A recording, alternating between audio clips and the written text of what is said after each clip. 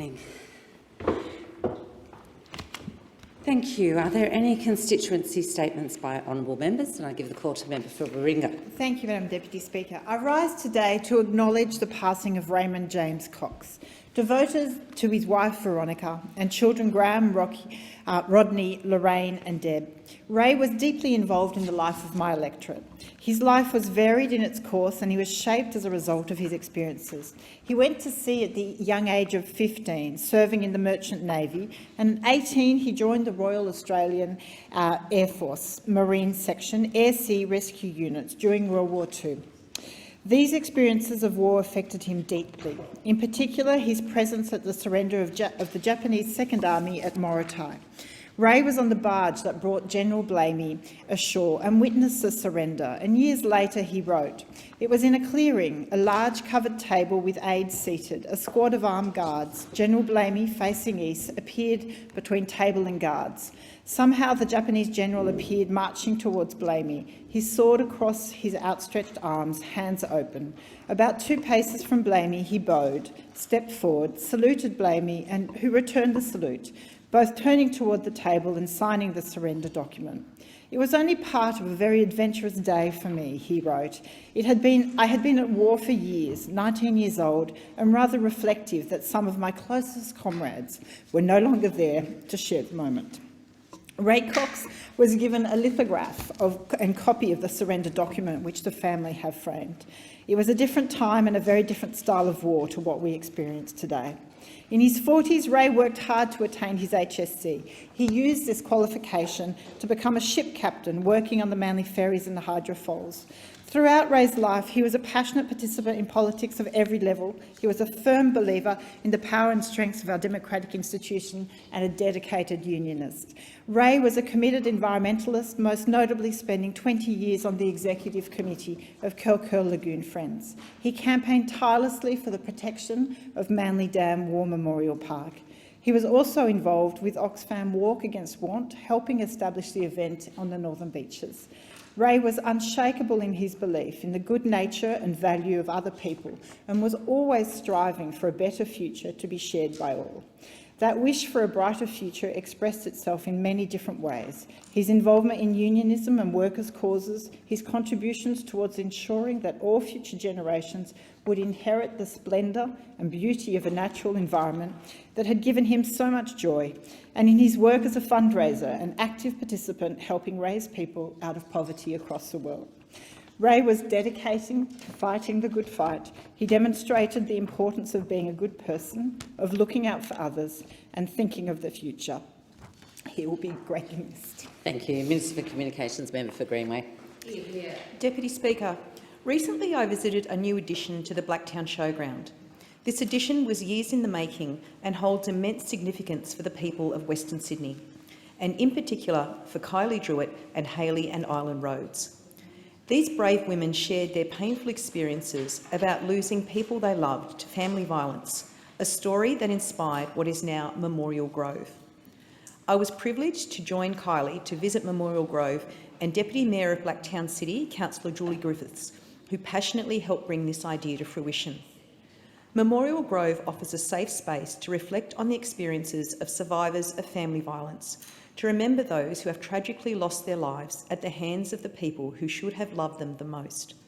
At the very centre of Memorial Grove is a sculpture entitled Contemplate. It was designed by Yufeng Shi, created in the shape of a teardrop. As Kylie pointed out to me, although it wasn't designed with this in mind, the sculpture allows space for visitors to place flower stems in memory of victims and survivors.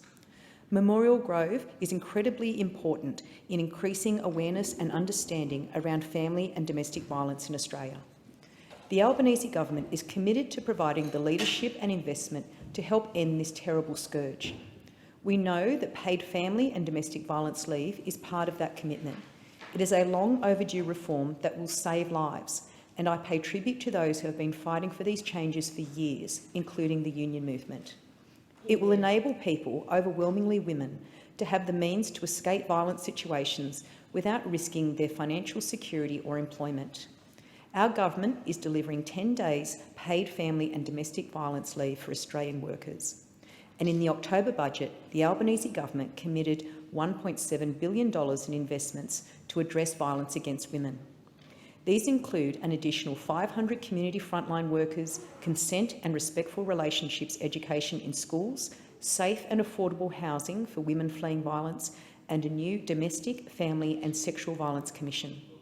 I thank Blacktown City Council, Kylie, Haley and Ireland, and my colleagues, Ministers Rishworth, Gallagher and Burke, for these vital contributions to help eliminate family violence. This work will create a safer future for generations of Australian women and men to come. Thank you. Member for New England.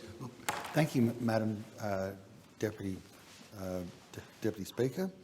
I want to just remind the Australian people that mobile phones were invented in 1973. By 1983, they were commercially available. Now, in excess of 90% of the world has mobile phones. In fact, there are more mobile phone connections than there are people in the world. 7.26 billion people have mobile phones. It shows you the advancement of technology. And, Madam Deputy Speaker, we have to realise that now that path, the 1973 path to 2022 path for mobile phones, is now starting with small modular reactors. It has started. People are starting, might have a form of scepticism, but make no mistake, modular reactors made in a factory, micro ones that are 1% of the size of a nuclear reactor, and modular ones, which one that has been developed for the City of Leeds, 16 metres high, 4 metres wide, to power 503,000 people. Now, the alternative, of course, is renewable energy, and is the most expensive energy, as can be seen. Because it's the only reason it's commercially viable. It's sold in 5-minute blocks. Anybody can turn up for 5 minutes when the wind's blowing and sell power. It's just the rest of the day becomes a bit of a problem, and therefore they have to go back to other sources, such as gas, which is terribly expensive. I've had a survey, because people always say, well, where would you want one? So I've had a survey in my electorate, and these are the results. They think the biggest contributor to the rising cost of living is unrealistic climate targets. And this is a rather large sample for Tamworth. This was advertised on the ABC. It was not advertised in just small areas, so we cast the net wide to find out what people's views were. The unrealistic climate targets are thought as one of the highest reasons for power prices being where they are. But here's the interesting one, Madam Deputy Speaker. 55% of people were prepared to have small modular reactors in New England. The world is changing, and we've got to realise that as younger people come through, their attitudes are different to the attitudes that may have been present in the 1980s with Chernobyl. People are going ahead, and we are going to be left behind unless we catch up to other countries in the world. Why would they do that? People are seeing that their power bills have gone up by, the average was $222 per quarter for a person. That's $888 per year, nearly $1,000. This is money people just don't have. Their fuel bills, are going up by more, their fuel bills, $64 a week. This is a lot of money that is coming out of family budgets. And they're expecting us to be dynamic enough to say the solution is not to absolutely desecrate the landscape with hundreds of wind towers, which, believe you me right now, are incredibly unpopular. Member for Lingiari. Thank you. Deputy Speaker, the Stewart Highway runs north-south from Darwin, at the top of the Northern Territory where land meets the ocean, right down to the South Australian border. The town of Elliott is the halfway point, surrounded by large Barkly regional pastoral leases. It is on Jingli country, but people from many neighbouring tribes and language groups have lived there side by side for generations, many of them the descendants of stockmen who were moved off stations following the decision by the Commonwealth's Conciliation and Arbitration Commission to vary the terms of the Cattle Station Workers Industry Northern Territory Award. In October, I had the honour to attend the long-awaited opening of the Northern Land Council office in North Camp. The NLC has a crucial role to play over coming years in helping various native title groups navigate a path through the issues and decisions which need to be addressed in relation to the proposed production of shale gas on their country. Co-located in the same premises will be an important local Aboriginal organisation called Coolanbindini Aboriginal Corporation, who will advocate for and provide services to Aboriginal people in Elliott. Guest of honour at the opening was local custodian and leader Heather Wilson, who has been instrumental in getting Coolamundini up and running. She wants to see young people getting involved, getting educated and getting the jobs which for too long have gone to people from elsewhere, while at the same time staying true to their culture and identity. It is a great vision and goal. Coolamundini will resume the good work which started off in the late 1980s and throughout the 1990s by a similar entity called Gurungu Council. The old Gurungu Council office is also in North Camp, and it is now the workplace of the Coolamundini Art Centre artists. Amongst them, and for what time I've got left, I'll have to note Harold Dalywater, who's gifted as both a painter and a musician. He was the singer for the Barclay Legends, the Coolamundini Band, and over that decade has seen how music can be a force for good and for promoting the Jingli Mudpara language, culture and pride. The first album sent out a challenge to the community, but in particular to the young Aboriginal people in Elliot and the Barclay, and it's called You're Not Useless. Harold wants to try and revive that spark. Because of COVID and other logistical issues, the Bush Bands Weekend, which Music NT usually holds at a venue near Alice Springs, didn't happen, so Music NT helped Harold and the community to set something up special for Elliot and the surrounding communities. Their own little music festival, which I'm looking forward to going next year. Thank you. Thank you. Member for Mitchell. Thank you, Madam Speaker. And it's a privilege to rise and pay tribute to the life of Dennis Albert Davis, a veteran of World War II and a rat of Tobruk. Indeed, his passing marks the last rat of Tobruk in New South Wales, and I want to take a moment to pay tribute to his record of military service and the contribution he made to Australia since World War II. Dennis, of course, was a man who joined at a very young age to the Australian Military Imperial Force, serving in the 6th Australian Recruit Training Battalion, the 8th Australian Division Supply Column and the 9th Australian Division Supply Column, 12 Company Australian Army Service Corps and the 2156 Australian General Transport Company. But Dennis's service throughout World War II includes Middle East, Tobruk, New Guinea, Morotai and Borneo. He served the entire service of the war. In that epic battle that defined World War II, in the first instance where the Allied military machine was able to stop the Nazi military machine at Tobruk, he was there. He drove, in some cases, 41 hours straight to provide supplies to the troops there. And it's a fact of Australian military history and Australian culture that the finest moniker a man could be given after World War II was to have been a rat of Tobruk. And we're very proud of that generation and the service that the rats of Tobruk gave. Dennis, of course, was an amazing human who lived to 102 and died this year. At 100, he was still walking every single morning at 5 a.m. He'd get up and walk 4 kilometres and attend daily mass every single day and continue to work and continue to volunteer to help other men and veterans who've been affected by the war, including recent servicemen. He is, of course, survived by 2 children, his daughters, Linda and Maureen, and 7 grandchildren and 19 great-grandchildren. It was a very special privilege of mine to be able to meet Dennis and hear from him as a student of Australian military history myself, to sit with someone who served at Tobruk and to hear from him about his wartime experiences was one of the great privileges I had.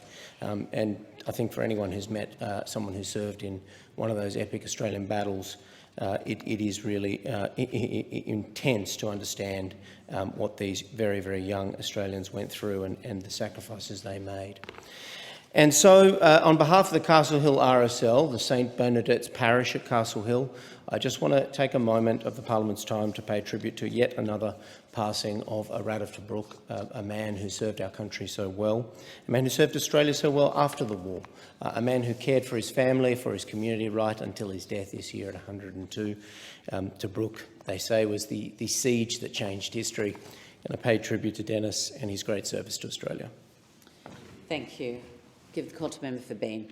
Deputy Speaker, this fortnight this parliament has a critical opportunity to take decisive action for workers across our nation by passing our Secure Jobs Better Pay Bill, action that must be taken.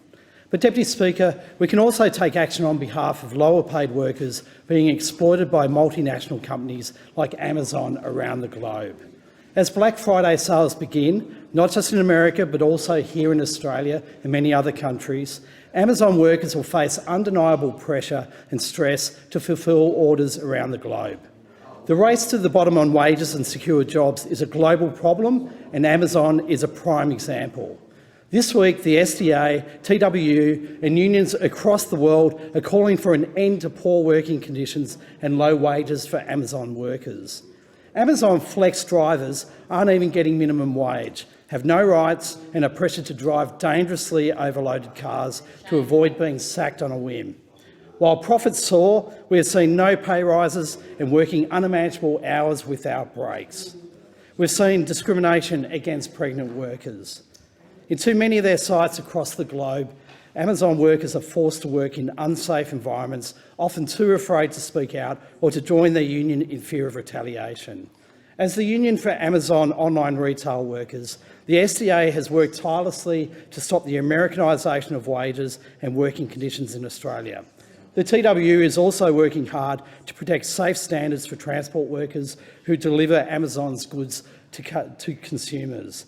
It's time to make Amazon pay. Deputy Speaker, in a sign of things returning to some normality, it's been great to get back out and start attending a range of school fetes and activities around my electorate of Bean. On Saturday the 12th of November, I attended the fete at St Thomas the Apostle Primary School in Canberra. It was a very well organised and well-attended event. It was good to see the entire school community come together to showcase the school and all it has to offer. Congratulations to all the students and staff. And this Friday, Deputy Speaker, I'm looking forward to attending the Benithan Primary School celebration, which will mark the 30th anniversary of the opening of the school by Queen Elizabeth II. It's shaping up to be a fantastic, if somewhat poignant event. The Benithan Primary School community have done a great job of putting it all together, and I'm proud to be able to support the event. Hard-working school communities, Deputy Speaker, are the foundations of every great school in every great community. This is something everyone here knows. I look forward to the Benithan Primary event this Friday, as well as all the other fetes that come across this summer. Thanks, Deputy Speaker. Thank you. Member for Grey. Thank you, Madam Deputy Speaker. I'd like to speak this morning about Clontarf, the Academy for Aboriginal Boys, which uses football and sport as a tool to provide stability and purpose in their lives. It's very good if they produce football champions, but that is not the aim of Clontarf. It was founded by Gerard Neeson in 2000 with just 25 boys, and for the record, Gerard was a school teacher, footballer. He played for a few games for Sydney Swans, but he had a long career in the Waffle with East Fremantle, Swan Districts, Claremont. He coached Claremont, and he was the inaugural coach of the Dockers. But without doubt, his finest work, I think, comes from the establishment of Clontarf, and that's what Gerard Neeson will be remembered for. He now has more than 10,000 boys in 139 Clontarf academies around Australia, 900 Year 12s this year. And in South Australia, I'd have to say we were a little late onto the bandwagon. The Labor government in South Australia was not keen on Clontarf because it was a boys-only academy. But eventually we had a change of government, and Stephen Marshall said we will have Clontarf here. And I remember speaking to Gerard about the boys-only aspect of Clontarf, and he said we find if we can get the boys properly engaged, the girls do so much better as well, because the whole system becomes much more stable. So we're a late joiner, but we now have 7 academies in South Australia, and 4 of them in grey, at Port Augusta, at Whyalla, at Coober Pedy and in Port Lincoln. And I was lucky enough to attend the graduation ceremony in Port Lincoln only a couple of weeks ago, and I'd like to give a shout out to those award winners there. In the young sportsman or the junior sportsman of the year was Kale Miller-Dorizzi. The senior sportsman of the year was Tristan Edwards. The training award was won by Jeffrey Coleman. The attendance award, the junior award, by Blake Wells, and the senior award by Dree Vlasco. And I might say that the Port Lincoln Academy is achieving attendance rates of over 85%, which is just so fantastic when it comes to Indigenous kids. The Encouragement Award, the Junior Encouragement Award went to Connor Cropinuri, and the Senior Award to Brodie Carbine. The Good Bloke Award, and in Clontarf, good blokes are held in very high regard, I'd have to say. So that went to the Junior Award to Lucas Retallick and the Senior Award to Caelan White. And the Clontarf Spirit Academy Member of the Year went to, the Junior Award went to Hudson Saunders, and the Senior Award to Nathaniel Hirschenberg. And I'd like to congratulate all of them. I'd like to congratulate all of those involved in Port Lincoln with Clontarf, but also in Cooper Pedy, Whyalla and Port Augusta. I get to their events when I can. I strongly support their work. It is a raging success. Thank you. Minister and Member for Maribyrnong. Thank you, Deputy Speaker. For far too long, people in Melbourne's fast-growing northwestern suburbs, including my electorate of Maribyrnong, have been less well served by public transport. Now, of course, anyone who lives in Melbourne knows that there's been a long obsession about when and if we would ever get a train line between the city and the airport. Due to changes in the electoral borders after the 2019 election, the Melbourne airport is now in my electorate. So, of course, that means that every Member of Parliament who lands in Melbourne visits Maribyrnong first. But what is most exciting is the arrangement between the Andrews government and the Albanese government that an airport rail line is going ahead, and most particularly it will include a new railway station at Keilor East. This is a giant win for our communities. A new railway station in Keilor East will be a game changer. It'll deliver alternative transport options, not just for people who wish to come from the airport, but for other people who wish to travel to the city who can now use East Keilor as a railway station. It means for the first time, more than 150,000 residents in the area will be linked to Victoria's rail network via the Melbourne Airport Railway Project. This is very exciting. This will be a boon for the whole electorate and the neighbouring electorates around me, and it'll be a boost for the economy of Victoria. Many people who work at the airport also live in Maribyrnong. I've had countless conversations about better access to the airport, and I'm proud that we've finally been able to make this happen. A new railway station and the airport rail line are an example how the power of persistence and representation ultimately sees through to an outcome. It is the result of hard work and advocacy by local state MPs, in particular Mr Ben Carroll, the member for Niddrie, Minister in the Andrews government.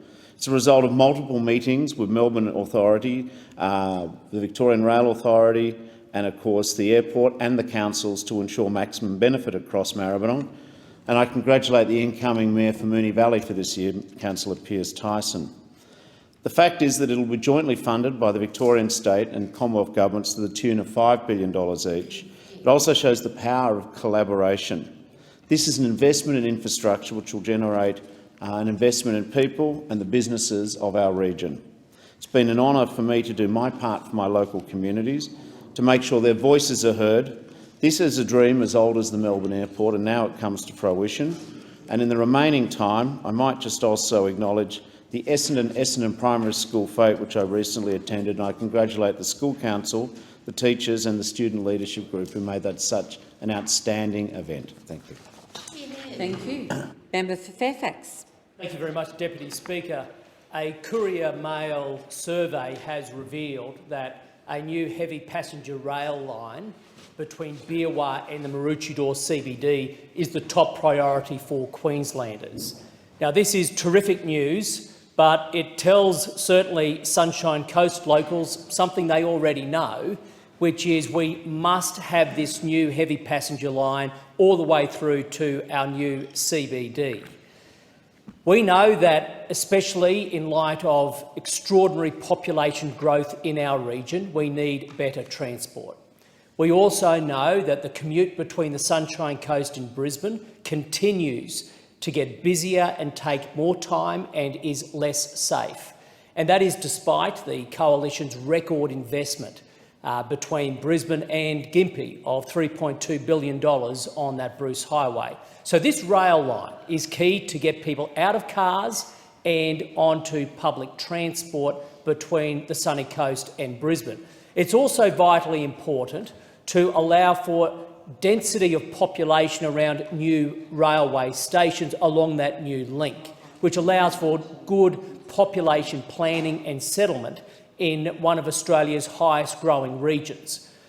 It was for these reasons, plus the fact that we are hosting the 2032 Olympic and Paralympic Games on the Sunshine Coast, that together with my colleague, the member for Fisher, we spent over 5 years working with our community on a campaign that unlocked $1.6 billion towards that rail link in this year's budget announced by the Coalition earlier this year. That $1.6 billion constitutes 50% of a $3.2 billion project, a project cost that was done with the private sector in conjunction with the Queensland Transport and Main Roads, and was overseen and reviewed by both Infrastructure Australia and also the Fast Rail Authority. Now, in the budget that has recently been brought down by the new Labor government, the $1.6 billion thankfully hasn't been ripped out, which is a good thing. However, within the forward estimates, the next 4 years, instead of there being $250 million spent on this rail line, it will only be $50 million, and that's not until year 4. In other words, we are looking at considerable delays. Now, in a high inflationary environment, we know that the delay caused by the Albanese government for this rail line means that the overall cost will go up. The total cost of $3.2 billion will undoubtedly not cut the mustard. So we need to continue the fight and ask them to bring it forward. Member for Spence. Thank you, Deputy Speaker. I rise today to give voice to an event that we held last week in the electorate of Spence, Defence Industry Day, as a partnership with the City of Playford. This is the second year that we've held this event in my electorate, and it gives voice to quite a large manufacturing and operation that's going on in and around the area. Thankfully, we had quite a large contingent of primes present at that event, and also many up-and-coming manufacturers, people part of our Edinburgh Industry Alliance, an event that I was lucky enough to speak at a few months earlier, back in August. I'm extremely thankful that we had the Assistant Minister for Defence and Veterans Affairs, Matt Thistlethwaite, as our keynote speaker at that event, Deputy Speaker. And it provided an opportunity for us as a government to deliver a clear message to the manufacturing industry within the defence space in Spence and across Australia that the Labor government supports the defence industry and supports manufacturing within the defence industry. With over 260 attendees at this event, it was well attended with a lot of networking going on.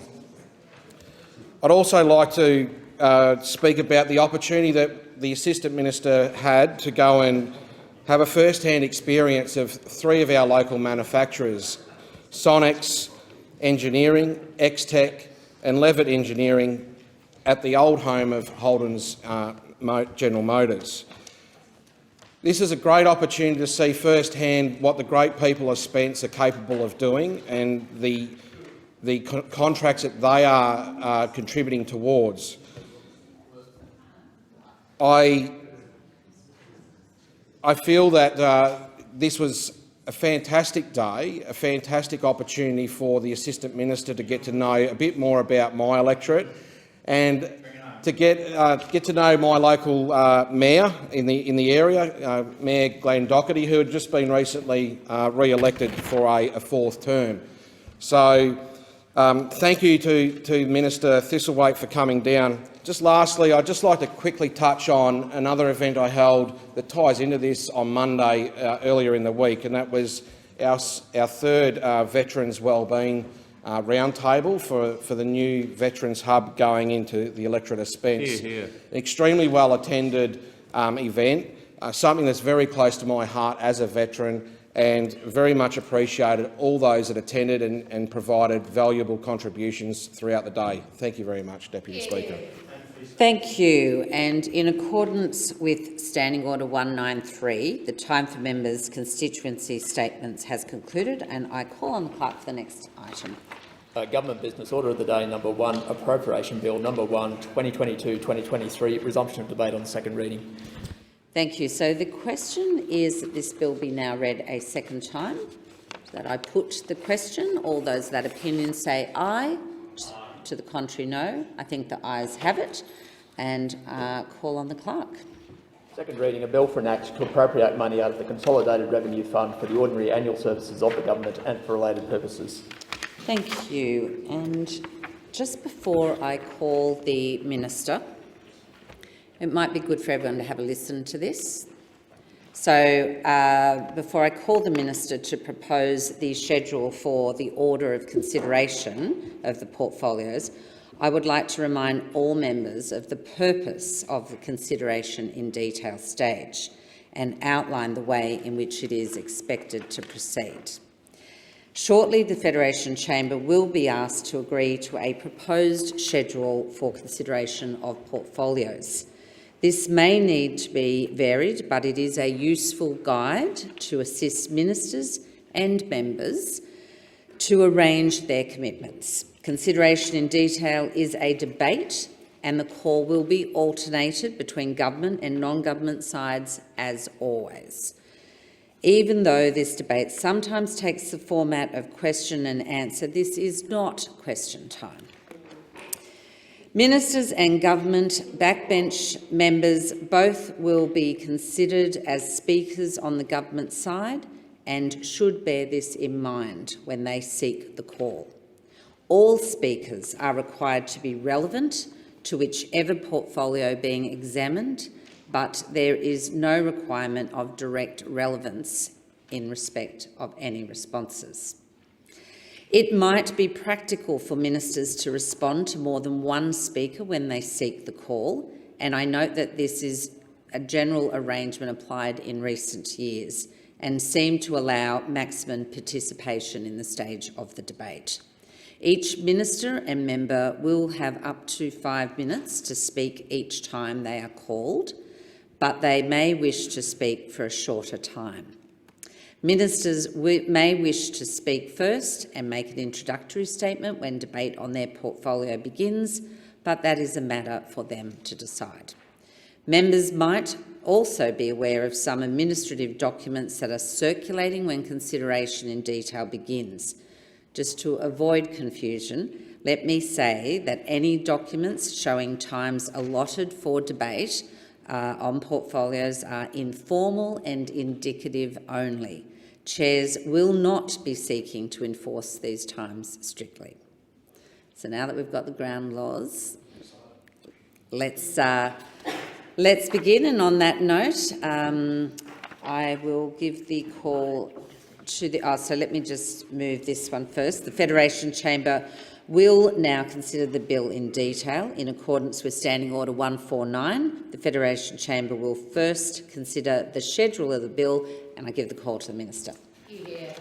Thank you, Deputy Speaker. May I suggest that it might suit the convenience of the Federation Chamber to consider the items of proposed expenditure in the order shown in the schedule, which has been circulated to honourable members.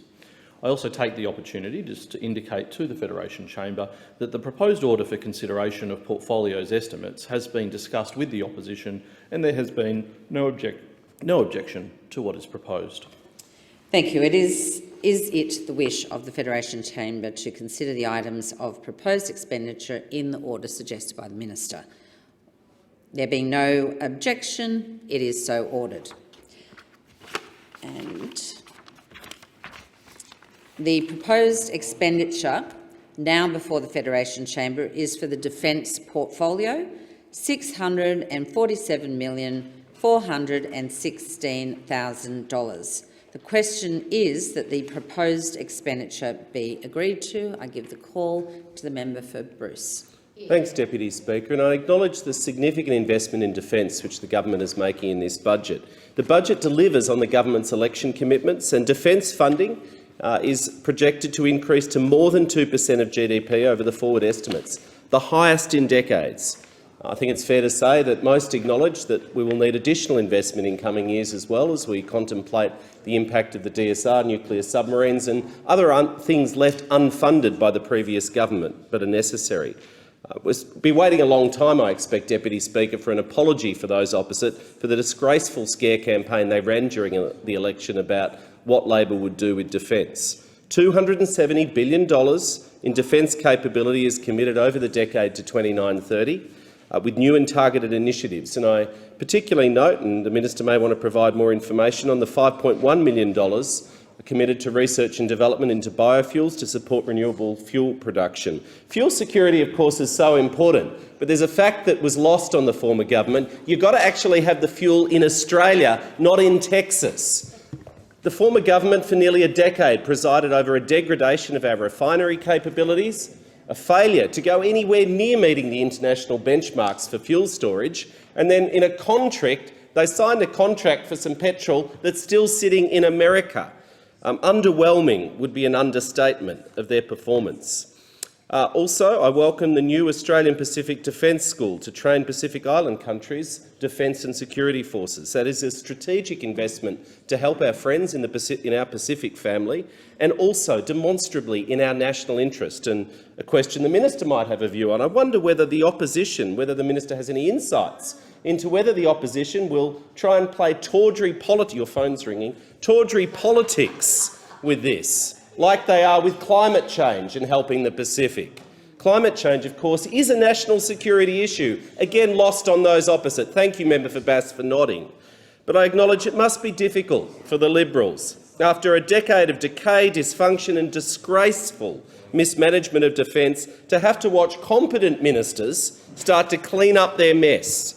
And they are serious concerns. The Australian National Audit Office and defence data show, independent data, reputable, reliable data, that major defence projects totalling $69 billion are facing major delays and overruns. 28 of those projects have racked up a cumulative 97 years behind schedule.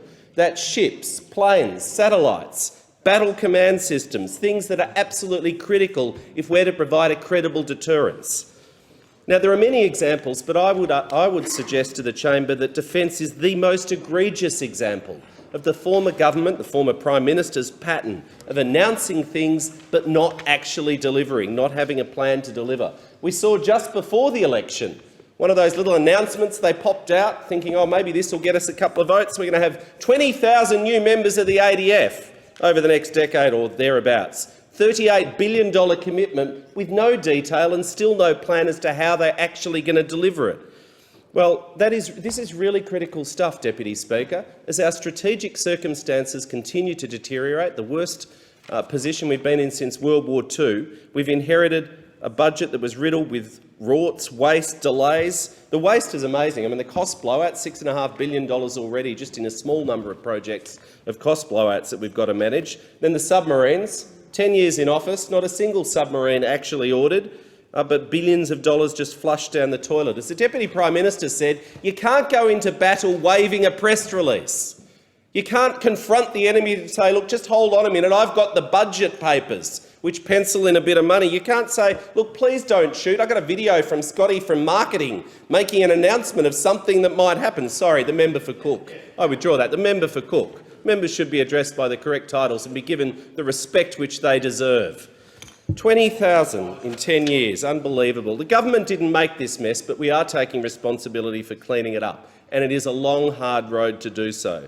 And I'd ask the Minister perhaps to outline to the chamber what steps we're taking to improve delivery and revitalise the projects of concern and interest. The fact is, as we've already seen in 6 months, Labor is better on national security and defence than the coalition. We've got the Defence Strategic Review, the Force Posture Update, the most significant strategic review of defence since the 1980s when Kim Beazley did it. And we've also got the same 4 ministers for the last 6 months. Astounding. You need more than fingers and toes to count how many defence ministers the opposition had when they were in government and created this mess. So I commend the budget appropriation to defence to the parliament. And I thank the member. The question is that the proposed expenditure for the defence portfolio be agreed to, and I give the call to the member for Herbert.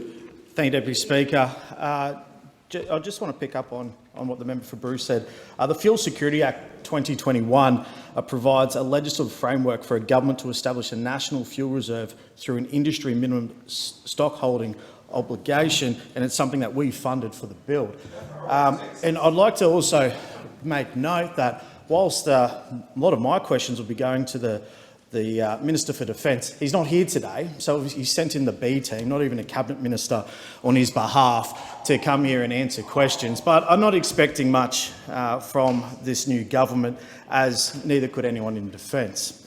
We are in some of the most uncertain circumstances since World War II.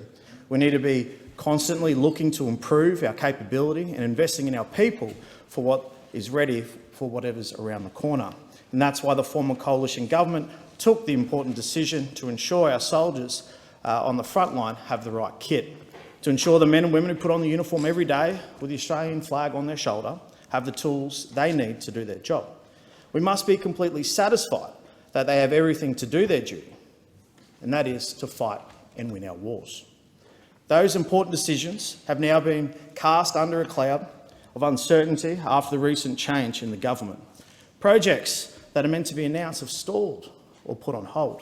That's not surprising after the minister that was announced for the Defence Strategic Review, a former Labor Defence Minister in charge of it, presided over the biggest cuts to defence since 1938.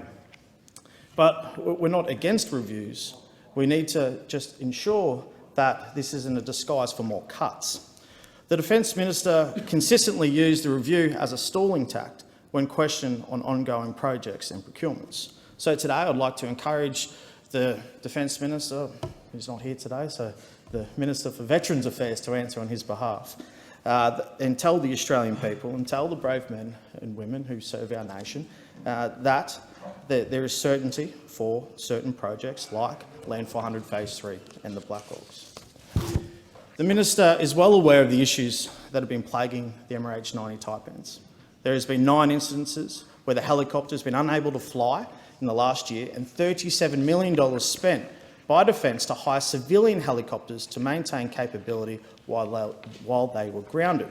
They have not been fit for purpose for some time, and while we could debate the decision on why they were purchased in the first place, this issue has become urgent. That's why the former Defence Minister listened to the people that use the aircraft, listened to the people that fly in it, the soldiers that use it, the pilots, and that's why we decided to acquire the tried and tested Black Hawk.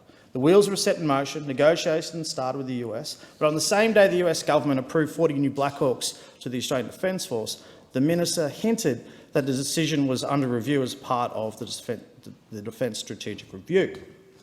I was CASEVAC'd from Afghanistan to Black Hawk. Many of my friends were airlifted out from a Black Hawk. It is tried and proven. So my question to the Minister is, why has there been a delay in purchasing the Black Hawks since the US approval was provided?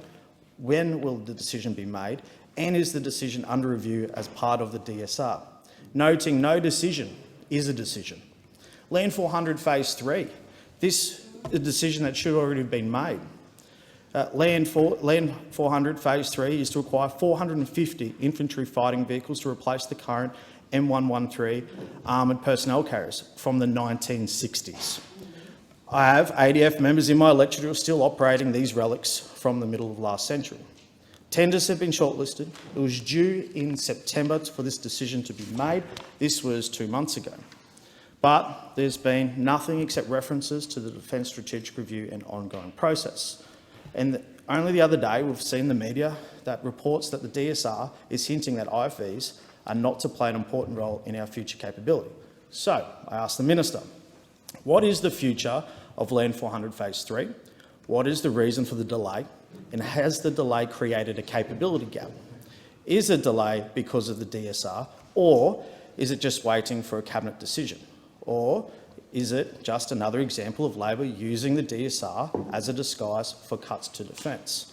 No decision is a decision, and I'm happy that the Minister for Defence Industry has graced us with his presence, albeit somewhat late, because some of these pertain to your portfolio. I'd like the Minister to explain what's happening with Land 400 Phase 3.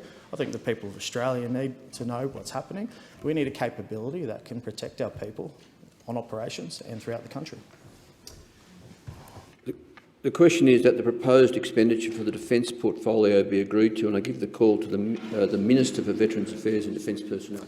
Thank you, Deputy Speaker. When we came to government, there was a backlog of some 60,000+ claims in the Department of Veterans Affairs. The DVA Secretary said that under the previous government system, approach and resourcing for the department, that backlog would never be cleared. We're spending more than $233.9 million on employing 500 frontline staff in DVA to clear that backlog. And we've removed the staffing cap so that we can transition people from labour hire into being public servants. We're developing a pathway to simplify the legislation that applies to veterans while improving the IT systems in the department to make things easier to understand and claims faster to process. The previous minister threatened to quit, but he never even followed through on that commitment. But when we turn to the area of defence personnel, our people are the most important capability for the defence of Australia and our national interest. Given the strategic circumstances we now face, the recruitment and retention of personnel has never been more important. So it's disappointing that under the previous Liberal government, defence recruitment targets were missed time and time again, and defence was hemorrhaging personnel. So when the Shadow Minister for Defence says that he's concerned about recruitment numbers, I tend to agree. It's not an easy fix after a decade of inaction under the previous Liberal government. But what are we doing about these issues that we have inherited? Well, we are implementing our response to the Royal Commission into Defence and Veteran Suicide interim report. As I mentioned, we're investing $233.9 million in engaging 500 additional staff for DVA. We're investing $9.5 million in developing our new legislative pathway, $87 million to modernise IT systems, $24.3 million to provide increased and improved demand modelling for DVA so we can best understand the demand that it will be confronting, and $15.5 million in responding and assisting the Royal Commission. Our budget just delivered also implements some of our election commitments. $46.7 million for 10 new veterans and families hubs across the country in the areas where we see the highest concentrations of personnel and veterans. $24 million to deliver a veterans employment program. $4.7 million for the development of the Operation Navigator smartphone app. $97.9 million for the $1,000 a year increase for the totally and permanently incapacitated payment, supporting some 27,000 veterans, and $46.2 million to boost defence and veteran home ownership. And we're working to improve the lives of defence personnel and their families as well. We understand the need to take action immediately. That's why we're working with Defence to introduce new initiatives that will make the lives of personnel and their families just that little bit better. We will improve and increase access to education opportunities by expanding the Defence Assisted Study Scheme and Study Bank programs, ensuring ADF families can maintain a healthy lifestyle by doubling the payment and expanding the ADF Family Health Benefit, recognise those who work in our most remote locations by increasing the allocation of remote locality leave travel by an additional trip per year, adequately compensating ADF members when they conduct hire duties by revising the current hire duties allowance policy. We're making it easier to conduct official travel by having greater ease of access to travel allowances. And we're enabling everyone to easily understand the value of working for our Defence Force by developing and communicating clear ADF employee value proposition framework for everyone to understand.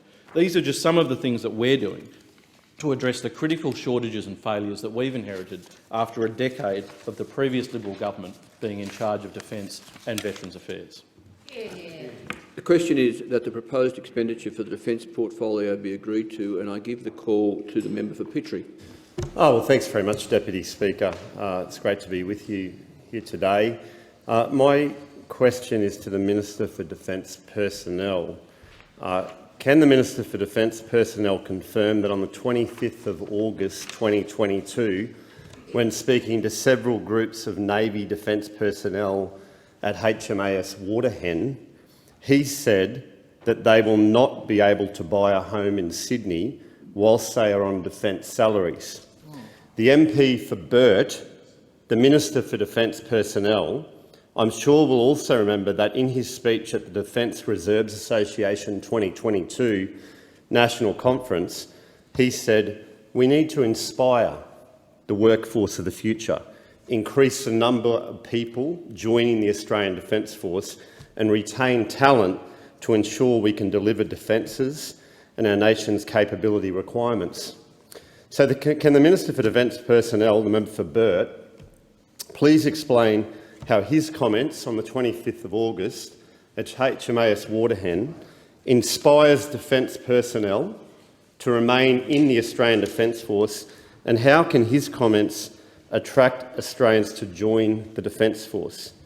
I mean, did the minister even bother telling these young sailors and Navy personnel about the First Home Super Saver scheme that he voted against when in opposition, or the First Home Deposit scheme?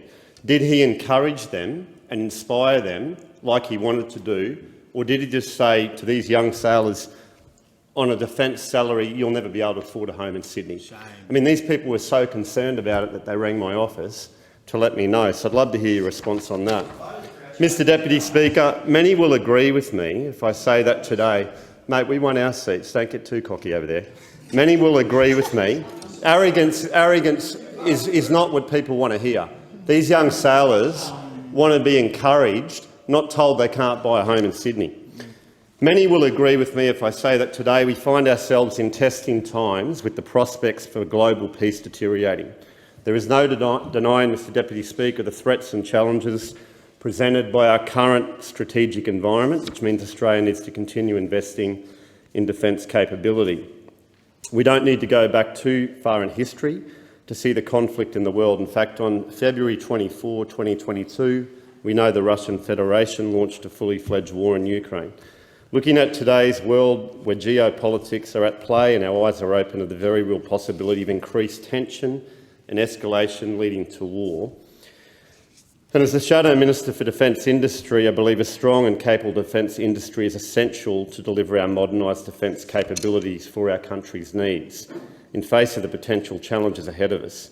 And defence industry needs the Albanese government to take actions on issues such as supply chain disruption, skills shortages and to maintain its global competitiveness.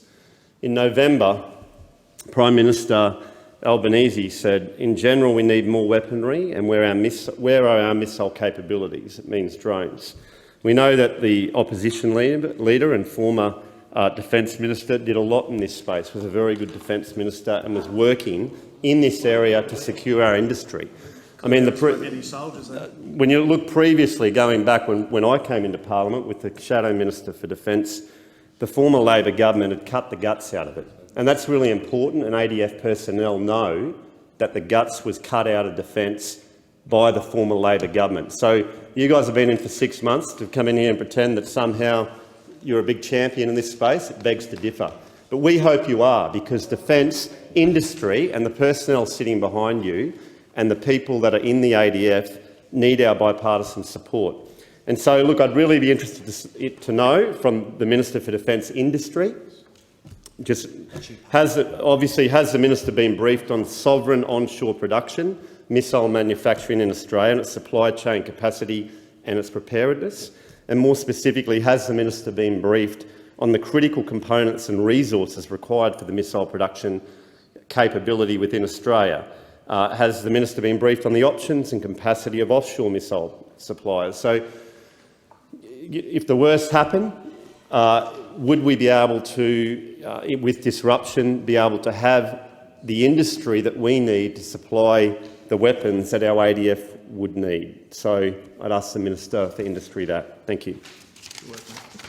The question is that the proposed expenditure for the defence portfolio be agreed to, and I give the call to the member for Wills. Thank you, Deputy Speaker. Look, I'm going to try something a little different, Deputy Speaker.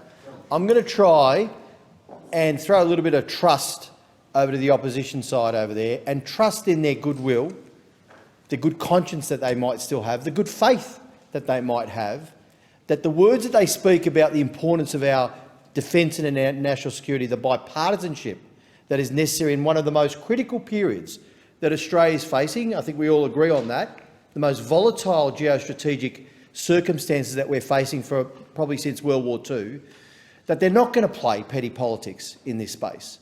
That the words that they talk about when they say we will back you in because it's about Australia's national interest, that they follow through on that.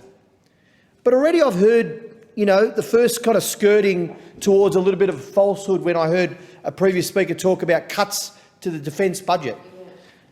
Let me just remind those in the opposition that defence funding will rise over 2% of GDP over the forward estimates. It will be the highest it has been in decades. That is a fact. So rather than play around with misinformation or disinformation, try and score a few cheap political points in this space, why don't you trust that good conscience that you have? I know you have it, because you care about Australia. We all do.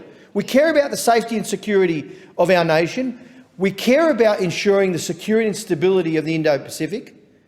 And that bipartisanship that we talk about is very, very important.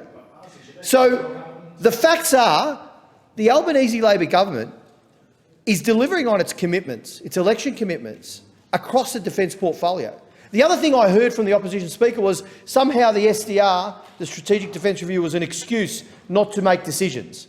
Let me remind the opposition that the Defence Strategic Review is actually happening at warp speed. I've been in and around this space for 20+ years. I have not seen a defence white paper or a defence update completed in such a time. It's at breakneck speed. Sir Angus Houston and Stephen Smith have delivered the first part of it and will deliver the final report.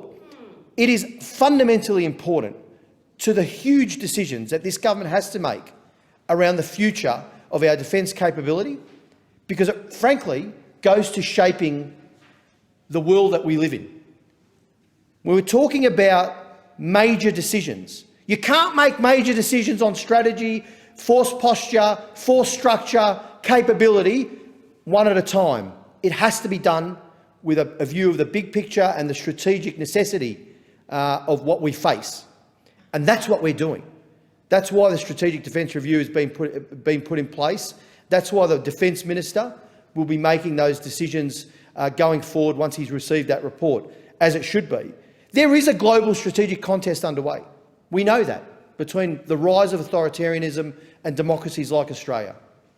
Our friends and allies, we are all working together and using all the tools of statecraft, diplomacy, defence, development assistance in the region to ensure that security and stability in the Indo-Pacific. Because it's the neighbourhood we live in, but it's also the place where this battle is most drawn out. It's where that contest is happening. We are in the middle of the most important region of the 21st century. What we do as a government in the coming years, and I hope with the support of the opposition, in a bipartisan way, will effectively shape the future for our children and grandchildren in the coming decades. So maybe you can just resist the temptation to play short-term domestic politics within this defence space. Sure, we can disagree. Let's disagree on substantive issues if we must, and we can debate that. But let's not play politics with it. It's too important. This government is committed to the security and stability of the Indo-Pacific region and the ongoing prosperity of Australia. We're a trading nation. The defence capabilities that we make decisions about will help us defend and protect the international rules-based order, which is so important for our nation's future. AUKUS is part of that as well. The framework to deepen cooperation between our allies in developing leading-edge military capabilities and technology. That's critically important. It's central to shaping strategic circumstances in favour of our national interest. But it's also more than just submarines, as important as that long-range naval capability is. It's about advanced capabilities, quantum computing, electronic warfare, artificial intelligence, hypersonics and counter-hypersonics. That's all happening right now. The time has expired. The question is that the proposed expenditure for the defence portfolio be agreed to, and I give the call to the member for New England. First thing, thank you very much, Mr Deputy Speaker. I'd like to recognise the service of those who are in the room here today and recognise the great career and that they are undertaking. I'd also like to recognise the service in my family, both grandfathers. My father, I served in the reserves, the only thing below me was a potato, but I always recognise the 7 granduncles who were English or killed. The first action of the Mr Albanese government, Prime Minister Albanese, was to dump the Veteran Affairs Minister from Cabinet which I think is a disgrace, meaning that that is not heard. What is incredibly important is not heard. We have 210,000 veterans and 100,000 dependents, and we need the Minister to be at the Cabinet table. The Coalition, in regards to Veteran Affairs, committed to 14 new veteran hubs. In this election policy, the Labor Party promised to only roll out 10, but when we drill through it, we find out there's only 8, 6 fewer than the Coalition promised and 2 fewer than the Labor Party themselves promised. They tried to claim that South East Queensland and Tasmania has new veteran hubs, but estimates prove that was false. Those 2 hubs were already committed to and funded by the Coalition government.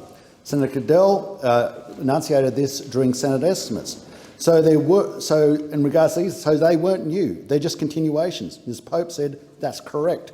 The budget failed to honour commitments to make for veterans hubs at Mackay, New South Wales Mid Coast, Sunshine Coast, Seymour, Wagga Wagga, Wide Bay, Mornington Peninsula, and to pick out one, Wagga Wagga, where we have every section of the military represented in training. It seems absurd that we don't have a veterans hub there. In April, I was with the member for Cowper, announcing a $5 million veterans hub, and met with Louise Freeburn, president of the Veterans Wellbeing Centre, along with her husband Robert and Richard Kellaway. That promise was never fulfilled. In World War I graves, the budget continues to shine a light on Labor's worrying trend to dilute the importance of the memory of World War I servicemen. Politicisation of the war memorial in estimates was revealed. The Solicitor General gave advice in 2013 upon which the War Memorial said it was not in the place to tell the story of European settlement. Senator Canavan sought confirmation if that advice had been updated. It had not. Senator Canavan states, the memorial has found the article states that the memorial has found no substantial evidence that homegrown military units, whether state or colonial forces or post-Federation Australian military units, ever fought against the Indigenous population of this country. Is that statement, he stated, still the position of the Australian War Memorial? The reply was from Mr Anderson, that's correct, Senator. With regard to military units, correct. But we've had a cut also in the funding, and what we are now doing is the politicisation of the Australian War Memorial, and that is a disgrace. We have also had cut in funding for unmarked graves, cut from the $3.7 million we promised down to $1.5 million. I have one example before this of Private Sydney George Wortley, an Aboriginal person from my district. We went and found his grave, or the locals found his grave. He died at the age 64 at Mainies Creek, Walker. Not only did they have him in the wrong grave, they had the wrong name. He was down there as Sydney Watling. These are the sort of things that are important. We know at Rookwood, Necropolis, there are 1,756 graves which are unofficial or unmarked. At the Cornelian Bay Cemetery, which I know yourself, Deputy Speaker, was at the ceremony, with the member for Lyons, 316. People who serve this nation deserve the dignity of a proper burial. How can we possibly say, lest we forget, if they don't even have a headstone? We can't even identify them. And this is more important than the Environmental Warriors program or the Environmental Defenders program, which seem to have no problems under this government getting funding. Let's deal with the real warriors, the people who actually put their lives on the line for this nation. We continue to work with the Royal Commission. We'll be making sure that we give our best endeavours to fulfil its promises. We are working in many instances on a bipartisan way to make sure that these things are fulfilled. We acknowledge the $1,000 increase in the TPI, and we recommended the same ourselves. And we welcome the work we've also done to eliminate the backlogs. But the reason we had backlogs under our government is because we made it more accessible for people who actually apply. And because we had more volume, we needed more resources. In closing, as Minister for Veteran Affairs, I'd like to always acknowledge those who've served our nation, lest we forget. The question is that the proposed expenditure for the defence portfolio be agreed to, and I give the call to the Minister for Defence Industry. Thank you, Mr Deputy Speaker. And I'm going to start with a statement that I think both sides of politics agree with, which is that we face the greatest strategic uncertainty for this country since World War II. And that was reflected in the 2020 Defence Strategic Update, commissioned and released by the previous government, which said for the first time since 1945, we no longer can rely on the 10-year warning horizon for a major regional conflict. something that was very sobering, something that both sides agreed with, something that should have spurred the last government into action. But unfortunately, they did nothing. They said, we've lost a 10-year warning horizon, most strategic uncertainty since 45, but we're not going to speed up the acquisition cycle. In fact, we're going to slow things down. And that was symptomatic of a government that was big on announcement and hopeless on delivery. They spent $10.4 billion less on equipment than they promised in the 2016 Defence White Paper. They had 6 defence ministers in 9 years. Goldfish lasted longer than defence ministers in the coalition government. They provided no oversight of defence projects. For example, ministerial summits on projects of concern went from 1 every 6 months under Labor to 6 in 9 years under the previous government. And what was the result of this? Because those on the other side are very focused on delivering for the ADF, as they should, as we are. But what was the result of their incompetence? 28 major defence projects running cumulatively 97 years late. 97 years late. 18 major projects running over budget. Frigates running 4 years late and 50% over budget. 50% over budget, Mr Deputy Speaker. Battlefield airlift aircraft that were running 4.5 years late that can't fly into battlefields. The offshore patrol vessel, at least 12 months late. The Evolved Cape-class vessel, 12 months late. These are all capabilities that the ADF need that those on the other side failed to deliver. Well, the Albanese Labor government is already taking action on these major issues. We've announced major reforms. We've done more in our first 6 months than that mob opposite did in 10 long years. 6 major reforms, including establishing an independent project and portfolio management office, requiring monthly reports to myself and the Deputy Prime Minister for projects of concern and projects of interest, establishing an early warning criteria for projects in trouble, fostering a culture in defence of raising attention to problem projects early, providing troubled projects with extra resources, and convening regular ministerial summits of projects of concern, which I'll be doing very shortly for the first one. So these 6 important reforms are a down payment on what you'll see in the Defence Strategic Review and the new Defence Industrial Development Strategy. Important reforms that will improve defence procurement to respond to the deteriorating strategic environment, which we all agree on, but those opposite did absolutely nothing. Now, when I can respond to the questions asked by my counterparts over there. On missiles, I absolutely agree, Shadow Minister for Defence Industry, more needs to be done. We face strategic uncertainty. The war in Ukraine has demonstrated that we need to do much more. I'm focused on increasing the stocks of our current missiles, resolving some of the maintenance issues that prevent adequate and speedy maintenance, and establishing Indigenous manufacturing capability in this country. They're really important tasks that I'm focused on. The last government announced the Guided Weapons and Explosive Ordnance Enterprise 2 years ago, but did nothing. Did nothing, Mr Deputy Speaker, for 2 years. They hadn't even signed head agreements with the GWEO strategic partners. So we're taking action. I visited Washington last month and I had very productive conversations with the Pentagon, with the Department of State, Congress, and with the key defence primes over there. And I'm confident that we can work together to deliver a result on missiles that will help our entire country. Another speaker talked about Land 400 Phase 3. This is a live tender, Mr Deputy Speaker, so it would be inappropriate to go into details on it. But I'll make this point to the member for Herbert Officer. If it was so important to the last government, why did they not make a decision before the last election? Why did they not make a decision? They didn't, because they're all talk on defence. They're great on media releases, but hopeless on follow-through.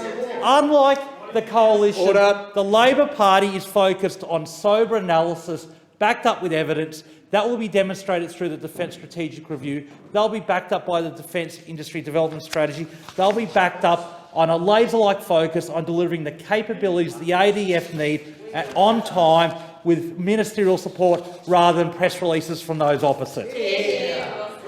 The question is that the proposed expenditure for the defence portfolio be agreed to, and I give the call to the member for Canning. Thank you, Deputy Speaker. This is an important debate because we are discussing the sacred task of defending this country, which you well know, Deputy Speaker, being a former member of the ADF, serving in the Australian Army and a graduate from the Royal Military College Duntroon. We come to this debate on this side of the House wanting only the best for Australia and for the men and women who bear arms in defending it. And we'll work constructively with the government. I've said this multiple times. We will work constructively with the government. And the time for hyper-partisanship is over, because as we know, the strategic circumstances we face are dire. Authoritarian powers are on the move. Russia, China, and now with a supporting act from Iran, are seeking to revise and overturn the rules-based global order that we've benefited from for many years now. So I want to note the partisan tone this side has brought to this debate today, particularly starting from the member for Bruce, a shock trooper of the Labor left with very little expertise in defence matters, but he was sent here to lecture us about the past. But what we've noted today, Deputy Speaker, is the abject lack of vision from these opposite. Going over the past, giving us a history lesson, but with very little vision for the future. Well off topic, if you ask me. And if this was about past records, I want the House to note that the coalition government over the last 9 years increased defence spending by 55% in real terms after the low of the Rudd-Gillard-Rudd years, where they drove defence spending to the lowest since 1938. But you know what? History is for historians. Your ministers couldn't even stay. Order. Allow the member to be heard. Deputy Speaker, history, as you know, is for historians. We are people of action in this House. And the question is, what do we do now? Now, the Coalition notes that there is a Defence Strategic Review underway right now, and it will report in March. No question.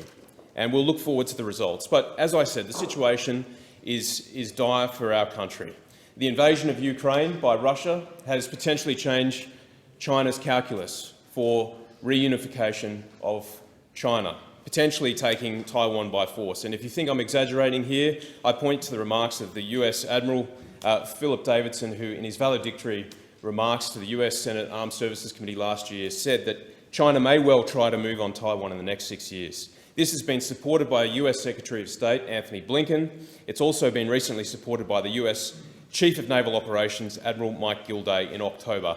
And just this week, Kevin Rudd, the former Prime Minister, said, if we fail to navigate the next 5 years carefully, there is a grave risk that by the late 20s and the early 30s we could find ourselves on the cusp of armed conflict. So my questions today for this government: what is the government's strategy to create a deterrent hedge if we can't get key capability by 2027? This will be answered in the DSR, but I want to note that today. MINDEF acknowledged in a speech last week the need for impactful projection, and I've got to say it's one of the dullest expressions ever penned by a public servant in this country. Impactful projection, what does that actually mean? The real question is what progress is being made to acquire missiles and strike capabilities that will meaningfully deter any adversary out past the archipelago to the north. We've been calling for the need for long-range strike capability for missiles and how we project lethal deterrence, including B-21 bombers. And the question I have today is, are B-21 bombers being considered by the government? So, I want to also note what the Prime Minister said recently in an interview to Greg Sheridan in the Australian newspaper, where he indicated preparedness to spend what is necessary. What is necessary to restructure the ADF and acquire new assets, including missiles, drones and cyber warfare capabilities. And just last week, the former Labor Minister, Kim Beazley, and I've got to say someone who is rising above the partisan politics of the day, he said last week that we must raise defence spending to a significant number, well above 2%, hinting at 3%, which I agree with. Now, does this government agree with Kim Beazley on that point? And what are they going to do about it? The other question I have is, has the government commenced work on implementing the PM's stated intentions to increase the defence budget and do what is necessary to achieve defence outcomes? I want to close by just finishing where I began, and to say we will work constructively with this government, because I know what it's like to serve under a government that was adrift strategically, adrift economically, and creating bad policy the member's time for sailors, soldiers and airmen on the ground, overseas and operations. The question is that the proposed expenditure for the defence portfolio be agreed to, and I give the call to the member for Patterson. Thanks, Deputy Speaker. PFAS contamination on and around military bases is one of the biggest challenges in our country and, quite frankly, across the world. In my electorate of Paterson, my RAF Defence Base in Williamtown is no exception. In fact, it is most problematic because of its proximity to the rural residential properties on its border, a closeness to the coastline with an incredibly high water table and indeed some Ramsar wetlands nearby. Approximately 700 households in my electorate are affected by the management zone declared by the New South Wales EPA that encircles those properties. First publicised in 2015, those affected have had their lives placed on hold whilst awaiting a solution to this environmental disaster.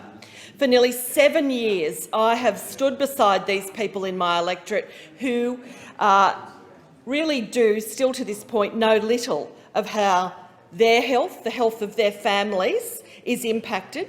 They've had their main asset, the value of their home and properties, slashed. Farmers have had their livelihoods suspended, and they have had little or no way to escape the restrictions that were placed on them through absolutely no fault of their own. After 7 years and millions of dollars spent by the Defence Department and the former government, these families are no closer to a solution.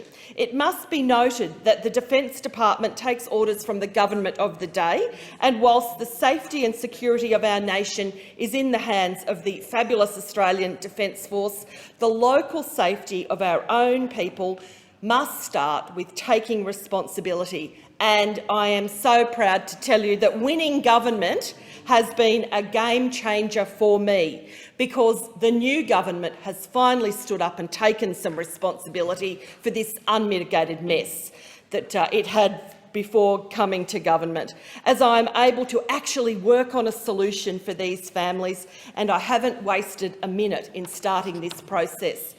And I want to say my colleague, the Minister for Defence, Richard Marles, in his capacity as Shadow Minister for Defence, has been with me on this journey for the past 7 years, demonstrating a willingness to listen and work with my community. In our first parliamentary sitting in government, he convened a meeting with me, along with the Assistant Minister for Defence, Matt Thistlethwaite, and the Attorney-General Mark Dreyfus, KC MP, and it was clear that I had the support of my colleagues to begin this process. It was also clear that the previous government had sat on their hands.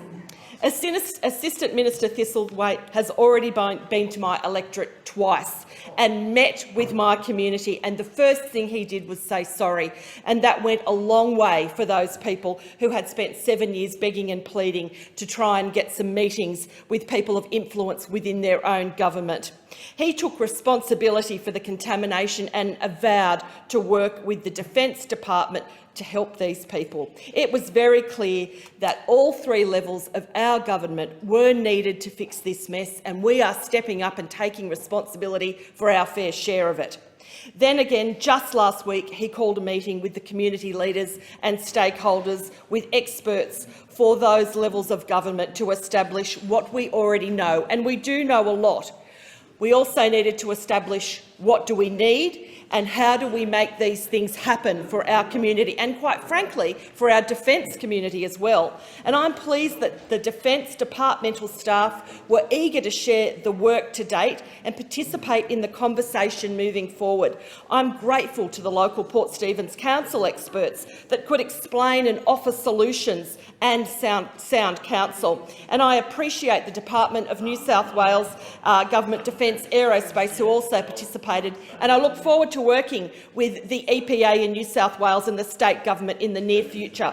Most of all, I'm so grateful to my community, and I am grateful to people like Lindsay Clout, who have hung in there and worked tirelessly to find a solution to this I say we will fix this as a government that stands up, that takes responsibility. There is good work being done by Defence and there's a raft of research being done by universities. We will fix this mess as a responsible Albanese government. The question is that the proposed expenditure for the defence portfolio be agreed to, and if there are no more members seeking the call, I'll put the question. Oh. Are you speaking? Yeah. Would the Assistant Minister seek the call on the defence portfolio? Then I give the call to the Assistant Minister for Defence and Veterans Affairs.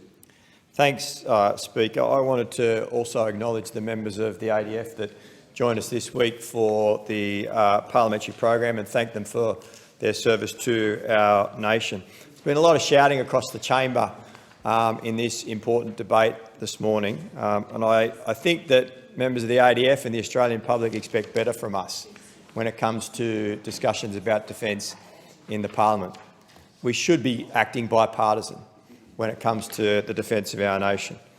And that's why Labor, when in opposition, supported the AUKUS arrangement that was reached by the former government. And that's why we're getting on with the job of delivering a nuclear submarine capability for Australia. And the Nuclear Propelled Submarine Task Force will report in March, importantly about which technology we'll go with, but also importantly about the human investments that we need to make to develop a nuclear-propelled submarine industry in Australia. It's been commented this morning about the unprecedented, difficult strategic circumstances that our nation faces at the moment. And I've been struck, having worked in this portfolio for the last 6 months, about the pace of technological change, particularly when it comes to weapons, deterrence and cyber capacity. And if Australia is going to maintain its capability edge, we need to be making the necessary investments and ensuring that we have the correct posture to deal with the challenges ahead. And that's the focus behind the Defence Strategic Review, ensuring that we're advised by the leads in March next year about the posture that Australia should adopt, importantly the capabilities that we should be investing in and the human capital that we will need to deliver those capabilities into the future. We all know that we need to grow the Australian Defence Force. The previous government estimated that we need 18,500 new ADF members by 2040. We've adopted that approach in a bipartisan manner, and we're getting on with the details of providing support to recruit more members to the ADF and to retain them. And that is what the Defence Home Ownership Assistance Scheme amendments that I put into the parliament last week and are currently going through the Senate today and tomorrow are all about delivering. It's $46.2 million of improved access to support to buy a home for ADF members and veterans. We're reducing the qualifying period and removing the post-service cap for veterans to ensure that more ADF personnel and veterans can get support to buy their home in a difficult labour market.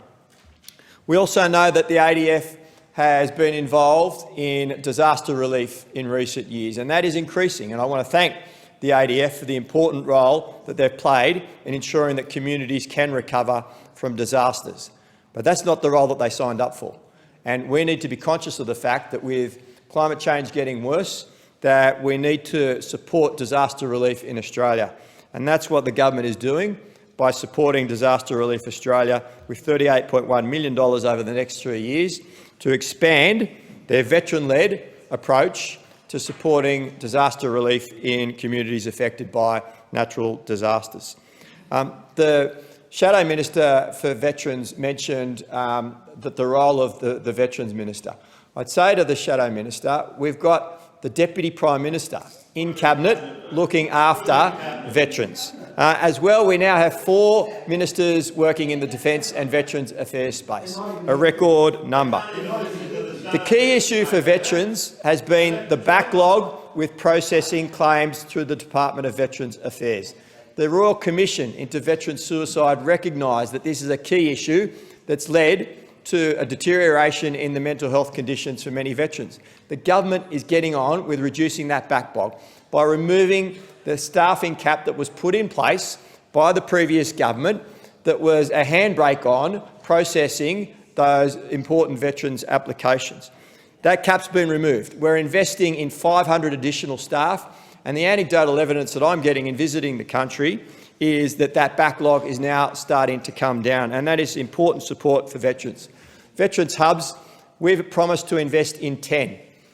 2 will be announced and opened next week. The minister will be going to open 2 of them next week, and 8 of them are under construction or in the planning phase. We're delivering on the election commitment that we made. In terms of memorials, the Kokoda Track Memorial in Sydney, again, $186,000 per year for the next 4 years is the Labor government's commitment to supporting commemoration of those who served our nation. Before we continue, if I could just clarify 2 points which have been brought to my attention. We didn't alternate because no member of the opposition sought the call. And the other point is the time allotted in these matters is a guide only. It's not a hard and fast rule like in standing orders. Thank you. The question is that the proposed expenditure for the defence portfolio be agreed to, and there being no further speakers, I will put the question. All of those of that opinion say aye. Against say no. I think the ayes have it, and we'll now move on to the next item of business. The proposed expenditure now before the Federation Chamber is for the Industry, Science and Resources portfolio, $689,686,000. The question is that the proposed expenditure be agreed to. And I give the call to the Minister for Resources. Resources exports remain the backbone of the Australian economy, with export earnings expected to reach $450 billion in 22-23. The resources sector employs 280,000 workers nationally and has generated $43 billion in taxation and royalty revenue in the last financial year. All this revenue and this taxation helps to fund our essential services across the nation, in metropolitan areas, but very importantly in the regional communities in which this sector principally operates. Since its election on May the 21st, the Albanese government has been working to acknowledge the important role resources will play in the transition to net zero emissions, both here in Australia and around the world. We've been working to address energy security and pricing, to maintain our reputation as a reliable and stable supplier to our trading partners, and to enhance our relationship with key investors. This year we've seen large increases in international gas prices. The government has taken action to protect Australia's gas supply while maintaining our trusted trade and investment relationships with these key strategic partners. At the core of this is a package of reforms to modernise energy market regulation with the states and territories, increase the monitoring and oversight of gas markets and improve the functioning of the Australian domestic gas security mechanism, including moving to a more flexible quarterly-based consideration.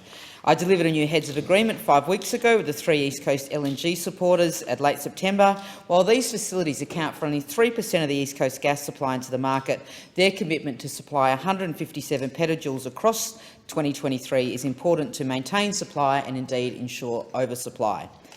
As we decarbonise, Australia will continue to need gas and coal in the transition to firm renewable energy generation, and iron ore and bauxite will continue to be vital inputs for steel and aluminium production. I want to acknowledge the member for Paterson and the member for Hunter, who is going to speak later on this matter, who represent the great coal mining communities of New South Wales. I also acknowledge the former member for Resources, the member for Hinkler, who has always been a key advocate for these communities. This government is committed to lowering emissions, reaching net zero by 2050. Work and consultation are ongoing in regard to the very important safeguard mechanisms which will work on limiting those emissions for the large emitters of carbon dioxide in this country. Australia's critical minerals are essential for a clean energy future. Our silicon is used in solar panels, our lithium, cobalt, graphite and vanadium are used in batteries, our rare earths are used to create electric vehicles and wind turbines. The world will need more mining, not less, on the critical path to net zero. Without the resources sector of Australia, Australia will not reach net zero and the world will not reach a decarbonised economy. The October 2022-23 budget contains an additional $50.1 million over 3 years to the Critical Minerals Development Program for competitive grants to support early and mid-stage critical minerals projects. This builds on the $49.7 million recently committed to 6 key projects across Australia last month. The budget also contains $50.5 million to establish the Australian Critical Minerals Research and Development Hub and $10 million to fund research, development and demonstration projects for commercial methane abatement in the resources sector. This government will also refresh Australia's critical minerals strategy to set a clear vision for the sector and complement other government initiatives, including the National Battery Strategy and the Electric Vehicle Strategy. The previous government issued 2 versions of a critical minerals strategy, which did not consult anyone on either occasion. This strategy failed to make the very important link between the role of critical minerals and the path to net zero emissions and decarbonisation. It is a staggering omission and can only be explained by the deep-seated denial of the then coalition government of the need to act on climate change. Unlike the current opposition, we will consult industry, experts and communities to ensure they are provided with an opportunity to have their say on the critical minerals strategy of this nation. We will also review Australia's critical minerals list, which will be considered to ensure it reflects evolving technological, economic and global conditions. International investment will be required to develop these resources, to capture more of the downstream processing supply chain and develop battery manufacturing in Australia. And that's why I've recommitted $5.8 million to the India-Australia Critical Minerals Investment Partnership and indeed recently signed a critical minerals partnership between Japan and Australia, which was announced in Perth when the Prime Minister of Australia, Anthony Albanese, and the Prime Minister of Japan, Fumio Kishida, both visited the BHP Nickel West refinery in my electorate in Kwinana. There is a great economic opportunity for critical minerals in this country. It will be a national mission to make it a success for future generations of Australians and for, indeed, the whole world. The question is that the proposed expenditure be agreed to. I give the call to the member for Farrer. Thank you, Deputy Speaker. And I've got many questions for the Minister for Industry, who is not joining us today.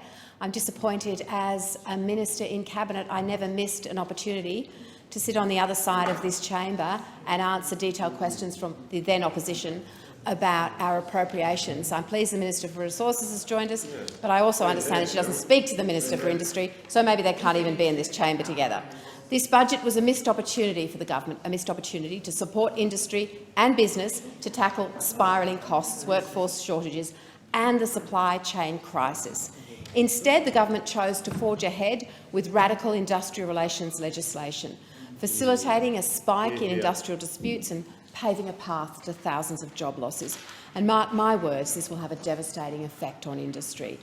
So has the Minister for Industry provided any information through the budgetary process about extra support the industry will need to deal with the heightened risk of industrial disputes and potential job losses that this industrial relations bill will incur? I ask because this legislation will make a bad situation worse. The Industrial Relations Bill will cause mayhem for industry and business when combined with the ideological scrapping of the Australian Building and Construction Commission and the funding cut they handed the Australian Small and Family Business Ombudsman.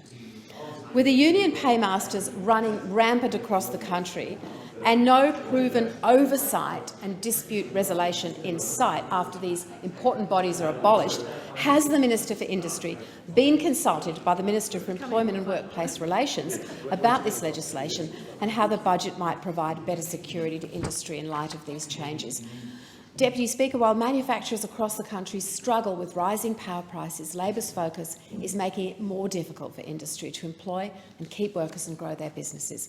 So in that context, did the Minister for Industry consult any stakeholders prior to the budget in relation to power price spikes, with a view to establish budgetary support for industry who are dealing with these increasing prices? Because, frankly, I see absolutely nothing in the budget to genuinely assist industry with these inflationary pressures. But this budget also took active steps to spitefully wipe out key features of the Coalition's industry policy. We provided $2.5 billion to create the Modern Manufacturing Strategy. This support sought to bolster our sovereign manufacturing capability, and it empowered over 200 projects across Australia. Despite promising over and again that their National Reconstruction Fund would reinvigorate manufacturing in Australia, we saw next to nothing in the budget to roll out this program. Let me make that clear. Labor has chosen to spitefully redirect the Modern Manufacturing Initiative's funds without even having rolled out their own National Reconstruction Fund. Additionally, we saw the minister conduct politically motivated reviews into already committed funds issued under the Modern Manufacturing Initiative, funds which had already undergone independent assessments by subject matter experts and the department. The government has displayed a callous lack of understanding for how these delays may have damaged these projects, and I'd like to get this on record. Can the minister confirm that round 3 of the Modern Manufacturing Initiative has indeed been cut? And if so, can he please provide a list of projects that had already engaged with the department about round 3? But one of the key pillars of this new manufacturing strategy was our strategic decision to bolster Australia's capabilities in the space sector. We support funding to locally design, develop, manufacture and deploy specialised space products, equipment, systems and services for export to international markets and to support national and international space missions. The government chose to effectively wipe out the coalition's efforts to develop our space industry by removing it as a priority area. The space industry and the Australian public are yet to understand the basis in which this shift in focus was made. The Labor Party was gutless in explaining why these grants weren't paid out, but responses to questions in Senate estimates paint a clear picture. So the minister must confirm why and on what basis is space no longer listed as a priority area. The minister must also identify the reasons why the food and beverage industry is no longer a standalone priority in our national manufacturing strategy. At a time when we're in the last 9 months, we've seen a 27% increase in the cost of operations across the food supply chain. Our growers, our food processing plants, cold storage, logistics network, no one in the food supply chain is immune to Labor's economic mismanagement. The government must address the critical issues affecting our manufacturers, not tinker with a proven model. Power prices spiking and industry hurting. Now is the time to act. Thank you. And the question is that the proposed expenditure be agreed to. I give the call to the member for Paterson. Thank you, Deputy Speaker. I'm pleased to be speaking on this consideration in detail and want to take this opportunity to reflect on some of the challenges the Albanese Labor government has inherited and some of the swift actions we're taking to ensure long-term solutions. As many would appreciate, we have a gas crisis, and gas prices continue to be a challenge for our global economy, with pressure we're seeing as a result of foreign conflict. As Minister King has said, our government has taken action to protect Australia's gas supply while maintaining our trusted trade and investment relationships with many key strategic partners. And I want to commend the minister, and I'm pleased she's here today, indeed the Cabinet as well, on developing and delivering a package of reforms that will modernise energy market regulation with states and territories. Our package will increase regulatory oversight and ensure more monitoring of gas markets and improve the functioning of the Australian domestic gas security mechanism. I want to take a moment to speak about a critical gas project in my hometown, in the town of Kurri Kurri in my electorate. The Hunter Power project, locally known as the Kurri Kurri gas plant, is being delivered by Snowy Hydro. This power station will comprise 2 heavy-duty open-cycle turbines, which are the latest and most efficient turbines that the world's best manufacturers can offer for this site. Last month I was delighted to hear that the turbines have arrived in the terrific port of Newcastle and will be loaded off the ships and transported to the sites in the next few days. I've made the case, and have many in this place of late, that gas is a critical step in our energy transition as we head towards net zero. We all understand the importance of transitioning and securing our grid. However, it must be done sensibly and practically. In my home state of New South Wales, we still have a heavy reliance on traditional energies, and this is a fact we can't ignore. Just yesterday, 60% of New South Wales energy was produced by coal-fired power stations. I commend Minister Bowen for his support for the Kurri gas project and note Labor's plan. The open-cycle gas turbines will operate on natural gas but will have hydrogen capacity into the future. Our government has significant opportunities in this term of parliament, and we intend to work with industry in continuing to address the challenges of energy supply and successful transition. as a government, we will effectively shape the future of Australia's energy generation, because we get it. We understand that you can achieve net zero while still supporting traditional energy industries. We are able to do this. The former government was incapable of getting their head around the fact that this is possible. Indeed, it is absolutely necessary. We cannot trash our traditional energy industries like coal and gas. We must embrace them, and we also can embrace net zero, and we are doing just that. We can walk and chew gum, unlike those opposite.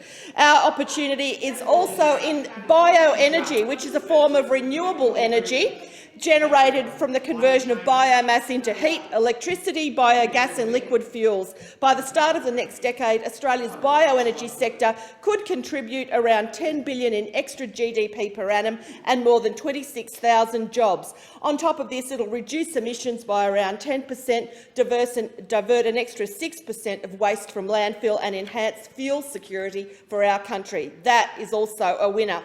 I'm delighted to be working with a Labor government that is exploring innovation, exciting opportunities to secure our country's energy future, including in regional areas like my own, like the member for Hunters. And I know that industry welcomes the work being done by our government.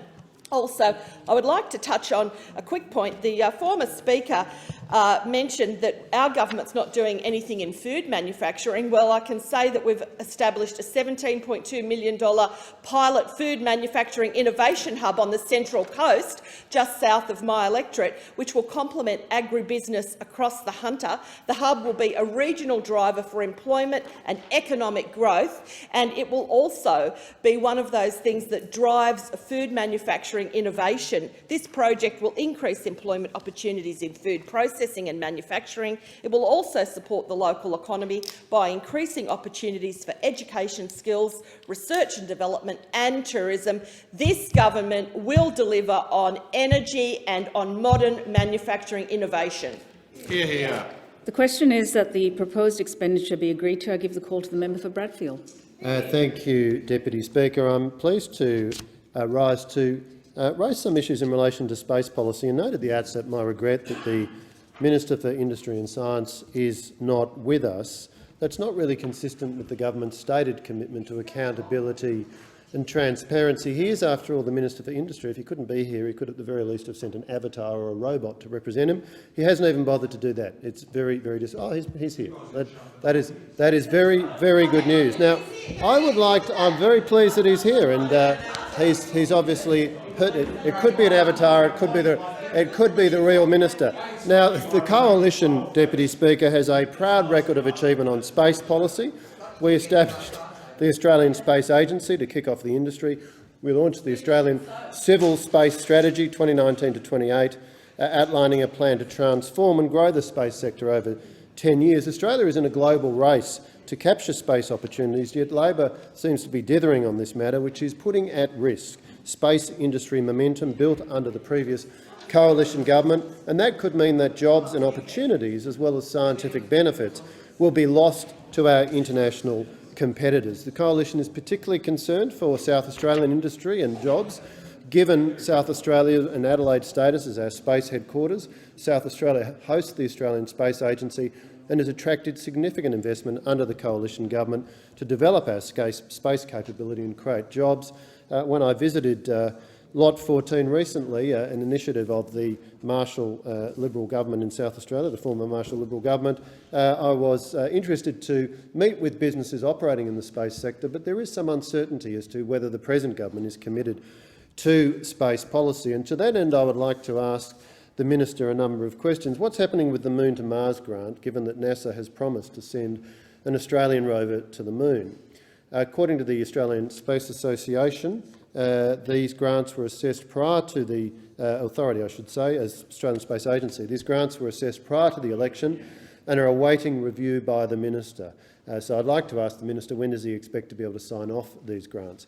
In the period between the then Morrison government announcing the funding for the National Space Mission for Earth Observation Program in March 2022 and the election being held in May 2022, what actions were taken by the department or by the agency to ready itself for this program. At the March 22 budget brought down by the previous Morrison government, we committed $1.16 billion through to 2038-39 and $38.5 million per annum ongoing for the first phase of this program. And my question to the minister is what is happening in relation to this funding? Does Labor stand by it? Will it be delivered? I'd like to ask the minister when he expects the space strategic update to be delivered to government, and what consultation with the domestic space industry has occurred as part of the update. I'd also like to ask the minister when he believes the update will be available publicly. I'd like to ask the minister how consultation with the space industry is going and how much engagement there has been with stakeholders. And I'd also like to ask the minister why it is that there was no representative of the space industry present at the so-called Jobs and Skills Summit, despite the sector employing more than 10,000 workers and having significant potential to employ more. I'd also like to ask the minister some questions about the Albanese government's $15 billion National Reconstruction Fund. We are told that it will take 2 years before even the design of this fund is released. And I note that Professor Shine from the Australian Academy of Science said, quotes, "The budget falls short of the vision needed to put Australia on a strong footing in an uncertain future." Close quote. So I would like to ask the minister in relation to the National Reconstruction Fund, how is the National Reconstruction Fund proceeding?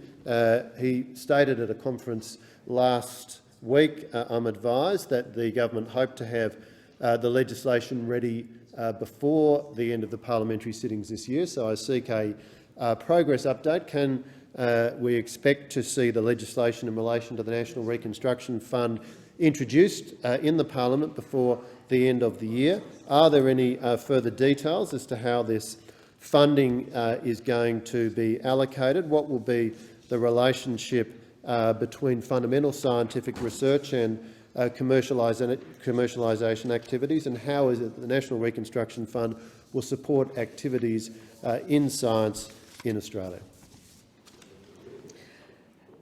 I give the call to the member for Hunter. Thank you, Deputy Speaker. Manufacturing is one of the pillars which have made this country what it is. Australia has a proud record of building things well, and building things to last. But, Speaker, unfortunately, in this place, there are two types of people: those who support manufacturing and want to help it thrive, and those who are responsible for major parts of the manufacturing industry shutting up shop and being shipped overseas, like the car industry.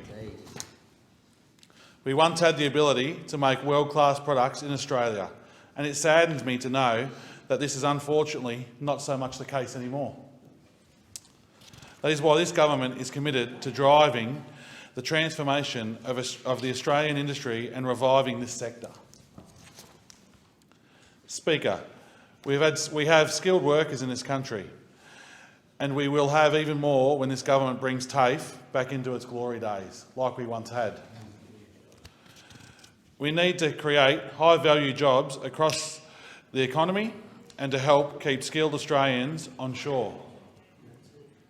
Deputy Speaker, this is a fast-moving world, and we as a country will be left behind without making manufacturing one of our strong points again. This government doesn't leave anyone behind. We want to build a stronger and more resilient future, and this cannot be done without delivering secure, well-paid jobs and skilling up for the technologies of the future. But unlike those who like to play dress-ups opposite, we're taking action to deliver on our commitments to this sector. Speaker, we have committed $111.3 million through targeted grants to stimulate regional manufacturing in electorates like my own, the Hunter.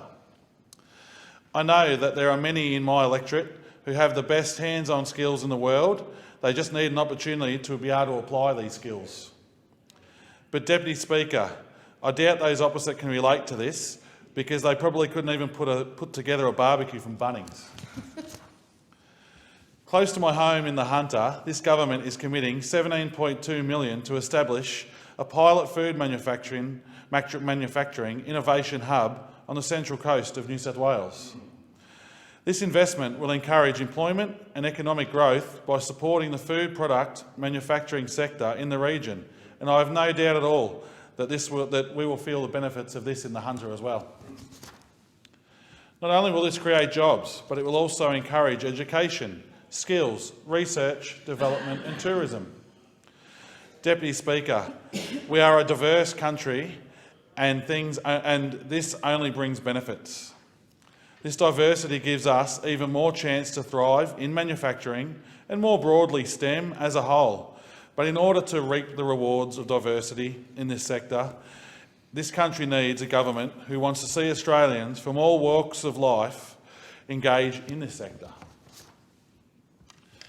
This government is making the most of diversity in this country, and we have invested $5.8 million in the October budget to support more diverse STEM workforce. Australians from all walks of life will benefit, and by widening our talent pipeline, we will only increase our share in the global economy and help us address the skill shortages that we are currently faced with today. Deputy Speaker, marketing is an important part of who I am. Before coming into this place, I managed workshops that manufactured equipment for the agriculture and the mining sector. In my time managing this business, I grew the business from just a dozen employees to over 70 in 4 years. And now, Speaker, I'm excited to be part of a government who is going to grow manufacturing Australia-wide and create skilled jobs for Australians in electorates such as mine in the Hunter. Deputy Speaker, I wish this passion and focus was shared in this place, but while those opposite like to throw on a high-vis and look like a manufacturing worker just for a photo op, the only thing they really know how to manufacture is skewed marketing slogans and their own flawed visions of reality, because in fact, the fact is that we are the only party who cares about manufacturing in Australia. Not only do we care about manufacturing, we care about the workers as well. We care about the workers. That's what we do. That's what the Labor Party does, and that's the only party that will do this. Thank you, Deputy Speaker. The question is that the proposed expenditure be agreed to. I give the call to the member for Hinkler. Well, thank you very much, Madam Deputy Speaker. I'm pleased we've got the two ministers from the portfolios here. Perhaps they could exchange numbers and not have to have that discussion on the front page of the Oz about how they'll manage gas and the resources sector. But, Madam Deputy Speaker, can I just say it isn't so. Say it isn't so. Because what we have from the Labor Party is a budget which actually cuts support for the resources sector. Now, these are just facts. It's what's in the budget. We have seen some extraordinary interventions, Madam Deputy Speaker, some extraordinary interventions. The idea that the ambassador for Japan has to buy into royalties in Queensland and what is happening in the resources sector is bad for this nation's reputation, it is bad for our national energy security, and it is incredibly bad in terms of sovereign risk. Now, Madam Deputy Speaker, the Minister for Resources, I'm pleased she's here because the Minister for Resources is having a crack. Right? I've got to identify that she's absolutely having a go, but she is hamstrung by the Greens, she is hamstrung by the left of the Labor Party because they said at the election they would support the resources sector, but that is not what is being indicated in the budget, it is not what is being indicated in the public, and it is not what is being indicated in the media. Now, we only have to look at what's been cut from the budget. $100 million out of the critical minerals area which we put forward as part of the coalition government, an area of growth, one which is incredibly challenging because there is a monopoly producer in China. When there is monopoly producers, they control the market. That means you need to be able to provide support to ensure that you can break that monopoly producer and have different lines of supply. This is what actually matters. And the Minister for Resources outlined what is on the line. $43 billion in taxes into governments across Australia to provide services for the Australian people, 1.2 million workers, direct and indirect, $450 billion into Australia's GDP. This is an incredible amount of money that helps to provide services that Australians rely on. Hospitals, roads and schools. Nothing matters more in any sector of business than confidence. And confidence in the sector is at a low because we continue to see arguments amongst ministers in the media. It is not that hard Pick up the phone, have a chat. Now, what else have we seen? And once again, we're back to facts, Madam Deputy Speaker. We saw 18 approvals withdrawn. 18 resource projects which were going ahead are now being reassessed. Now, if we look at where those are, Madam Deputy Speaker, they are in places like the Bowen Basin, Saraji, Cavill Ridge, Ensham's Life of Mine extension near Emerald, China Stone, Mount Ramsey, Stanmore Coal, Valeria, Waratah, Whitehaven, Boggabri. The list goes on, Madam Deputy Speaker. This is billions of dollars worth of projects, billions of dollars worth of sovereign risk, thousands, tens of thousands of jobs. Madam Deputy Speaker, I don't think the Labor Party understands how hard it is to get a project up in this country, actually get finance and then get it finalised and delivered. You only have to look at what happened with Adani. It took almost 10 years. Almost 10 years. And what have they done? They have put billions of dollars into the Queensland economy. We are seeing, well, we keep hearing about coal, Madam Deputy Speaker.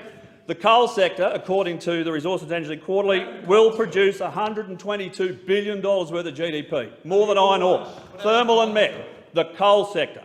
Now, they deserve your support. They deserve your support. And what have we seen? We have seen 18 projects where they have removed the approvals. 18. That is not confidence for the sector. So every single hard-working individual in the resources sector who is out there in their high-vis, in their helmets, in their steel-cap boots, deserves support from those opposite, and we are not seeing it. Now, I'll come back to the facts because these are facts. The facts are that money was cut from the budget for strategic basin plans for the development of gas. So we can't have a media argument from the Labor Party that says we need more gas, but we actually take away money that will produce more gas and open more basins. Right? That is diametrically opposed. That will just not work. Now, the other thing, Madam Deputy Speaker, is I'd be very interested to see how it is when you have exporters in Gladstone and Darwin and the Pilbara that gas will get to Victoria at the same price that it is now that you can get from the Bass Strait.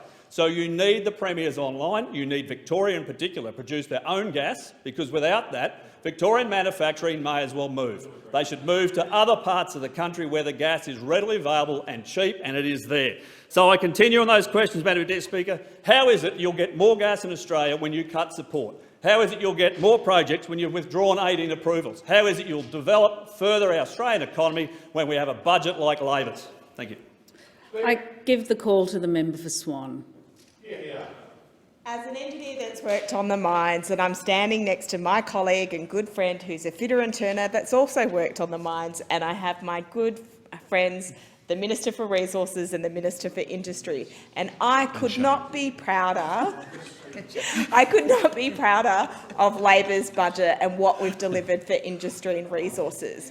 Labor recognises Australia has two incredible, powerful resources that will unlock the full potential of the resource, manufacturing and research sectors up for long-term success, and that's our talented workforce and rare earth minerals. I wish to thank Minister Husic and King for their work that they've done to put this budget together and acknowledge these two facts. Australia is home to some of the best universities and amazing research and development and capability. As Minister Husic knows, in my electorate, we have a battery pilot plant that's upskilling the next generation of engineers. Engineers like these ones are at the forefront of the next big tech breakthrough. But as a woman who's worked in STEM for the last 15 years, I can tell you we aren't using our full talent pool. Women are less likely to head into STEM careers, and they're also less likely to stay into STEM careers, and this is simply not good enough. There is a handbrake on the innovation on our country. I welcome the $5.8 million in the October budget to increase diversity in the STEM workforce.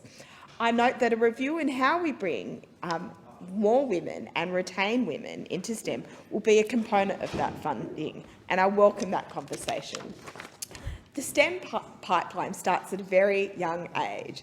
Getting girls engaged with STEM through play builds confidence and connections to this subject. For me, I grew up with my dad, getting on the tools, watching him change tyres, change the oil, etc. And I built my own confidence, and I'm uber conscious of making sure that my daughter has access to blocks and cars to create those building blocks to love STEM. Good work. Retention is also equally important. Labor's Respect at Work legislation will play a big role in improving male-dominated workplaces, and that's some of the stuff that I have experienced in some sites.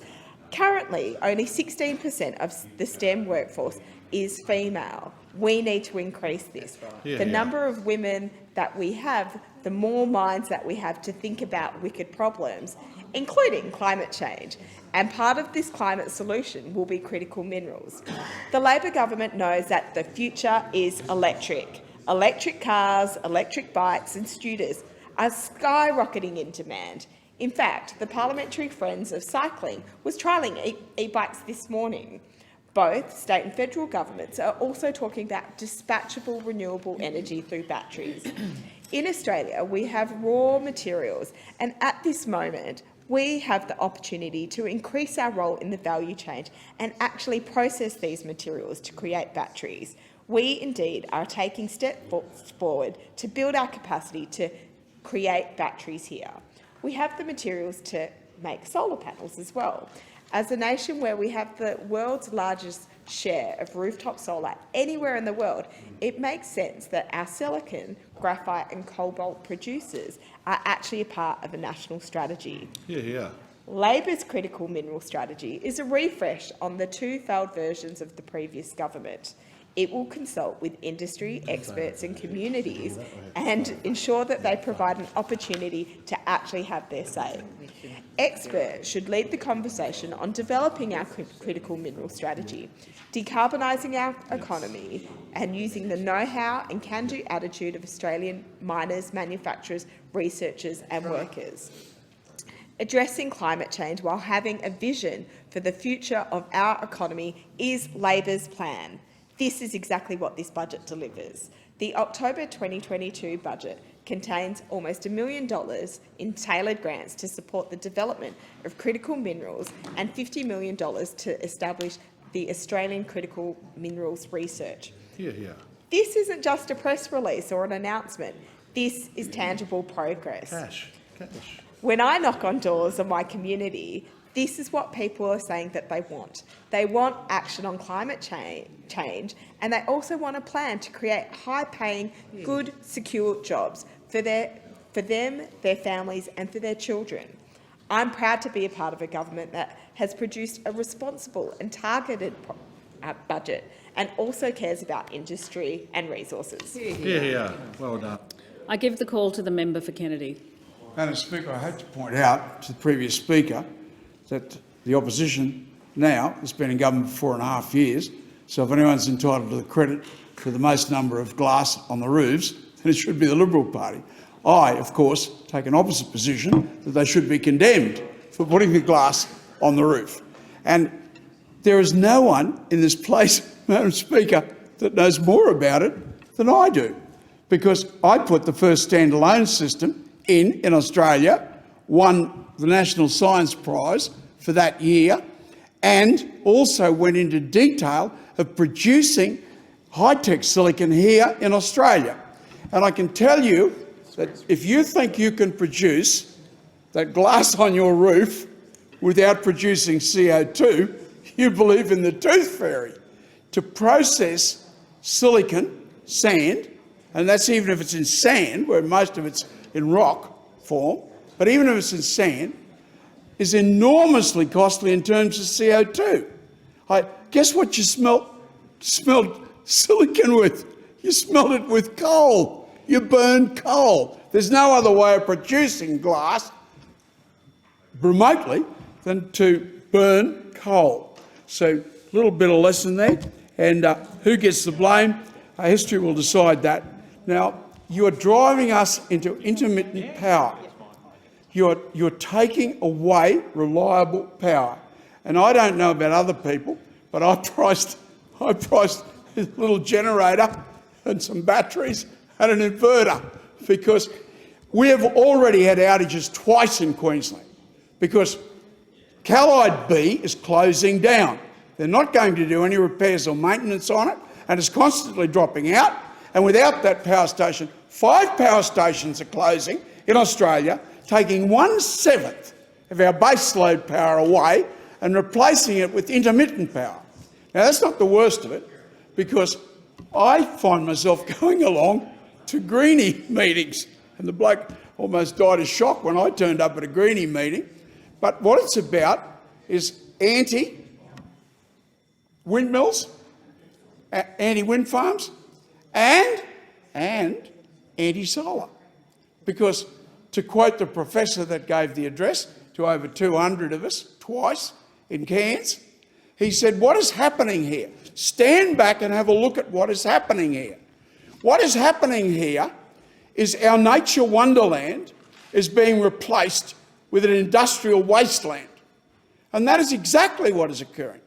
Now, of all people in this House, the one that seems to know most about it is Minister Plibersek. Because when I said, hey, the CO2 goes into ponds to grow algae. CO2 is a product. It's not an emission. It's not a byproduct. It's a product. We want to produce as much CO2 as we can humanly possibly produce, and a coal-fired power station is the best way of doing that, because that CO2 is the feed for algae.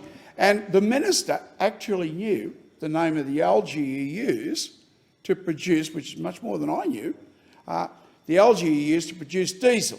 Well, there's a different type of algae to produce feedstock for chooks, pigs, cattle, fish farms, whatever. And that's the way of the future. I'd go to Israel, because Mike Kelly told me I had to go to Israel, the minister, a senior minister in the Rudd government, told me I had to go to Israel because they are just making so much money out of the CO2. They're putting it into hothouses, they're putting it into ponds to grow algae, and that is where we want to go in Australia. Now, putting that stuff on the roof, I just don't understand how people don't understand this. I mean, I ask people, how often do you clean your windscreen? And they say, oh, once a week, twice a week. How often do you clean your solar panels? Well, it's the same thing. You've got to clean the solar panels. Our advice was every 9 days. Our advice was, because I put the first standalone system in, we had to clean them every 9 days. No one in Australia cleans their solar panels. So, I mean, just like your windscreen, you can't see through it, well, the sunlight can't get through it. Now, apart from any other consideration, by putting holes in your roof, you never ever do that. And to put stuff up there that has to be replaced every 20 years, geez whiz, I just don't know where you're going with this. And intermittent power, relegating the economy of Australia to intermittent power instead of baseload power, truly, future generations will curse you. Future generations will curse you. And as a published historian, I'm entitled to say that. I just want to say good things in the budget. The 150 the member's million time has for expired. the Port of Cairns was an excellent Thank you, member. The question is that the proposed expenditure be agreed to. I give the call to the Minister for Industry and Science. As much as I could listen to the member for Kennedy all day, and you know that I would, unfortunately I need to wrap things up, my friend, in terms of the industry portfolio, because we do have a very energetic agenda in our space on industry. To be honest, coming in as a new government, it's driven by a simple proposition: let's get moving. There are a lot of things that we think post those first lockdowns and post the initial waves of the pandemic that put enormous pressure on industry. We believe that plus obviously what's happening in the world, what's happening in our trading systems, what's happening with respect to thinking about different ways of getting things done on shore to be able to deal with supply chain vulnerabilities, make sure that the critical things we need are there at the times that we need them, and that we can also play a part in the global value chain and global supply chains as well. Gives us a lot of opportunity to build up industry capability in this country. And the reason we do it, in many respects, is as well to provide long-term secure jobs. And in manufacturing, if you look at the type of jobs that are generated, they are largely, 80% of them are full-time jobs, well-paying jobs, and with the type of things that we want to do, which is build capability and put it to work, things like the National Reconstruction Fund and the Buy Australian Plan and the reforms to government procurement,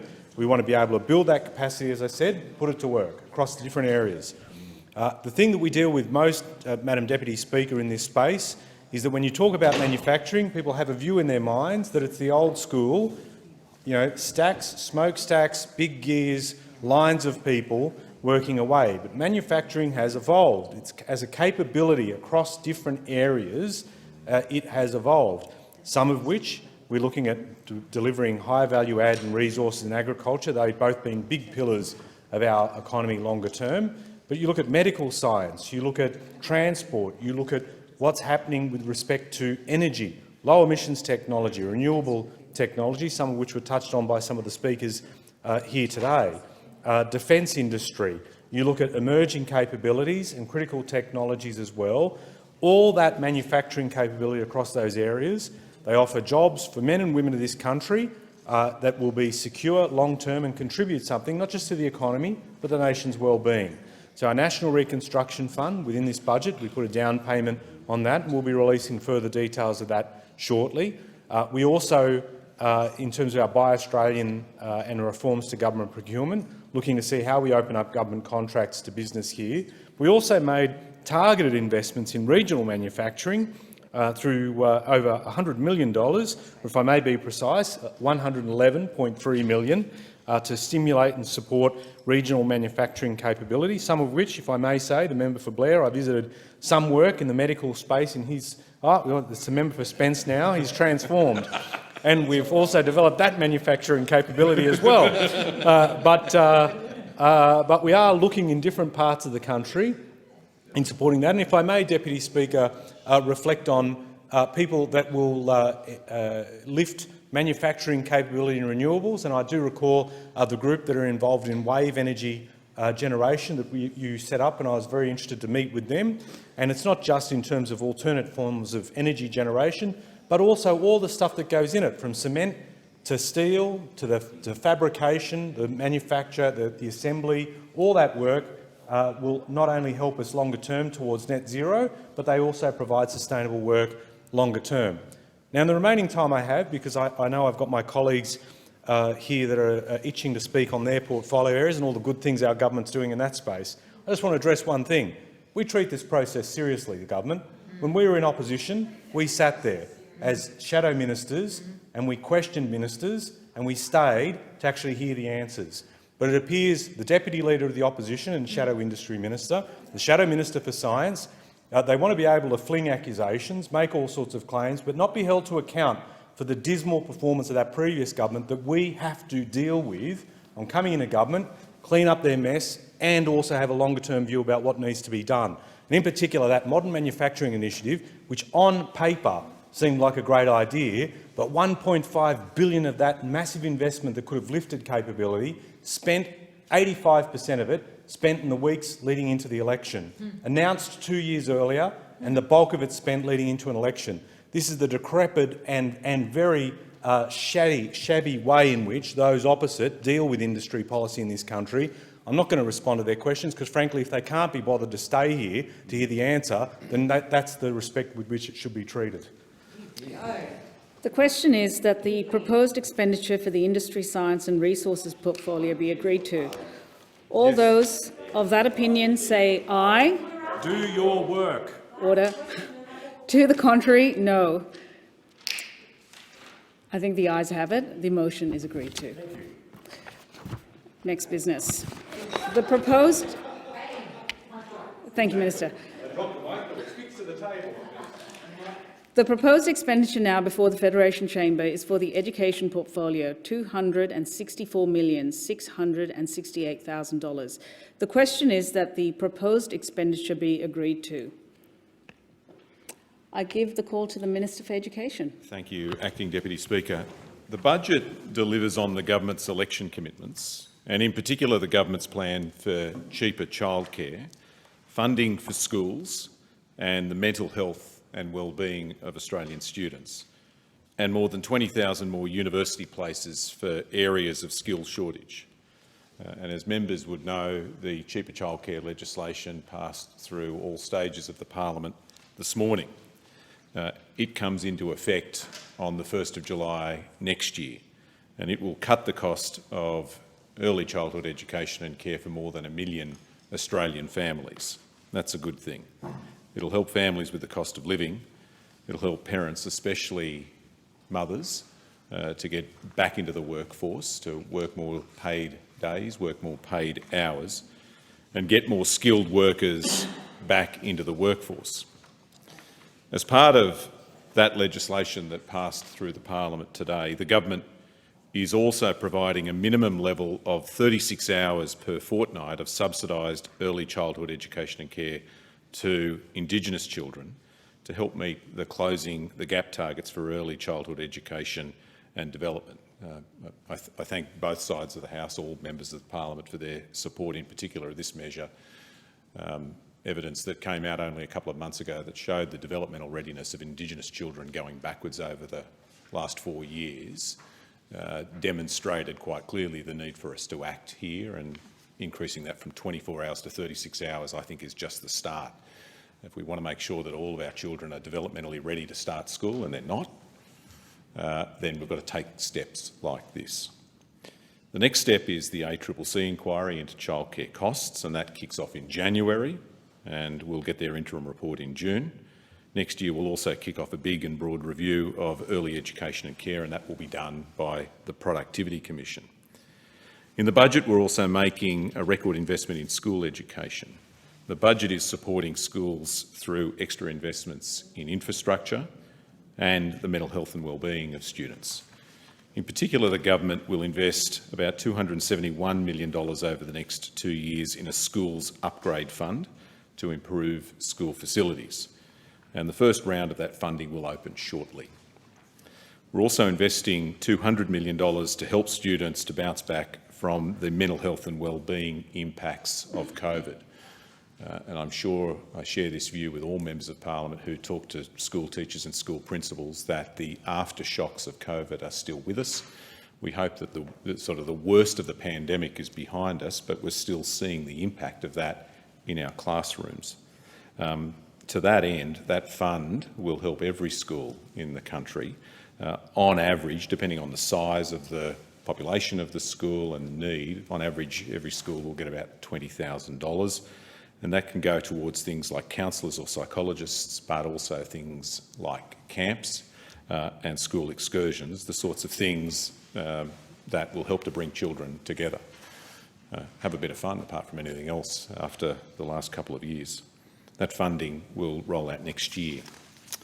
A couple of weeks ago, I also released the draft National Teacher Workforce Action Plan, and that includes a number of measures of which there's funding set out in the budget. That includes the $159 million to train more teachers. That's part of the additional 20,000 university places that was announced recently. $56 million for scholarships or bursaries that are worth up to $40,000 to encourage our best and brightest to become teachers. $68 million to triple the number of mid-career professionals shifting into teaching. $10 million to boost professional development.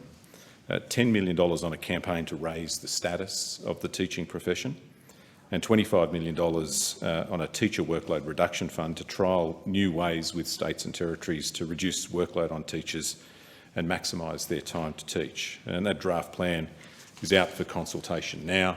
It also includes a number of measures that fall out of the Quality Initial Teacher Education Review that the former Minister commissioned, done by Lisa Paul, somebody held in high regard by all of us in this chamber, a former Secretary of the Department, and a number of the initiatives that came out of that have made their way into this draft National Teacher Action Plan.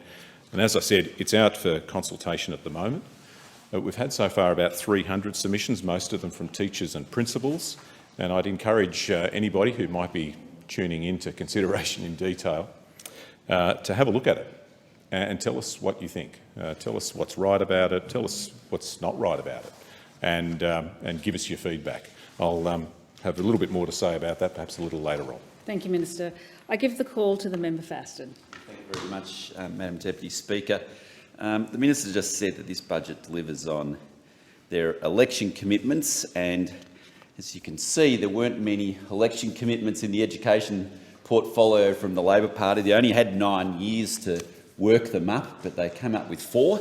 There's no disrespect to this minister who came in very late, and there's a bit of a surprise package announced by Prime Minister Albanese putting aside Tanya Plibersek, who was the responsible shadow minister for so many years. But there were 4, and he's just outlined those 4. I'd like to focus in on just 1 or 2 of them, but before doing so, can I just raise a very pressing matter which I've written to the Education Minister about. And the reason it's so pressing is that it concerns our universities and them being clear and transparent to students about what sort of course they are going to get when they enrol at university next year. Is it going to be online? Is it going to be face-to-face? And what proportions and how many hours is likely to be of each? Now, we all know that during the COVID period, everybody shifted to online. Fair enough, we understand that. And some people prefer online. But students ought to know what they're going to get when they enrol in a course, so they can make a proper selection. And I've written to the Minister in relation to this because the universities themselves aren't taking responsibility and providing that information to the Year 12 graduates, and I'd like to see the Minister himself put that pressure on the universities for them to deliver upon it, because his response says that it'll just be dealt with by the Accord, which is frankly too late. Year 12s are making decisions now, and I'd like to see action taken in relation to that. I want to raise the issue of the 20,000 places which the Minister mentioned in his remarks just there, and is indeed mentioned in the budget papers.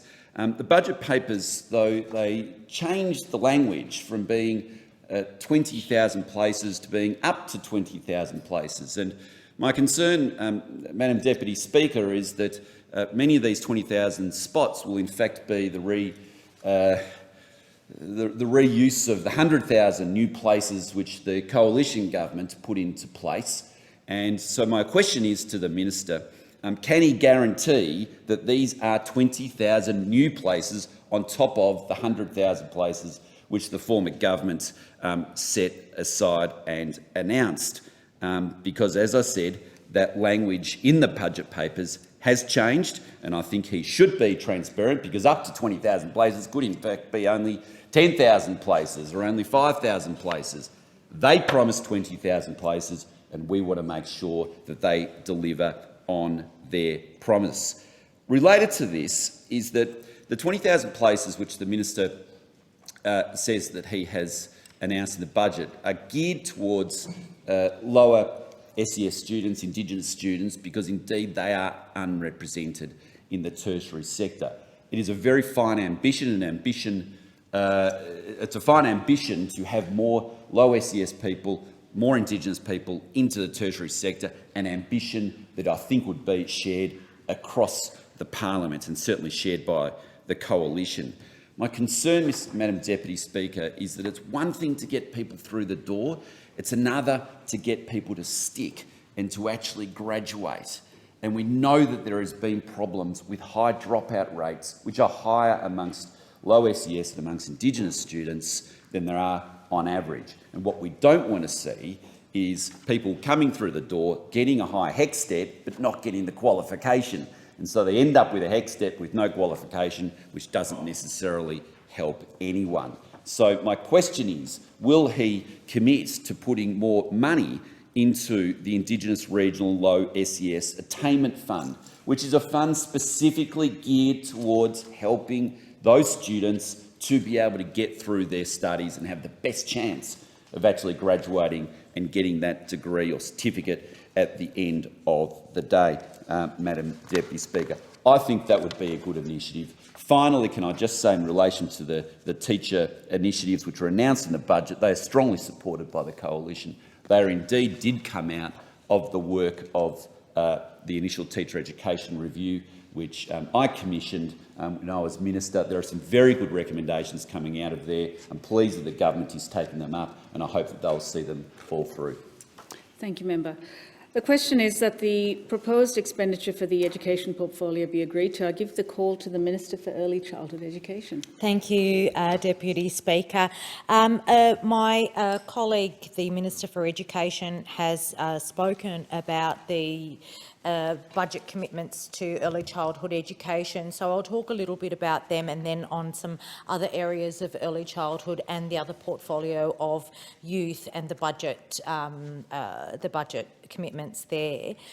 Suffice to say, on early childhood education, the Albanese government has put the education of our youngest Australians at the heart of its first budget, with a $4.5 billion investment in early childhood education and care through the legislation that has just passed the Senate last night. I'm very proud to have worked with my colleague Minister Clare on these landmark reforms, and we recognise it's an investment in our most precious resource, our children. And as the Minister mentioned, it will make early childhood education care more affordable for over 1.2 million families. We know that the first 5 years of a child's life are absolutely vital to their future success and their future development, both in health and in education. And so our investment will also help services in disadvantaged, vulnerable and regional communities to provide high-quality early education and increase the number of children that can access vital early years education. Upsettingly this year, Deputy Speaker, for the first time, the Closing the Gap target for school readiness developmental outcomes have worsened. This is simply unacceptable, and we recognise that we need to be doing better and turn this around. And that's why the budget also includes funding to ensure that First Nations children will be able to gain access to 36 hours of subsidised early childhood education and care per fortnight. Added to that, we've also announced a $10.2 million fund to support the establishment of the new Early Childhood Care and Development Policy Partnership between Australian and state and territory governments and First Nations representatives. The partnership will be co-chaired by SNAIC and ensure that First Nations members are partners in the process. It is absolutely essential that all governments work together in partnership with First Nation people if we are indeed to close the gap and improve outcomes in early childhood education for First Nations communities. That's why I'm also excited to be leading the early years strategy along with the Minister for Social Services, Minister Rishworth, ensuring that there is a coordinated approach to the first 5 years of a child's life. By making early childhood education more affordable, we're ensuring more children can access the benefits of foundational years education, no matter what their background is or where they live. The early years strategy will build on that. It includes education, but a whole range of other areas which impact on young children's well-being, and again is testament to this government's commitment to recognising those first 5 years of a child's life as absolutely critical to their success later in life and the need for investment in the child's first 5 years of their life. Moving on to the youth portfolio, if I may, Deputy Speaker, the budget also includes an investment of $10.5 million to ensure that Australian youth have input on the issues that matter to them. That $10.5 million will fund a new youth engagement model to ensure that there are meaningful opportunities for young Australians to have a say.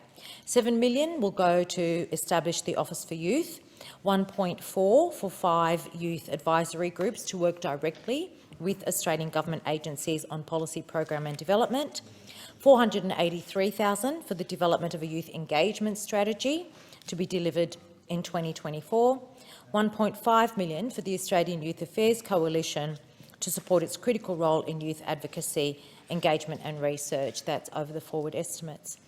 This is a significant shift from the previous government, who abolished the Australian Youth Forum in 2013, a clear indicator that they are not interested in engaging young people. They're not interested in what young people have to say, and they think that they can develop policies that impact on young people without ever consulting young people.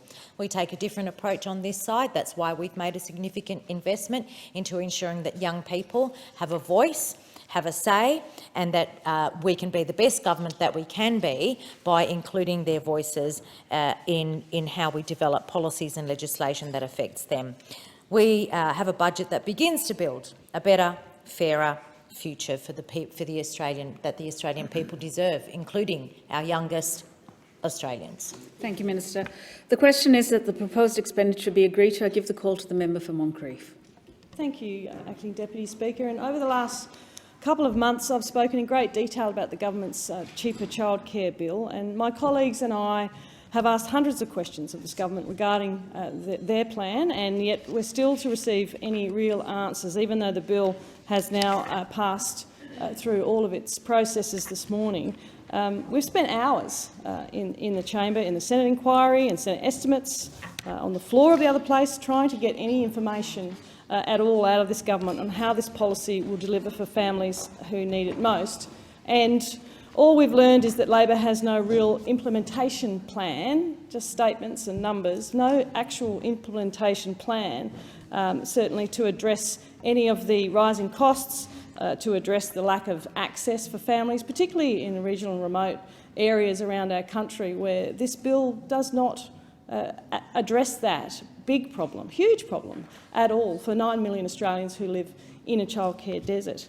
There's no plan to address the current workforce concerns, and the Coalition has been very strong about outlining exactly how are they going to fix that particular plan. And there's been a few grand statements again, but no actual implementation plan. Let me be clear that the opposition on our side, we believe in choice for families, and we believe Australian families should be able to make their own choices for their children in their best interests. And we also believe in ensuring that working families who need care can access it. And this, of course, is a big problem with many of my National Party colleagues who live in regional and remote Australia, which is why the opposition has not opposed this bill. And I'll repeat that just for the Prime Minister, who, when the bill was introduced to the Parliament, didn't quite hear, or didn't quite, perhaps he misheard like the Treasurer, but didn't quite hear or didn't quite acknowledge or understand what I said at the dispatch box, which was that the opposition will not oppose this bill and will not stand in the way of any additional support for working families. But that doesn't mean we don't have those very real concerns that the policy the cost will blow out and it won't deliver what the government has promised, because they just simply haven't done the work around this bill. Now, the Coalition does have a strong record when it comes to delivering access for families, and under our government there were 280,000 more children accessing early childhood education, and under Labor's policy there's a huge concern from many in the sector that there are not enough places for the additional children that may flood the system on July 1 next year. Now, 9 million Australians, as I said, live in a childcare desert, and that's 9 million Aussies who, if they have a child, will not be better off under this policy because they can't access care through this bill. It makes sense, perfect sense to us on this side. They can't access one extra place. We've asked the government time and again what their plan is to address these concerns and increase access in those areas, and they've come back with nothing. They've come back with zero. $4.7 billion in taxpayer money, and not one extra place has been created for Australian families. So this is disappointing news. They've pointed to the Childcare Community Fund on a number of occasions, but with no funding for the next grant round in the October budget, nor any info on when the next round will actually open, except to say shortly. So we've asked the government how many more educators will be needed in the sector to meet the increased supply of children from July 1. Again, no answer, just waffling speeches about TAFE and university places. Out-of-pocket childcare costs came down 4.6% in the year to June 2022, thanks to the changes we made when we were in government. And in contrast, Labor's always believed that, of course, your money is their money. But Labor have changed the price tag of this policy, and this is where I come to my question. The price tag's changed 5 times now. First it was $5.4 billion, then it went to $5.1 billion, then $4.5 billion, and now they've settled on $4.7 billion. And I read a media story yesterday by the Minister that it was $5 billion. So I asked the Minister, which is it? What is the price tag on this policy? Is it likely to blow out? Is it actually likely to bring down costs for families around Australia? Has the government done the modelling on that?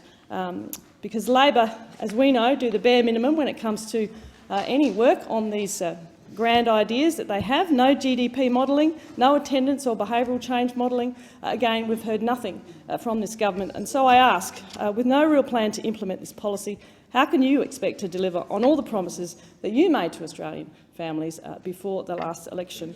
And I ask, what is the actual cost? What is the actual cost of this policy to the budget? The question is that the proposed expenditure be agreed to, and I call the member for Reid. Thank you. And I do welcome the Shadow Minister for Education's interest in the student experience for those at university. It's just a shame that he didn't show that level of interest during his time as minister, because under his watch, actually he was benched for much of that time, so maybe not under his watch. But under the Coalition's watch, 14,000 jobs were lost in the university sector. 14,000 jobs. If we are to improve our student experience in the university sector, you would think it would be important to have good teachers and researchers in front, making sure that they are getting good quality education. But unfortunately, under their watch, 14,000 jobs lost. Because I know the power of education, particularly higher education. I've got a story to tell you, Shadow Minister. There is a 90-second video on YouTube that is the most moving example of the power of education to change lives. It chronicles the extraordinary life of Deng Adut, from a child soldier in South Sudan to a defence lawyer and refugee advocate in Western Sydney. The turnaround in his life was possible because of his time at Western Sydney University, where he studied law. Deng co-founded a law firm and uses his legal expertise to support Sudanese youth as a defence lawyer, performing much of his work pro bono.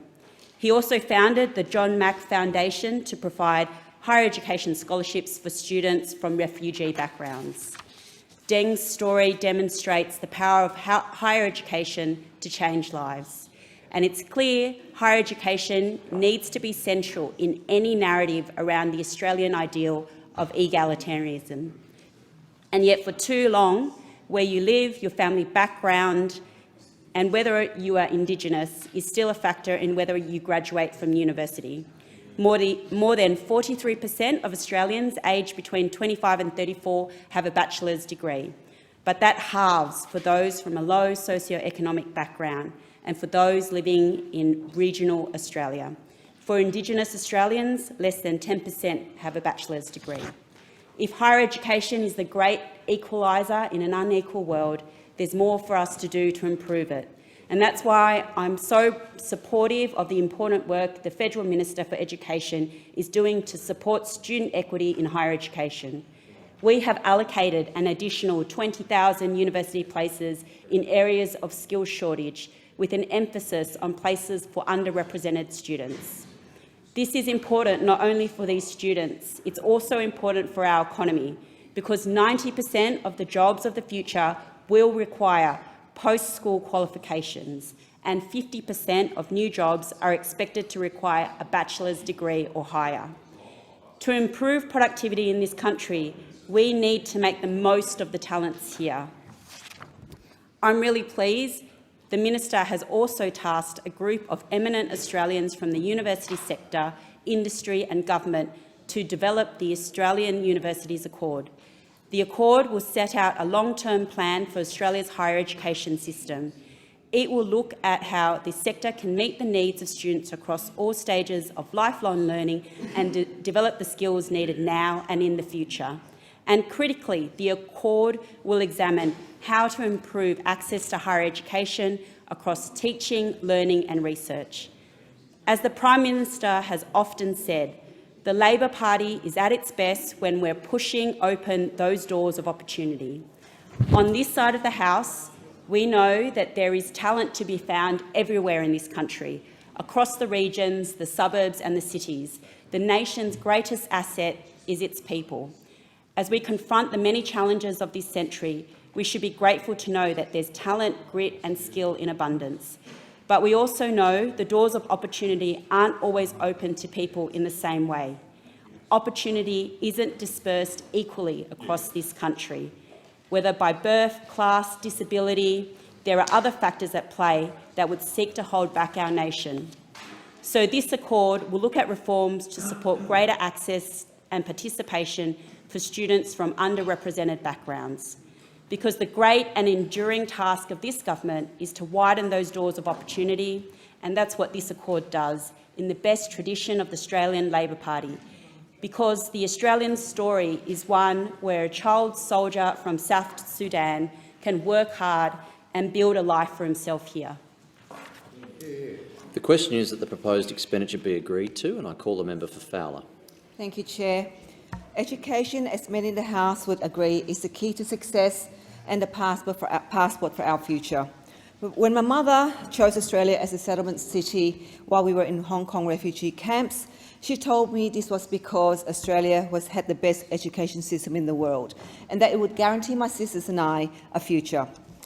Over the decades, we have witnessed the deterioration of our education system and the inequality faced by students depending on the postcodes of where they live. One of my constituents, Sonia Vujanic, who's studying at Sydney University and was one of the top 5 finalists in the Raise Our Voice campaign, wrote this: "Transitioning from an underprivileged school in southwest Sydney to an acclaimed Australian university was eye-opening. On one hand, I was wonderstruck by the many newly opened doors of opportunity, but a paradox remained. I became disillusioned upon realising we have a widening educational gap. From resource inequalities to social barriers, how can such a flourishing nation still experience a tale of 2 schools? It is indeed a tale of 2 schools and 2 cities. Schools like Bonnerick High School and St John's Park High in my electorate of Fowler are still teaching students indemountables. Bonnerick High School has 1,650 students, but built for only 800 students. As a result of the overcapacity, 40 demountables have been built, as the school only has 37 classrooms. And during summer, many of our students have had to sit through sweltering and nauseating heat because their classrooms have no air conditioning. And yet, in the other city, a private school like the prestigious King's School in northwest Sydney is under investigation for installing a plunge pool for the headmaster and purchasing business class tickets for staff to attend a regatta in England. It is no wonder why the youth of Fowler can feel so let down and so disillusioned by our educational system. For a government that claims to be the government for working-class Australians and a party that promises equality for all, why is the government giving priority to private schools with a promise of $70.2 billion over the forward estimates when we have a public school system that's literally falling apart at the seams? That is $1.7 billion more than the Morrison government guaranteed in March this year. We've been told it's indexation and that the government has also provided $1 billion in funding for the public school sector. But this is not enough justification to close the gap between the most disadvantaged and the most privileged. This year's report on government services showed that 82% of the students from low socioeconomic backgrounds attended a public school, and nearly 30% of them did not complete Year 12 in 2021. That extra $1.7 billion could make huge improvements on the public school system, including better infrastructure for our disadvantaged students, more resources for those from refugee and migrant backgrounds, addressing the workforce shortages to alleviate pressure of our hard-working teachers of Fowler. Of course, the government will say that the $70.2 billion is allocated for private schools and that is a separate state budget to public school education. I would ask the government, both state and federal, to work together to find equitable funding to ensure our public schools aren't left behind. According to a Save Our Schools report, the average funding level of a public school in New South Wales is just under 88% of their school resourcing standard. In contrast, New South Wales private schools are generally overfunded with the average level of funding of nearly 106%. Both levels of government must think long and hard about where they spend our taxpayers' money, because the future of Australia depends on it. I'm not against private schools. They form an important part of our community and they have cultivated the fabric life of education for many multicultural communities. And of course, I would welcome additional funding measures that would assist my local independent schools who are in need of additional resources too. We need more transparency on the private school funding system, because we all can agree not all schools are the same. We have an increasing gap of inequality, and I would think that this government, more than others, would be supportive of enabling fairer, equitable and more transparent resourcing that would benefit all Australian children. In the words of Sonia, if we aren't breaking stagnant intergenerational cycles of disadvantage, then what is our parliament really accomplishing? How will we ever build the tolerant, resilient society that future generations deserve? Thank you. The question is that the proposed expenditure be agreed to, and I call the Minister. Thank you, Acting Deputy Speaker, and can I thank all members for their contribution to this short but important debate about, what I think is the most important topic that we can talk about, education, the most powerful cause for good in this country. But you'd expect me to say that, and the Health Minister will probably suggest something different in a moment. But genuinely, thank you for your important contributions, starting with Member for Fowler. You've got the great privilege of representing one of the greatest parts of this country, including where I went to school, Cabramatta Public School, Canley Vale High School. I get exactly what you say. And I'm on the record that plunge pools for principals doesn't pass the pub test. I want to make sure that we're investing in the schools that need it the most, and we've made a commitment to set all schools on a path to 100% of their full and fair funding. And look, the NAPLAN data that came out recently, which I said was pretty good considering that Sydney and Melbourne were in lockdown for much of the last couple of years, did tell us one thing that's important that maybe I underline here. If you look at NAPLAN over the last 14 years, the reading skills of primary school students today compared to primary school students 14 years ago is about a year ahead, and that's pretty terrific. But you dig a bit deeper, and if you have a look at the reading skills of children from poor backgrounds and children from wealthier backgrounds, and that gap is growing. So what we do there really, really matters. And I've said publicly I want that to be the focus, or one of the focuses, of the next National Schools Reform Agreement, because it'll help children in my electorate, which is next door to your electorate. I care about this deeply. And it's what we do here that can make the world of difference in making sure that children in our electorates and places like it across the country get to university, build a career and a family and businesses and everything that comes from that. The member for Moncrieff talked about, first, the cost. Maybe the short answer to that is to go to page 17. The 4.5 billion is the net cost when you take into account the integrity measures, but it sets out in the footnotes exactly why 4.7 is there. You talked about workforce. A couple of points that are important to make here. One, there are more people in the early education sector today than there were in the election, come the time of the election. About 6,000 more, that's a good thing. But that doesn't mean there's enough. There is still a real shortage. You said there's not a plan. That's not right. And the former government developed a plan, the former minister developed a plan, and I'm sure the former minister wouldn't make that point because he knows that the plan was developed by the former government. We're implementing it. So don't undermine the member for Aston. Yeah. I'm looking after you, brother. I'm looking after you. Just had the plan and did nothing with it. But on top of that, we've got to do more. More people getting qualifications as early childhood education teachers, more people as educators through the fee-free TAFE places. Skilled migration is part of that as well. State governments have got an important role to play. You might have seen recent announcements by the Victorian and the New South Wales governments here. That's important as well as paying our early educators better. And I know in the Liberal Party's comments in the Senate report on the legislation, they talked about workforce, but they didn't talk about paying our early educators more. It's the big silence in the Liberal Party. They never want to see anyone paid more, but multi-employer bargaining, which is part of the workplace relations legislation, is a key part of helping to attract and retain more people into this sector. In the time I've got left, the Shadow Minister and the former Minister for Education talked importantly about a couple of things: COVID, the short and the long-term impact that it's having on students. He focused on universities, but it's just as right to talk about schools. What was that, sorry? Those are very specific points. Yeah, and as the Shadow Minister knows, I've written back to him in the terms of reference, and I do want the Shadow Minister to actively engage with the Accord team on this, and I'll write to him about this. But the terms of reference say to examine the challenges faced by domestic and international students and staff due to COVID-19 pandemic and the temporary and permanent impacts on the way higher education sector works. You know, that is deliberate there. I know you have a sincere interest in this, and I want you to engage with the panel on this issue and the broader impact that it's having across the sector. You also asked a question about the 20,000 places and people from underrepresented groups. You make a really important point, Shadow Minister, that the completion rates are lower than for others. About 70% of people who start a uni degree finish it. It's about 60% for people from low SES backgrounds from the bush and Indigenous. The program you identified is one of a number that are important. HEP's another. Enabling programs are important as well.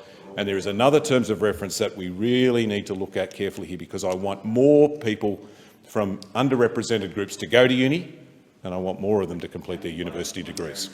The question is that the proposed expenditure for the education portfolio be agreed to. I'll put the question. All those of that opinion say aye. Aye. Contrary, no. I think the ayes have it. The motion is agreed to. The proposed expenditure now before the Federation Chamber is for the health and aged care portfolio, $3,523,488,000. The question is that the proposed expenditure be agreed to, and I call the Minister. Thank you, Acting Deputy Speaker. I'm pleased to rise to say a few words and take some gentle probing questions about the health budget for 2022. In the election in May, Labor in the health and aged care area promised three main things. The first was to strengthen Medicare, the second was to deliver cheaper medicines, and the third was to fix the crisis in aged care. And in the October budget, we delivered on all three of those promises. Members on our side, and I suspect members on the other side, will be regularly told by their constituents that it has never been harder for them to find a doctor, it's never taken longer to get in to see their GP, and it's never been more expensive. We know that to be the case. The data reflects the anecdotal evidence that all members of Parliament I know are getting. It's particularly acute in rural and regional Australia, but it has crept right through our cities. The structural challenges in general practice go way beyond the pressures of the pandemic, although of course the pandemic has placed enormous pressure on primary care, as it has on all other areas of the health system, the acute sector, mental health, aged care and so many others besides. The Labor government has no higher priority in the health portfolio than rebuilding general practice. It has suffered 9 years of cuts and neglect. Before the beginning of the pandemic, it was already experiencing enormous pressure. And on top of those two structural pressures, the funding crisis and the pandemic, there is a background of demographic change in patients, an ageing population, a much higher incidence of complex chronic disease, which is the third major structural pressure on general practice. So strengthening Medicare was the centrepiece of the policy we took to the last election, and we delivered on that centrepiece in the October budget. The former government, to their credit, the former minister, to whom I paid credit a number of occasions as his shadow, set up a long process that brought in the AMA, the College of GPs and many other experts besides to develop a 10-year primary care plan. It was released in March alongside the last budget of the former government, which was a good thing. Broadly speaking, I think there's a strong consensus that that plan is the right pathway forward for primary care and general practice in particular. The problem was there was no money attached to it. There had been $468 million previously allocated to the implementation of primary care reform, particularly voluntary patient enrolment, but it was ripped away in the March budget by the former government that had put it in place to underpin their plan. So we committed money at the election. We allocated that money in the October budget to invest in the reforms prioritised by the sector from that 10-year primary care plan. And I'm chairing at the moment the Strengthening Medicare Task Force, which meets again on Friday, to prioritise the things that are really important, to really take that pressure off general practitioners and deliver the quality care, the accessible quality care that patients deserve. So we'll be doing that over the coming months. This budget also allocated $229 million in infrastructure grants for general practice. I mean, general practice deserves more than our thanks for the extraordinary contribution they've made to keeping our community healthy and safe over the course of the pandemic. They need some support to upgrade their IT systems, to make changes to their practice that make their practice more accessible to their local community, and we'll be rolling that out in the coming months as well. There's an incredibly exciting First Nations health package that I was delighted to be able to announce with the now member for Lingiari in her community in Alice Springs during the election campaign. We worked very closely with Nacho in particular. It will deliver more Aboriginal health workers and Aboriginal health practitioners to a sector that desperately needs those workers. It will invest in much-needed dialysis capacity with 30 new 4-chair dialysis units through the country, double the number of communities that get directed support for rheumatic heart disease, a disease that frankly should not be present in a developed country like Australia, and much more besides. I'm really looking forward to being able to implement this budget. It will make a difference to the Australian community. The question is that the proposed expenditure be agreed to, and I call the Deputy Leader. Thank you, Deputy Speaker, and I thank the Minister for his comments, and I will proceed with my gentle probing questions. Our world-class healthcare system is relied upon by all Australians to ensure their safety and well-being. Nobody in this building disagrees with that.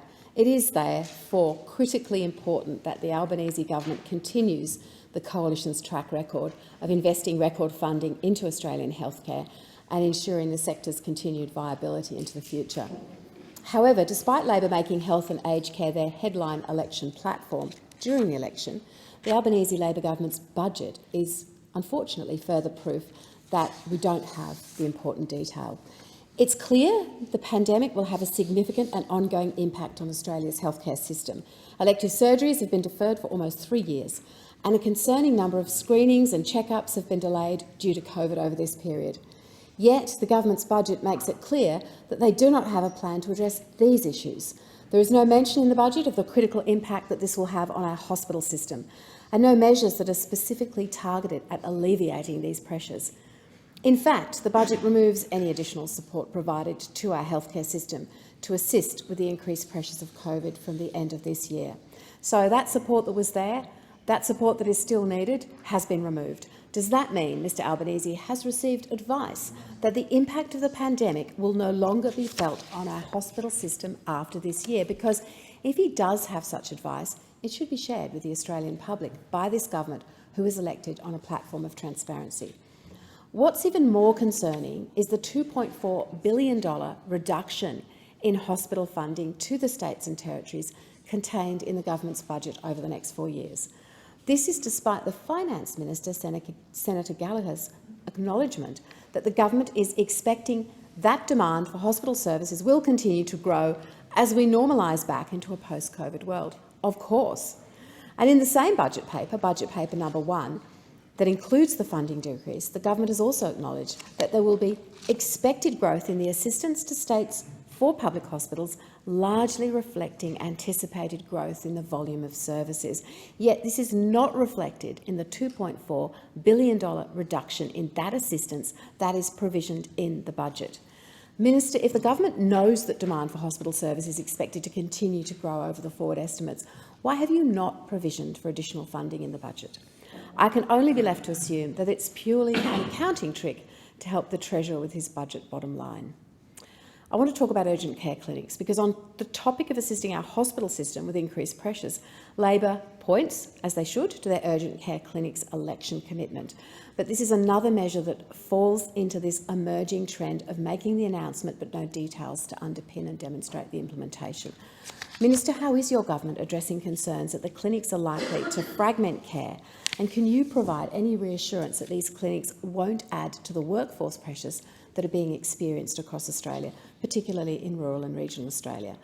On the eve of the election, Senator Gallagher made the commitment that the clinics would be delivered in 6 months' time, and it was confirmed in budget estimates that the government is still promising this deadline to the Australian public. However, the inability of Minister Gallagher to even provide the locations of the urgent care clinics in budget estimates has left us with absolutely no confidence that this delivery will be met. Minister Gallagher even admitted that there is still work to do to improve the urgent care clinic policy model. So, Minister, can you confirm when these clinics will be up and running, considering that the policy has not even been finalised? And I note that one of those clinics is in my hometown of Albury. Please put it to the top of the list. It mightn't be the best solution for public patients and emergency waiting rooms, but we would welcome anything additional in rural and regional Australia. So I sincerely hope that the government's intention to deliver the urgent care clinics within the next 6 months is not just an aspirational target from the Albanese government, because Australians cannot afford more headline commitments which don't deliver genuine outcomes. Considering the small number of urgent care clinics that have been announced across the country relative to the size of the issues facing our healthcare system, I'm also interested to know whether the government is considering any further measures to address the increased pressure on our hospitals. Right now, Australia's healthcare system and its hard-working workforce need certainty that they will be supported. But once again, we aren't seeing much beyond the headline announcements, and we really need details, and we really need a plan to address the real issues. So, Minister, what is the government's plan to support the healthcare sector throughout this period of increased pressure? The question is that the proposed expenditure be agreed to, and I call the member for Higgins. Thank you, Deputy Speaker. I may be among the most qualified people in this chamber today to speak about the health system. You see, I lived and breathed it for 26 years. The reason I stand in this House, though, is because I could not turn away from the unmet needs of my healthcare colleagues at the start of this pandemic.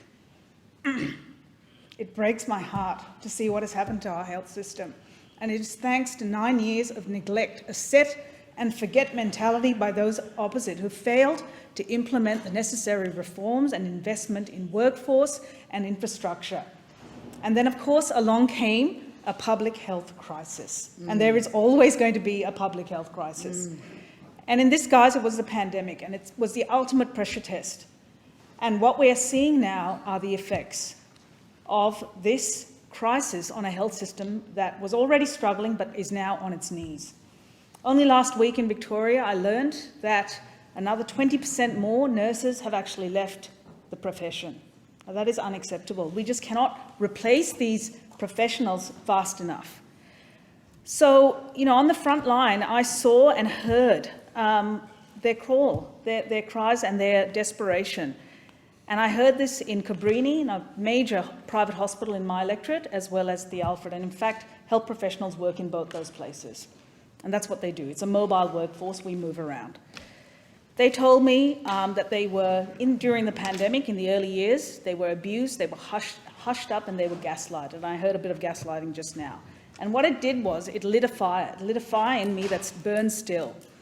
Healthcare workers demanded better. They wanted masks, they wanted fit testing, where the masks actually fit their face, and they wanted transparent reporting. And I reached out to both sides of Parliament at the time. And I'm pleased to say that our current health minister listened. He listened to me, he was curious, and he asked the right questions. And it was thanks to my colleagues who work in my electorate who propelled me into this House, because they knew that I know, as a first responder and as a researcher and as a frontline specialist, the pressures on the health system. I know it acutely and intimately. And their stories were the reason for the season. So in government now, I'm pleased to say I'm surrounded by like-minded colleagues. We have several doctors, we have nurses, we have a pharmacist on our side, and we get it. And I'm pleased to say that we regard our healthcare workforce and our aged care workforce as national assets, and they are. They are a national asset. They are critical to the functioning of our healthcare system. And there is no functioning of our nation without a reliable healthcare system. It must be robust and it must be supported. We are investing in 50 urgent care clinics. This is a game changer. I worked in one of the busiest hospitals in the country, a hospital that only last week our health minister described as a jewel, and it is, the Alfred. And our emergency department is just bursting at the seams. It always has been, but it's worse now. Why? Because people have deferred their care, and they are now turning up with advanced diseases, illnesses, sometimes cancers. And there is ambulance ramping, and there are people lying in trolleys. And my mornings were spent in the emergency department in damage control, basically, trying to get people out and in as quickly as possible. So those 50 urgent care clinics are going to make a real difference. It means that people can turn up with only their Medicare card. They don't need their credit card. And that is a real issue in my electorate. People are ringing my office on a daily basis asking about which clinics actually bulk bill anymore. Right? And you don't need to turn up to an emergency department if you don't have a serious illness. You should be able to go somewhere else, and that is what we're delivering. But we're also investing in our health workforce with a National Nurse and Midwifery Health Service of $25 million, which is going to look after and protect this national asset. The Strengthening Medicare Task Force is fantastic. For too long, we have pivoted towards supporting hospitals, and supporting hospitals is important. But let's not forget that our primary care workforce is actually the backbone of our health system. And it takes 6 years to get through medical school and then another 10 to 15 years to become a specialist. And so you're looking at about nearly 15 years for a general practitioner to come out. So we need to start that planning now, and we're picking up the slack and we're getting on with it. But in addition to that, we're also addressing this maldistribution of doctors from urban environments into the regions with a substantial amount of funding. Thank you, Minister. The question is that the proposed expenditure be agreed to, and I call the member for Moncrieff. Thank you, Mr Speaker. I rise to speak on mental health in Australia following the government's recent budget. And mental health and suicide prevention, of course, is a key focus of the opposition, as it is for me as Shadow Minister for Youth. I understand the enormity of that challenge.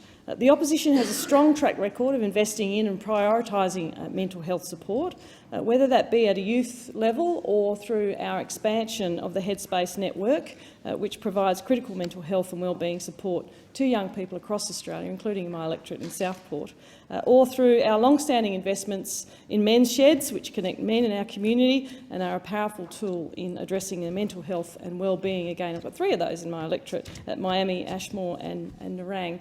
The Coalition has a strong record of investing in supports and research for eating disorders so we can better understand the diseases, enable earlier intervention and encourage more people to seek help so they have the best chance of recovering.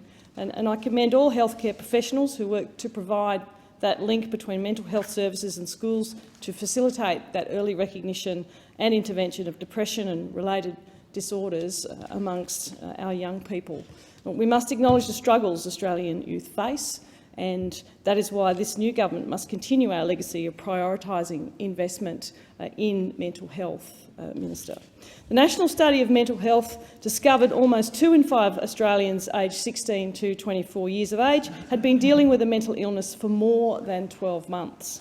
To help address these issues, the Coalition provided funding to further invest in and expand the role of organisations such as Head to Health and, as I mentioned, Headspace, to increase accessibility and availability of support for young people in those communities. The government must outline what their plan is to ensure that these communities are able to access the supports that they so desperately need. And we on this side understand that the risk of suicide rates are often highest 2 to 3 years after a crisis, a pandemic or a natural disaster, a flood.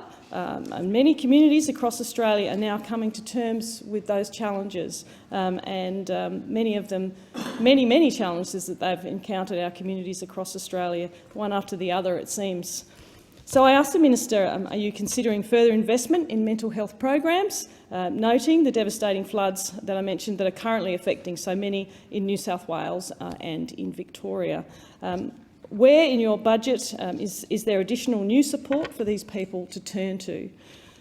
It's also critical that young people are at the forefront of these discussions, especially in advising governments of where the investment in mental health supports are best placed to achieve real outcomes. And that is why I held a local Moncrieff Youth Roundtable in my office to discuss issues that matter most to young people in my community. And of course, mental health was clearly the biggest issue that they were facing, and I heard some very poignant stories from some beautiful young people that came to my office to talk about the top 5 issues concerning them. Mental health and wellbeing really was something that we spent a lot of time talking about, of great concern to young people on the Gold Coast.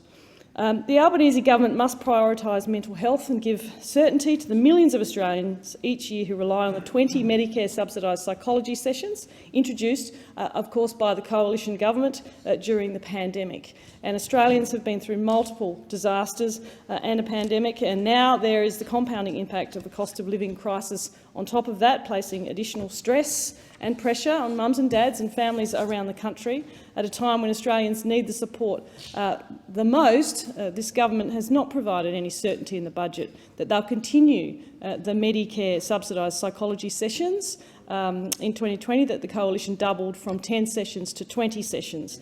This measure will return back to 10 sessions in December unless the government chooses to continue the additional support provided by the coalition, which has been relied on by so many Australians as they seek support when they're facing these difficult times. So, Minister, I'd like to ask you if the Albanese government will provide certainty to Australians now and commit to continuing the 20 subsidised sessions that the coalition introduced. It's a very important measure that so many Australians are relying on across the country's families who are facing challenges and mental health difficulties, or will you be ripping out this additional support away from Australians at a time when, of course, our communities, particularly those in New South Wales and Victoria that are currently underwater, inland flooding in regional remote Australia as well, will you be ripping out that support, or will you be continuing 20 psychological sessions? The question is that the proposed expenditure be agreed to, and I call the member for Boothby. Thank you, Deputy Speaker. This government inherited an aged care sector in crisis, an aged care sector that faced neglect for almost a decade under the Liberals and Nationals. 23 reports, inquiries, studies and, of course, a Royal Commission, recommendations almost entirely not implemented. The Albanese government's budget starts the process of restoring safety, dignity and quality in aged care. This budget reflects the Albanese government's priority to change aged care for the better and deliver the care that older Australians deserve. The Albanese Labor government have now addressed 37 recommendations of the Royal Commission into aged care quality and safety, and the budget delivers on 22 of our election commitments. A total investment of $3.9 billion, we will lift the standard of care for residents of aged care homes by putting nurses back into nursing homes on-site 24/7. Deliver more carers with more time to care through mandated care minutes, and work with the Maggie Beer Foundation so that residents have access to better, tastier and more nutritious food, and deliver increased transparency and accountability in the sector, making sure that public funds go exactly where they're supposed to, on care.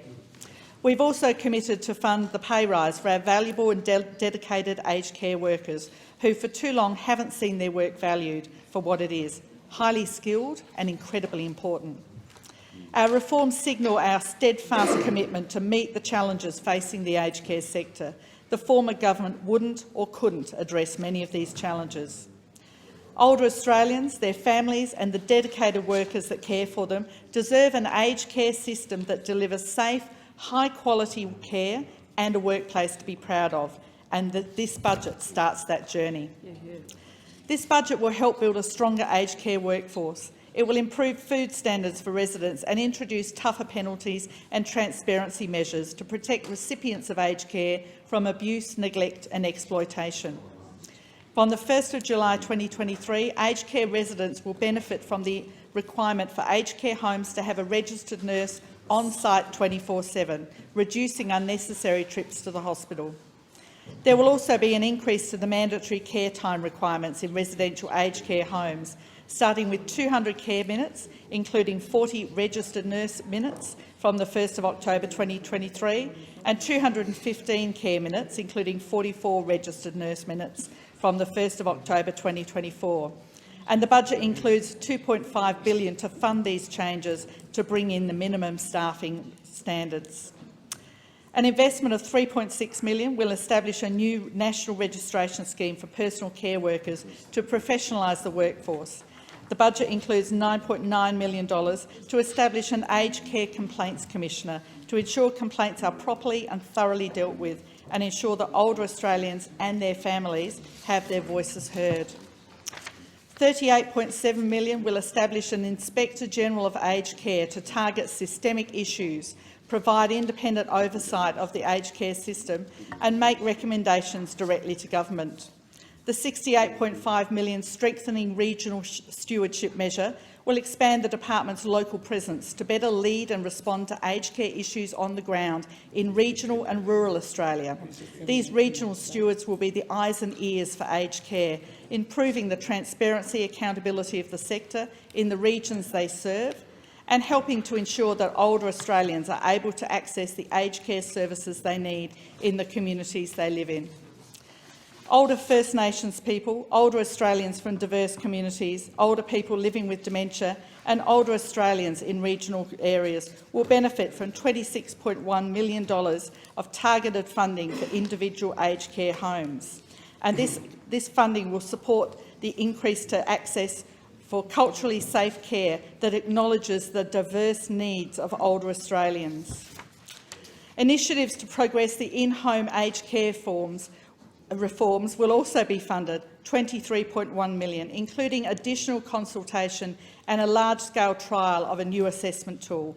The Commonwealth Home Support Program will be extended to provide continuity of care for over 800,000 older people who access the program. So my question to the Minister for Aged Care: firstly, how do the aged care measures included in the October budget directly benefit older Australians in care? And what benefits should older Australians and the wider health system see from the government's measure to introduce 24/7 nurses? Thank you. The question is that the proposed expenditure be agreed to, and I call the member for Braddon. Deputy Speaker, for those of us that live in the bush, we wouldn't live anywhere else. But the fact is, if you live in regional, rural or remote Australia, then you are likely to be older, sicker and have poorer health outcomes than your city cousins. Access to adequate healthcare workforce and the services that brings remains one of the greatest challenges in regional communities today. One thing that people from the bush generally have in common is that we're a pretty pragmatic bunch. We judge people on what they do rather than what they say. So if the Minister for Health, Mark Butler, says that the critical shortages of GP graduates in Australia is, quote, terrifying, unquote, we expect at the same time that he offers up solutions to address this issue. Regrettably, the Albanese government's recent budget does not contain a single initiative that responds to the workforce crisis being experienced by rural, regional and remote Australia. Again, Labor is proving to be all talk rather than action. The government's Jobs and Skills Summit was meant to address this issue, but all it delivered was another talkfest that failed to deliver any real plans. Therefore, I ask the Minister, what tangible actions is being taken right now to address the real and significant GP workforce shortages, particularly in rural, in regional and remote Australia? The only initiative delivered to date was the expansion of the distribution priority area, DPA, classifications for overseas trained doctors, and that has only managed to make the workforce shortages, the issues worsen. Historically, the DPA classification has been crucial in addressing GP workforce shortages in the bush. Regrettably, the Albanese government has continued to rub salt into the wounds of rural communities by announcing in the budget that they will expand the DPAs for a further 12 months. Now, this means that in rural and regional communities, they will continue to compete with larger towns and outer city suburbs for doctors.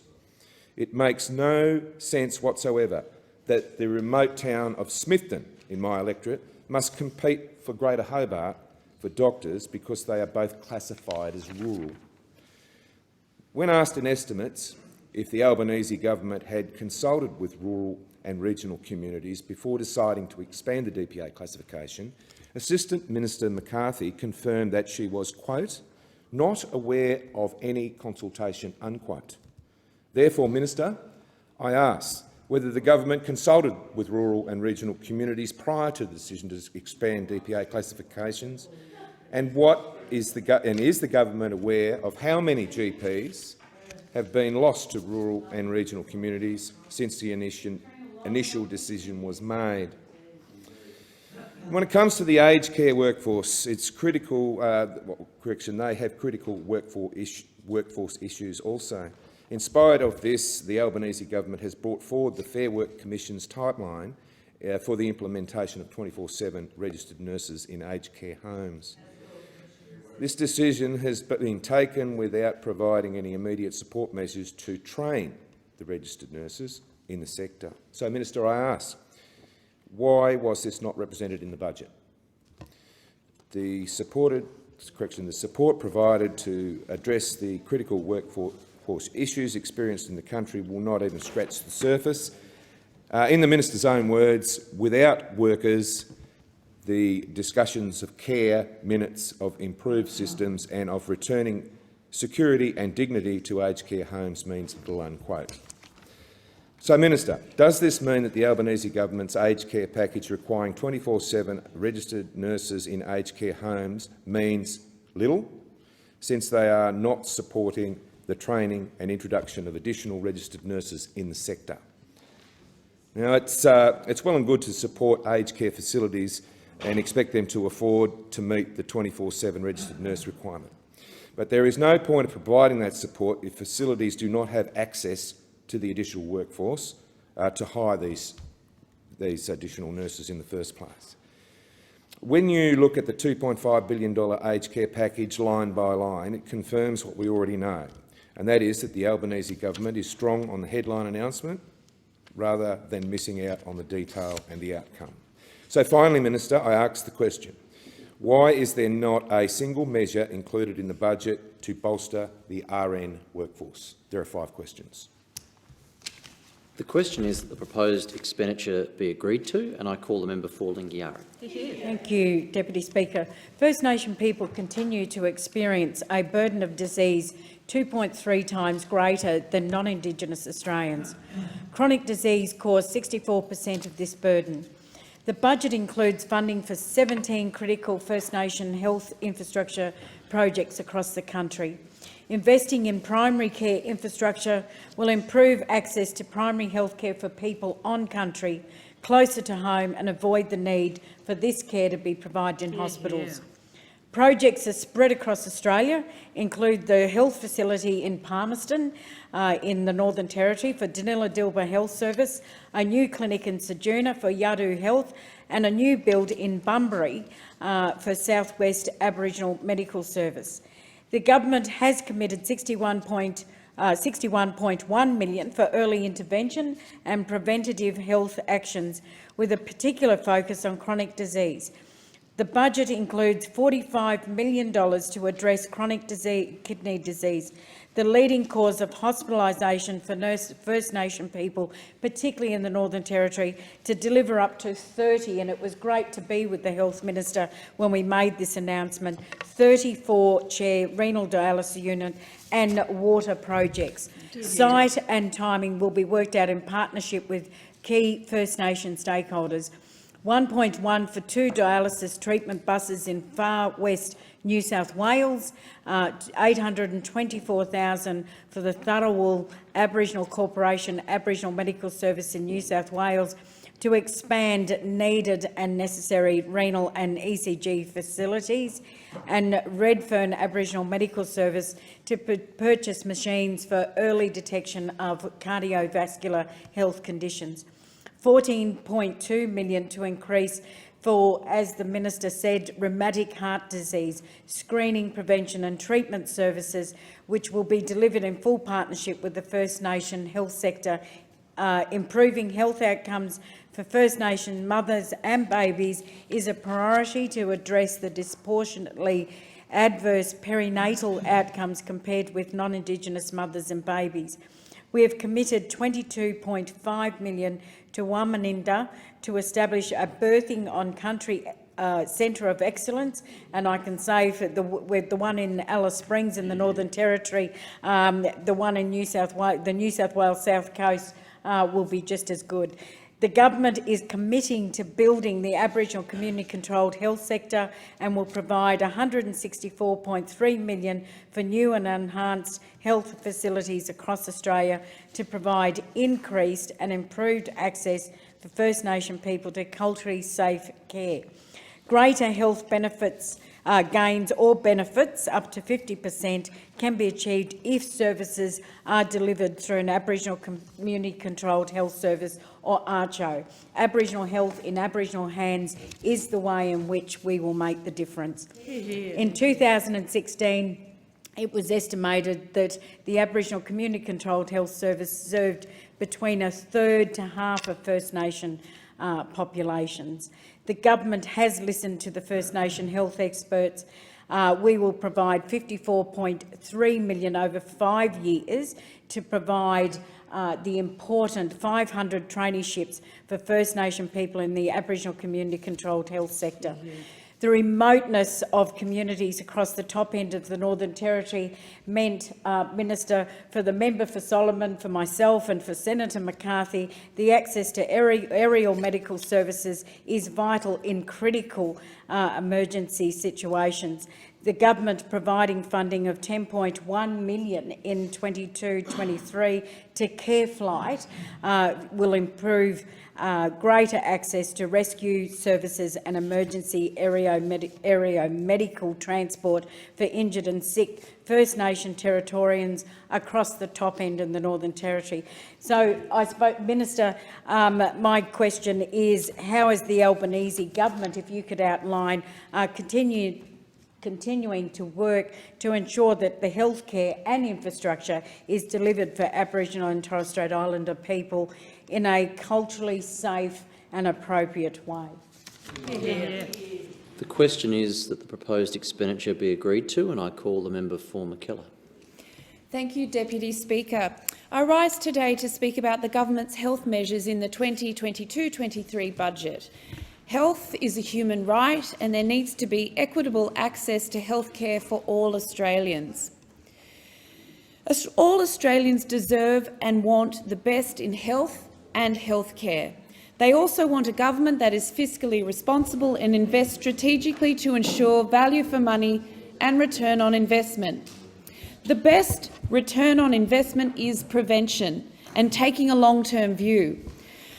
We need to plan for what we know is on the horizon, whether it be preventable chronic disease, the ongoing COVID-19 pandemic, preparing for health risks associated with climate change, or the GP crisis. Deputy Speaker, this is the first federal budget that took well-being into consideration, but it does not go far enough to invest in the area of prevention of disease. We know that 87% of deaths in Australia are linked to chronic illness, and almost 40% of chronic diseases can be prevented by addressing lifestyle factors. The National Preventative Health Strategy recommends a target of 5% of the health budget to be dedicated to preventative health. However, this budget does not deliver on that. Most notably, one of the biggest risk factors to many chronic diseases, obesity, isn't addressed. The budget does not mention, let alone invest in, the newly announced National Obesity Strategy. This is a powerful strategy, but it will have no benefit sitting as a pile of papers on the minister's desk. Australia bore the brunt of our failure to plan for the pandemic, and yet this budget also fails to plan for the ongoing nature of the pandemic. We're in the midst of yet another wave of COVID-19, and we are staring down the barrel of long COVID impacts. Yet MBS COVID-19 measures are only budgeted to the end of this year. This doesn't even get us to the next budget. Additionally, the budget fails to recognise the impacts of the pandemic on mental health, including the spike in eating disorders. Many of my constituents are calling for an extension of the additional 10 psychology sessions. Also worryingly, the budget for public hospitals is $2.4 billion less than forecast in May 2023. Meanwhile, hospitals are at breaking point. One of my particular focuses is advocating for the government to address the GP crisis. If general practice folds, then the entire health system goes down with it. I know that the minister recognises this as a major challenge. However, the budget doesn't reflect the measures needed to turn around the current trajectory that will lead to a deficit of 11,000 GPs by 2030, and this is across both rural and urban areas. Measures to increase the Medicare rebate, increase bulk billing incentive and bolster GP numbers require strategic funding over the forward estimates to drive the required structural change. And finally, the issue that is recognised by the World Health Organisation and the Australian Medical Association as the greatest challenge to human health, climate change. I welcome the establishment of the Centre for Disease Control. It firmly demonstrates that this government recognises the benefits of planning for major public health emergencies in Australia, such as the increased incidence of diseases associated with climate change. It will allow Australia to catch up with the other OECD countries after years of experts calling for it to be established. The $3.2 million commitment in this budget is small, but it will get the ball rolling. Thank you. And finally, Deputy Speaker, this government failed to allocate money for one of the greatest issues to come out of the pandemic, eating disorders, and the increase in mental health issues. The services in my electorate are struggling, and there is no certainty that the additional psychology sessions will remain, something that many of my constituents have been vocal about. So I ask the Minister, what will the government do in upcoming budgets to address the lack of funding for strategic planning commitments such as the National Obesity Strategy, the Centre for Diseases Control, ongoing pandemic risks and mental health? And when will the government increase the Medicare rebate for GPs and the bulk billing incentive to relieve the burden on our struggling primary health care system? Will the next budget be a health budget and a true wellbeing budget? Thank you. The question is that the proposed expenditure be agreed to, and I call the Minister. Thank you. I think there were about 38 questions from the member for Mackellar there. Forgive me for addressing all of the questions in very short order, just to get through as many as I can in my allotted time. But can I thank all members for their contribution to an area of policy that I know is dear to everyone's heart, because we all know how important it is for our community. As to prevention, as the member for Mackellar may know, it's our intention that the CDC take responsibility for overall prevention policy. What we've said at this stage, as we engage with states and territories in the sector, is that the CDC will largely be staged, initially looking at infectious diseases for obvious reasons given the pandemic, but certainly my vision is for it to play a strong role in non-communicable diseases and in prevention in particular. I'm talking to groups in the community about the obesity strategy. Again, it's a very good-looking document, but it's not going to change much if we don't find ways to turn it into a funded action plan. I'm very committed to that. I must say, in the 10 years I've been out of the health portfolio, smoking rates have improved dramatically to the point where they're probably the best in the world. Obesity rates have deteriorated dramatically to the point where they are some of the worst in the world, and this must be a focus of the health portfolio over the course of this decade. The member also asked, as did the member for Moncrieff, about better access. I've said in the parliament before that we are looking at that and a range of other COVID-related measures that are due to terminate on the 31st of December, and we will have more to say about that in the very, very near future. The member also asked, as did the member for Farrer, about hospital funding reflected in the budget. As members would know, certainly the member for Farrer should know as a former health minister, we have an activity-based funding system. We pay according to the bill sent to us by states and territories. Activity has obviously been constrained for a range of reasons associated with the pandemic, not least of which is that a lot of activity was essentially diverted from the NHRA area of activity into the COVID NPA. That is going to have an impact on the activity they report to the administrator. We simply reflect the numbers given to us from the states. There will be a reconciliation of 22-23 activity by the Hospital Funding Administrator in early calendar 2023. I think everyone expects hospital activity to rebound. Quite how it will rebound and how quickly it will rebound is still to be known. I think if the member for Farrer, though, checked her notes about how hospital funding does work, the states send us the bill, we pay the cheque. We pay 45% of the increase in activity, and that's reflected in our budget papers as it has been in the last 10 or 11 years since the first ABF agreement was reached. I think that's all the measures that were asked by the member for Mackellar. Can I thank the member for Lingiari for her support in developing the First Nations package and her recognition that this is a huge implementation challenge in which she will play such an important role. To the member for Braddon, can I say, as I think was reflected in Tasmanian media this morning, there's a great discussion going on between our government and the Tasmanian Premier about how we can cooperate as two levels of government. I intend to have another discussion with him about that, which will cover the whole of the great island of Tasmania. I know the depth of the GP crisis that is in place down there. There is a range of elements to deal with rural general practice in the budget. I encourage the member to look at them. They go to additional funds for innovative models of care. They go to additional workforce incentives for GPs working in rural Australia, particularly with additional skills like obstetrics, emergency skills, mental health skills. They go to additional John Flynn training places, a program that's been very successfully rolled out in Tasmania, among other parts of the country, and additional Commonwealth-supported places for the James Cook University, a terrific university in far north Queensland. So I encourage the member for Braddon to look at them. There was strong consultation around DPA. There was a 12-month Senate inquiry which held hearings, including in Tasmania, that informed the policy that we took to the last election.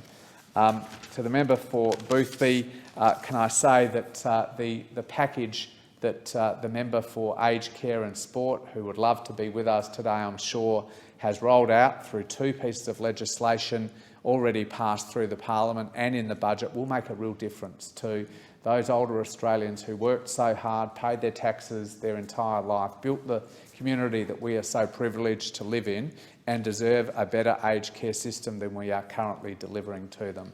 This budget will make a real difference, and I know that all members will get behind the initiatives that we've funded. Thank you, Mr Deputy Speaker. The question is that the proposed expenditure for the health and aged care portfolio be agreed to. All those of that opinion say aye. To the contrary, no. The ayes have it. The proposed expenditure now before the Federation Chamber is for the Attorney-General's portfolio, $237,162,000. The question is that the proposed expenditure be agreed to, and I call the Minister. Thank you, Deputy Speaker. The October budget demonstrates that the Albanese Labor government is getting on with delivering its election commitments, rebuilding trust in government, supporting our most vulnerable people and improving safety. In the 2022-23 October budget, the government announced funding of $591.4 million over 4 years for new measures in my portfolio. We're investing $262.6 million, including $68.8 million per year ongoing, to establish and support the ongoing operation of the Independent National Anti-Corruption Commission. This funding will ensure the Commission has the resources to properly consider referrals and allegations, conduct timely investigations and undertake corruption prevention and education activities. Jointly with the Minister for Indigenous Australians, Linda Burney, I also announced in the budget a record $99 million First Nations Justice package aimed at closing the gap. This includes $81.5 million for justice reinvestment initiatives to be delivered in partnership with First Nations communities, including an independent unit to support these programs. There's also $13.5 million for Aboriginal and Torres Strait Islander legal services to ensure First Nations families can access culturally appropriate and timely legal assistance before, during and after coronial processes. The budget also delivered $11 million for community-led initiatives to improve safety in Central Australia. The government is providing a funding boost of $49.8 million to the Australian Human Rights Commission, helping rebuild its functions as Australia's national human rights institution after years of neglect. This includes $10.5 million for the Commission to implement the recommendations of the Respect at Work report, to implement the positive duty on employers to prevent sexual harassment, discrimination and victimisation, as well as to create a one-stop shop for workplace sexual harassment information. The Commission's also receiving $7.5 million to develop a national anti-racism strategy and to extend the Racism It Stops With Me campaign. $5.5 million will go to the Office of the Australian Information Commissioner to investigate and respond to complaints relating to the Optus ransomware attack.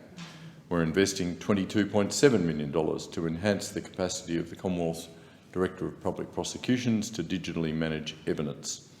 The Australian Federal Police will receive $45.7 million for Pacific security and engagement initiatives, including AFP deployment in Honiara through the Solomon Islands International Assistance Force.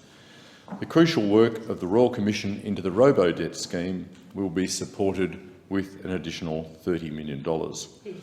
We're also delivering on our election commitment to provide $12 million for community legal centres in New South Wales and Queensland to assist flood and bushfire-affected people to access timely legal assistance. $7.7 million over 4 years from 2023 and $2.4 million per year ongoing is to be provided for the Federal Circuit and Family Court to enable workers to recover underpayment of wages more easily under the small claims process in the Fair Work Act 2009.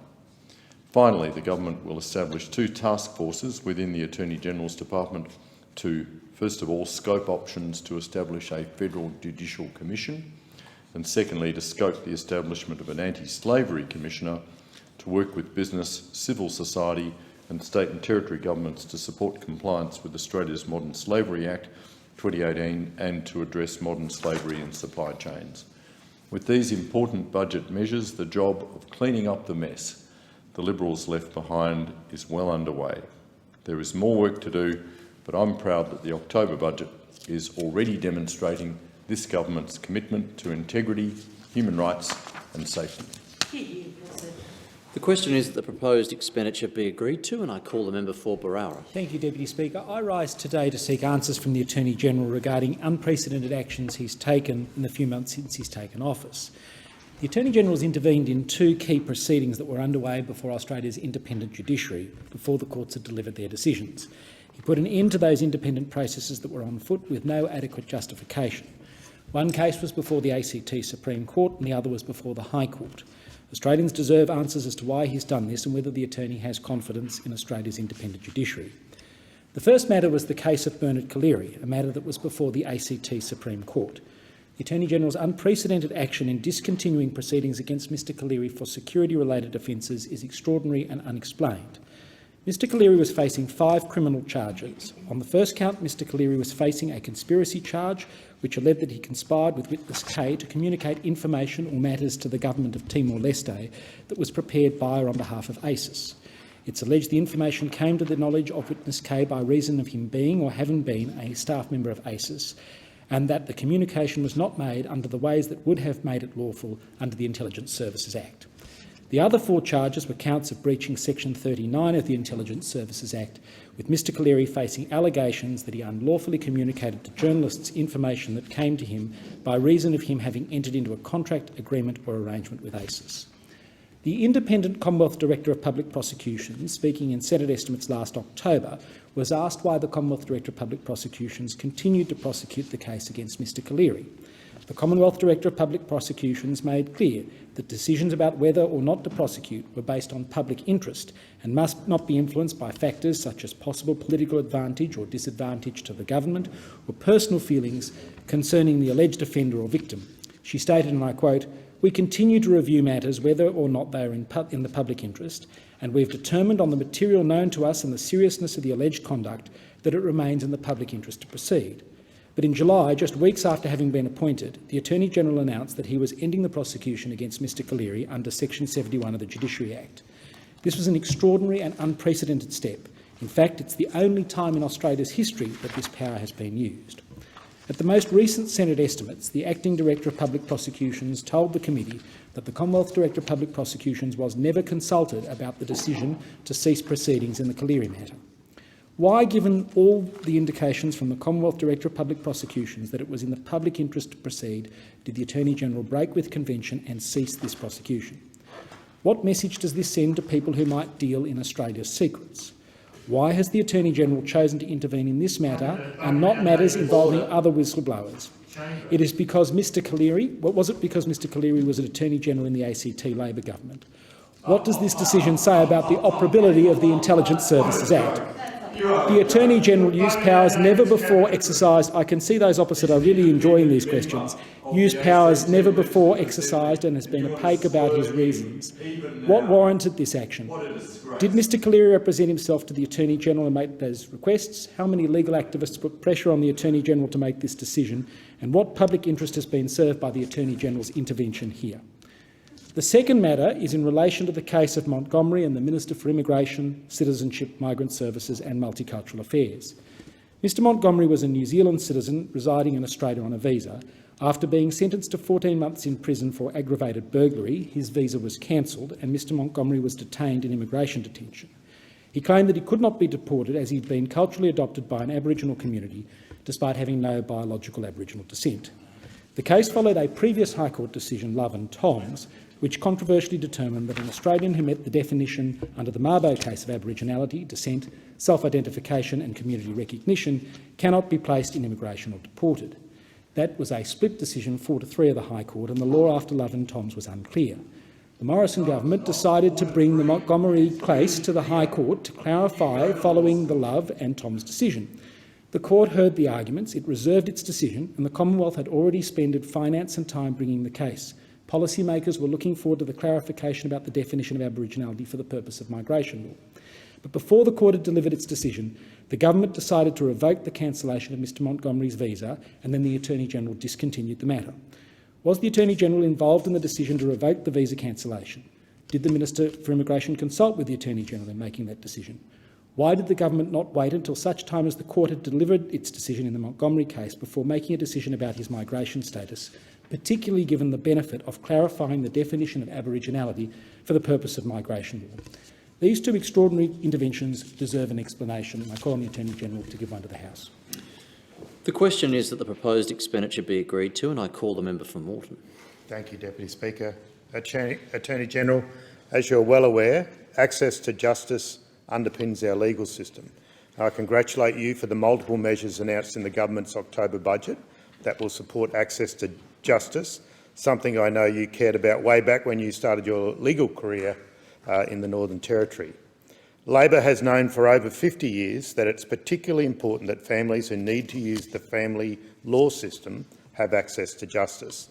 The scheme introduced in 2019 to protect against cross-examination by a perpetrator of family violence has increased access to justice for many victims of family violence who find themselves entangled in the family court system. The prospect of being interrogated through cross-examination by an abuser has caused many victims to abandon their family law applications. In some cases, victims have agreed to unsafe arrangements for themselves and their children just so they did not have to endure the court process and face their abuser directly. The problem with this scheme, however, has always been that it was not properly funded by the previous government since it commenced in 2019. Good idea, bad implementation. Put simply, the scheme kept running out of money. We heard in Senate estimates a couple of weeks ago that on at least 2 occasions, in just one jurisdiction, the Attorney-General's Department was advised they would need to suspend taking any new matters if additional funding was not immediately made available. I've heard of families whose cases were left part-heard when representation to prevent direct cross-examination could not continue due to that lack of funding. Those families experienced additional delay, additional stress. Attorney-General, I was very pleased to see in the October budget additional funding for this scheme of $52.4 million, and I note that this is the largest single funding injection for this important scheme. Also, Attorney-General, as you're well aware, the Morrison government inflicted an extensive restructure on the family law system, something I personally think was reprehensible and without any political mandate, a craven, sneaky act from a craven, sneaky government. Abolishing the Family Court of Australia was done on the basis of a desktop review and with no credible evidence that it would improve the experience of families using the court system. I know, Attorney-General, that you're carefully assessing those changes to ensure that such a major restructure is achieving its purpose, something I have severe doubts about. The court itself has introduced some innovative measures to improve the experience of families using the court system. One, the Lighthouse Project, a family safety risk screening and specialised case management pilot for matters involving family violence. Attorney-General, I was very pleased to hear the announcement in the October budget that the government is providing over $24 million over 3 years to increase the capacity of legal aid commissions to support the national expansion of the Lighthouse Project from 3 to 15 family law registries of the Federal Circuit and Family Court of Australia. Obviously, providing legal assistance at an early stage of a family law proceeding will increase access to justice, but it will also ensure court resources are used efficiently. Attorney-General, also, as you're well aware, my electorate of Moreton was heavily impacted by floods in 2011 and again in February this year. 2,200 homes had floorboards covered by water and many businesses destroyed. While the water has been mopped up and the piles of destroyed possessions taken away, the trauma for those families will endure for a very long time. What is not visible in the images flashing across our television screens during such disasters is the often complicated legal consequences that follow. People have lost everything, including their legal documents. Legal advice in the weeks and months after such an event is crucial, I would suggest. Attorney-General, the election commitment by the Albanese government of $12 million to boost funding for legal assistance in areas that were affected by floods in 2022 will help those in my community who are still struggling with the legal impact of the February floods. I commend you for that commitment, which will provide increased access to justice in my community and other communities in Queensland and northern New South Wales and western New South Wales who have been hit by these disasters. As I said at the start, access to justice underpins our legal system. It is also the core tenet of our modern democracy. As Attorney-General and as the first law officer, I know you are committed to providing access to justice. So, Attorney-General, can you tell me how you're going to further increase access to justice for the constituents of Moreton? The question is that the proposed expenditure be agreed to, and I call the member for Wentworth. Thank you. I have three key questions for the Attorney-General. The first is regarding the Safer Communities Fund, which I note from the budget was defunded in this current budget. I want to note that the Executive Council of the Australian Jury's Report on Anti-Semitism in Australia in 2021 estimated that anti-Semitic incidents, including assaults, verbal abuse and vandalism, increased 35% over the previous year, a worrying trend that is mirrored around the world. One particularly disturbing example from my area was a story of a young Jewish student being pushed into a school locker and sprayed with aerosol to simulate gas chambers. The Safer Communities Fund has played a critical role in giving the local Jewish community across Wentworth and across the country vital infrastructure to protect residents. This includes protection for synagogues, schools and other community centres, as well as monitoring of digital threats.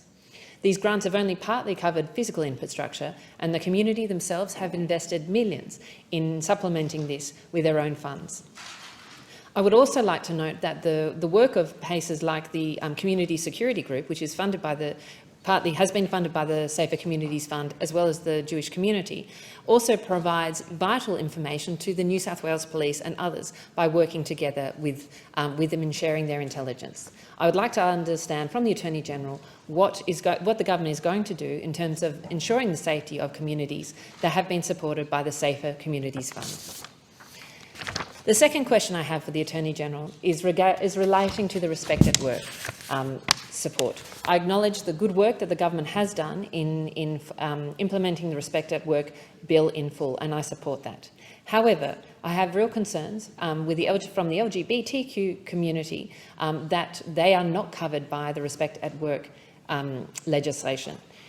The Respect at Work legislation has a very narrow definition in terms of sex, and it doesn't even reflect, the full range of characteristics protected under the Sex Discrimination Act, including sexual orientation, gender identity, intersex status, pregnancy or relationship status. So this means that the bill does not provide appropriate protection for LGBTQ community. It also creates inconsistency in terms of what we are asking from businesses, who must already comply with anti-discrimination law, which relates to all the protected characteristics under the Sex Discrimination Act. I know that the Attorney-General is committed to supporting the LGBTQ community, and I appreciate his words to that effect, and I'd like to understand how he's going to ensure that the LGBTQ community can get the benefit of the protection that have been allowed under the Respect at Work. My final question relates to the NAC, which is before the Parliament as we speak. Again, I'd like to acknowledge the government's good work in bringing a strong and robust NAC to the Parliament, and is one that my community in Wentworth wholeheartedly supports. However, I am concerned with the oversight of this NAC, and particularly the fact that the government of this day is able to appoint a commissioner, deputy commissioner and inspector on political or party lines if they wish to, without any need to get support from across the Parliament. I understand the government's desire to retain control of parliamentary committees. It's the way that things have always been done in this place. But if May's election has told us anything, it's that things need to change. For the NAC to succeed, and the Commission itself, the parliamentary committee that oversees it must act and be perceived to act without partisan motive. This is particularly important when it comes to the committee's role in confirming the appointments of these people. I think I've heard the Attorney-General identify and acknowledge that the Commissioner's appointment is absolutely critical in terms of how the NAC will be perceived and how effective the NAC will be.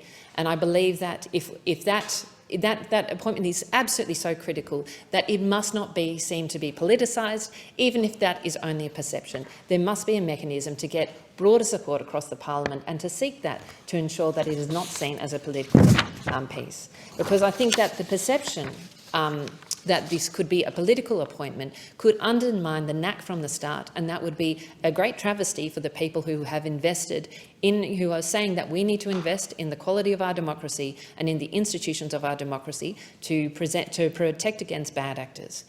I will be moving an amendment in this space, but I seek to understand from the government's point of view how the Attorney-General is going to ensure that the appointment of the Commissioner cannot be partisan and one that is subject that could bring the NAC into disrepute. Thank you. Just before we proceed, it's not a strict requirement to finish at 1:30 on the dot, but I need to put this question before we do finish, so if people could talk amongst yourselves about how to manage that, it would be appreciated from the Chair's point of view. And the question is that the proposed expenditure be agreed to, and I give the call to the member for Moreton. Thank you, Deputy Speaker. And Attorney-General, I want to take you to something you mentioned in your opening remarks and also something touched on by the member for Wentworth. I was pleased to see in the October budget that $262.6 million has been set aside for the establishment and ongoing operation of the Albanese Labor Government's National Anti-Corruption Commission. It's really important that this commission has the resources it needs to investigate referrals and complaints in a timely way. I was also happy to see there is funding provided for the NAC to undertake corruption prevention and education. The Labor government is committed to tackling corruption and restoring trust and integrity to federal politics. Obviously a great day for Australian democracy when you introduce that legislation to establish a transparent and independent NAC, delivering on that core election commitment.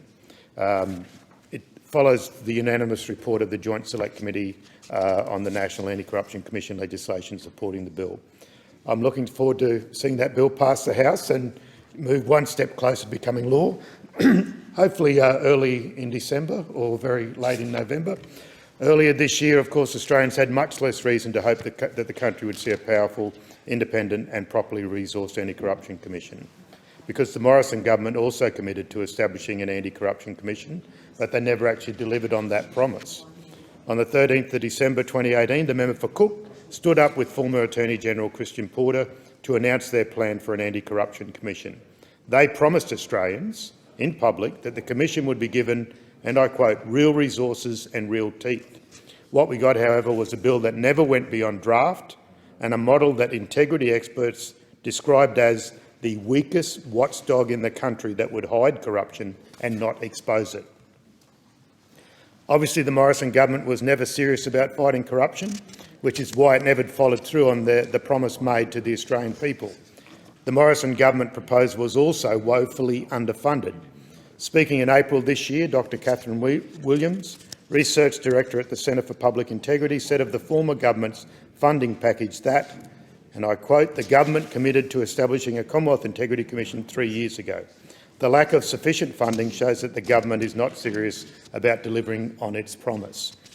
The Centre for Public Integrity also highlighted cuts made by the previous government to other integrity bodies, such as the Australian National Audit Office and the Ombudsman. Both of them important, but particularly the National Audit Office, I would suggest. All that underfunding is all emblematic of the Morrison government's tendency to hide from scrutiny and oversight. The Albanese Labor government obviously takes such things seriously, demonstrated by the fact that $262.6 million delivered in the October budget is almost $90 million more than the previous Morrison government allocated to its unlegislated commission. So I congratulate the Attorney-General for setting up a commission with real powers, real funding, real teeth. And my question is, how will the $262.2 million allocated in the October budget ensure that the Commission has the resources it needs to track down and stamp out corruption in the Commonwealth public sector? The question is that the proposed expenditure be agreed to, and I call the member for Menzies. Thank you, Deputy Speaker. I will have two questions to the Attorney-General, and I won't use the full 5 minutes, noting the time. The first is to note that I was one of the 12 members on the Joint Select Committee, and just to thank the Chair, Senator White, and the Deputy, the member for Indi, and also the fact that so many of that committee were actually from the class of 2022. Some maybe said, oh, well, where's the experience? But I actually think it was, in hindsight, it was good. It was a fresh move. It was people who didn't bring any baggage from a previous life in this place, and I thought that was good. The point was made by Senator Shoebridge to many witnesses.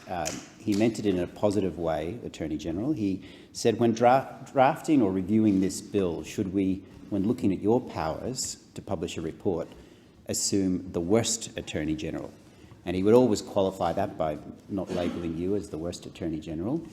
And many witnesses would agree. Of course, it's a prudent thing to do when you're looking at a bill to assume the worst.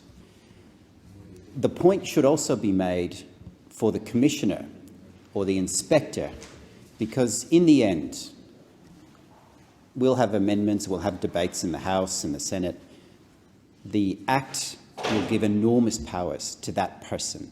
And over the life of the NAC, which may be very long, one day there will be a bad Commissioner. One day there will be a bad Inspector. And it would be a good thing if we had the same level of consultation and bipartisanship in the appointment of that person. So my first question is that, will you commit to engaging with the same level of cooperation that the committee did in appointing the Commissioner, the Deputy Commissioners and the Inspector? The second question relates to the consultation process and the timeline we were given. When you look at the bill and you look at the consequential bill and the explanatory memorandum, a lot of work went into those, and I commend those who were involved in the drafting. But it comes to 667 pages. And then when you look at the number of submissions, we had 140 submissions. They add up to 1,340 pages worth of submissions. A lot of effort went into many of them, and I thank those who made the submissions. But I reflect on the possibility that we might have had more time, and have we missed out on doing a more thorough job if we were given through to the new year to do this task? So my second question is this: why did the government put a premium on a deadline over making the bill the best that it could be? Thank you. The question is that the proposed expenditure be agreed to, and I call the Attorney-General. Thank you very much, Deputy Speaker. I'll deal first with the matters raised by the member for Berowra, who I see has left the chamber without waiting for the answers. The member for Berowra raised some questions about the decision I made under Section 71 of the Judiciary Act to end the prosecution of Bernard Collaery. And I have to say that his complaint or allegation that I did not explain that decision is an absurd one. I held a press conference at which I explained the reasons behind the ending of the prosecution of Mr Bernard Collaery. As I said then, and I'll say it again, it reflects the government's commitment to our national security and our commitment to our relations with our neighbours. The government remains absolutely steadfast in our commitment to keep Australians safe by keeping secrets out of the wrong hands. As such, I explained this at the time, I made an application to the ACT Court of Appeal to consider redactions to parts of its judgments prior to publication. And that's the end of what I will say publicly about this. The long-standing practice of the government has been to neither confirm nor deny claims about intelligence matters. I will strictly adhere to that practice, and I reject completely the absurd, ridiculous and, might I say, disgraceful suggestion made by the member for Berowra that the decision to end the prosecution of Mr Bernard Collaery had anything to do with the service of Mr Collaery as an independent member of the Legislative Assembly of the Australian Capital Territory, during which time he was for a time the Attorney-General of the Australian Capital Territory. As to the other matter raised by the member for Berowra, which was the Montgomery case, it's a case that raised some important legal questions about the scope of the Commonwealth's power to make laws under the Aliens Power in the Australian Constitution. The previous Attorney-General brought that constitutional aspect of the case before the High Court, had made submissions on that aspect of the case. The High Court had heard the matter in April 2022 and had reserved judgment on it before the election of the Labor government on the 21st of May. A ministerial delegate, I'll repeat that, a ministerial delegate in the Department of Home Affairs overturned the decision to cancel Mr Montgomery's visa, restoring his visa on the 15th of July 2022. And in the light of Mr Montgomery's visa being restored, the Minister for Home Affairs and the Minister for Immigration, Citizenship and Multicultural Affairs, who were the parties to the case in the High Court, considered it appropriate to file a notice of discontinuance. It was their application in the High Court, ending the appeal on the 28th of July 2022. And the member for Berowra, who is claiming to be the Shadow Attorney-General in this parliament, would be well advised to actually check some facts and check something about legal process and check something about the processes of the High Court before he seeks to raise the kind of absurd questions that he wasted the time of this chamber with. I do thank the member for Moreton for raising the importance of access to justice in this place, including drawing attention to the very valuable Lighthouse project in the Federal Circuit and Family Court of Australia. Ensuring that people have access to justice is an absolutely fundamental and critical element of the rule of law. And I'm very pleased of the limited but nevertheless additional funding that we've been able to provide in the October budget to a range of parts of the legal assistance sector. I want to quickly turn to the member for Wentworth's questions. One of them went to the Safer Communities Fund. The Safer Communities Fund is something that I think had reached its 10th round by the time of the announcement in the last federal budget, before the October budget. It was, of course, for grants to improve community safety, but the funding had not been announced. The $50 million funding had not been announced, no grant round had been commenced, and the funds remained unallocated. What's significant here is that the Auditor-General had found that applications to the Safer Community Funds were not assessed in accordance with program guidelines, decisions were not informed by departmental briefings, and reasons for decision were frequently not recorded. We are actively looking at options to make sure that communities continue to get the funding they need. And if I could turn very quickly to the questions by the member for Casey, I'd thank him for his work on the Joint Select Committee on the National Anti-Corruption Commission. And I can assure him that there will be merit-based appointment processes for all of the National Anti-Corruption Commission appointments. The arrangement that we have in this bill for a relatively unprecedented membership of a committee of 12 with 6 government members, 4 opposition members and 2 crossbench members. There's only one other example among the parliamentary committee structures with such a structure. It's entirely appropriate that the appointments be made by the government, but we are providing for an approval process of the important positions at the National Anti-Corruption Commission. And I would really seek to assure the member for Casey and all those interested in the national... Oh, sorry, Menzies. I humbly apologise. Yes, the member for Menzies, I humbly apologise. I'd written down member for Casey, which is my error. I assure the member for Menzies that the process, it's a relatively unusual one in the Australian political context of having not quite what one would call confirmation hearings like they do in the Senate of the United States Congress, but nevertheless, having an approval process for a government appointment is a relatively unusual thing. I think it will achieve the purpose that we want of providing an assurance to the Australian people that the very best people are being appointed to these positions. Any government in the future that seeks to make a partisan appointment is going to cop criticism from the committee. That's the way this process should work, and it would be at the peril of the government if it sought to abuse the appointments power by making a totally partisan appointment, intending, if you like, to thwart or abuse the processes of the National Anti-Corruption Commission itself. I am very much hoping that we will have the support of the entire Parliament for the model that we have brought forward. I do believe that the bill we have brought to the Parliament with the 11 government amendments that I've given notice of is going to be the very best model of an anti-corruption commission, based as it is on learning from the mistakes that have been made and some of the deficiencies that have been identified in the 8 state and territory anti-corruption commissions that we've seen established over the last 30 years. But I thank the member again very much for his participation in this Parliament's processes. The question is that the proposed expenditure for the Attorney-General's portfolio be agreed to. All those of that opinion say aye. Contrary, no. The ayes have it. It being past 1:30 p.m, debate is interrupted. The chair will be resumed at 4 p.m.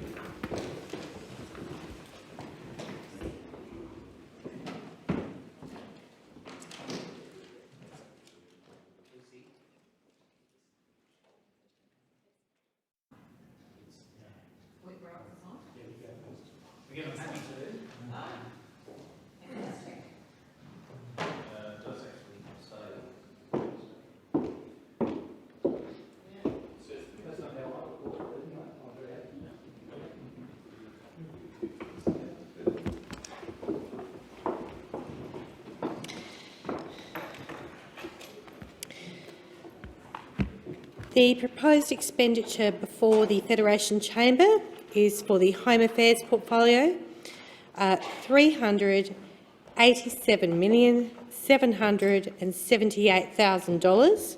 The question is that the proposed expenditure be agreed to, and I call the Minister. Thank you, Deputy Speaker. It's a great pleasure to have the opportunity to participate in this debate, this consideration in detail on the budgetary measures connected to the Home Affairs portfolio. Obviously, in my remarks opening this, I will concentrate particularly on those matters within my responsibility, although, of course, as members would be well aware, the appropriations also go to those matters directly within the remit of the Minister for Home Affairs, and also Senator Watt in his capacities that fall within the Home Affairs portfolio in the National Emergency Management space, a space which obviously has been of particular relevance as much of the country has been working its way through a series of weather events.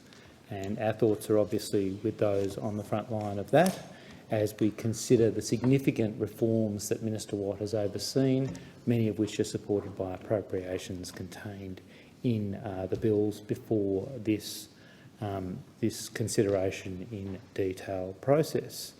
I do look forward to exchanging with members from the opposition, members from the crossbench, should they seek to participate in this conversation, and I know that there are government members who have issues of concern to them that they wish to raise. For this government, and particularly in respect of my responsibilities, this budget delivers on some long-standing concerns we have had about elevating the role of immigration. And there are a number of investments which put into the budget in the most meaningful way these long-standing aspirations about seeing immigration as a core function of national government, indeed a function that really is about nation building, and a function, sadly, which had to be substantially rebuilt following nearly a decade of neglect under members opposite. We see this particularly in the area of visa processing, where staff had been dragged down through cuts and more cuts, leaving us unprepared for the challenge that lay ahead of our nation as the borders reopened, with very significant consequences for our economy and even more significant, I might say, consequences for those Australians, those many Australians with deep family connections to people outside of this nation. Rebuilding that capacity with very significant investments has been a significant focus for the government and a task that we have approached with urgency. As I told the House not that long ago, since the 1st of June, we have now dealt with 3.4 million visas. Now, we would not have been able to do this and reduce the processing time for some of those key visa categories. I think particularly of some of the temporary skilled visas, which were taking, in some cases, months to be processed previously. That time is now down to days. Now, that's down to a couple of things, really. Firstly, the quality of work that is being done by the wonderful women and men who work in the Home Affairs Department, but also to the additional resourcing that has been put before them, hiring more people and engaging in and offering up the opportunity for more overtime to speed this process. There is more work that is being done, which has been facilitated by the investments contained in the budget in this regard. Now, these investments in and of themselves are critical, but they are also the basis upon which a wider reform agenda can be prosecuted. And I'm very pleased that as one of the many outcomes of the government's very successful Jobs and Skills Summit, well, the Leader of the Nationals Party has a different take than the Shadow Minister for Immigration on this matter, and perhaps he's scoffing because he was pretty keen for an invitation. Perhaps he wasn't allowed to come, Well, I was very keen for the Minister for Immigration to come. I always enjoy my interactions with the member for Wannon, and I'm very disappointed that he was denied the opportunity to participate, denied the freedom to participate in that important forum. But a critical outcome of that forum was Minister O'Neill, the Minister of Home Affairs, announcing a migration review. Now, it is important because it has been a generation since we've had a hard look at our migration system and how it can serve our national interest. This review, headed by 3 eminent Australians, Martin Parkinson, Joanna Howe and John Azarias, will provide us with the basis, hopefully, to land a broad consensus around the purpose of our system and then to build upon the groundwork that is contained in this budget, which has got our system moving once again. Thank the Minister, and I call the member for McPherson. Well, thank you, Deputy Speaker. As the Shadow Minister for Home Affairs, Child Protection and the Prevention of Family Violence, I can tell you that Labor's first budget has been lacklustre for some pretty crucial policy areas like cybersecurity and cybercrime. Now, with the change of government came a significant gutting of the Home Affairs portfolio, and I note that the Minister who is here today, who has responsibility for immigration and citizenship, that portfolio area largely remains unchanged, but the rest of Home Affairs has been absolutely gutted so that it is just a shell of what it was previously. But that aside, what we've actually seen from the rest of the portfolio responsibilities in relation to cybersecurity is somewhat disappointing, and I say that in the broader sense and clearly commenting on the actions or lack of action by the minister responsible. So I am absolutely without doubt that millions of Australians would prefer to keep their information kept private, and they are concerned about the extent of the cybercrimes that are happening and the ability of the minister responsible to step up, quite frankly, face the public, talk about what the issues are and disclose what plans, if any, she may well have to deal with cybersecurity. Quite frankly, it's becoming quite the pattern of behaviour from the Minister responsible for cybersecurity and what's left of Home Affairs outside immigration, which is not very much. That we don't get much of a response, and any response that we get is quite late and quite tardy and incomplete, to say the least. Now, we actually did try to assist as a coalition with putting some ransomware legislation into the House. Unfortunately, Labor saw fit to use its numbers to ensure that that was not progressed. So at this point in time, there is no ransomware legislation that the government is progressing, which clearly leaves consumers in Australia at a disadvantage.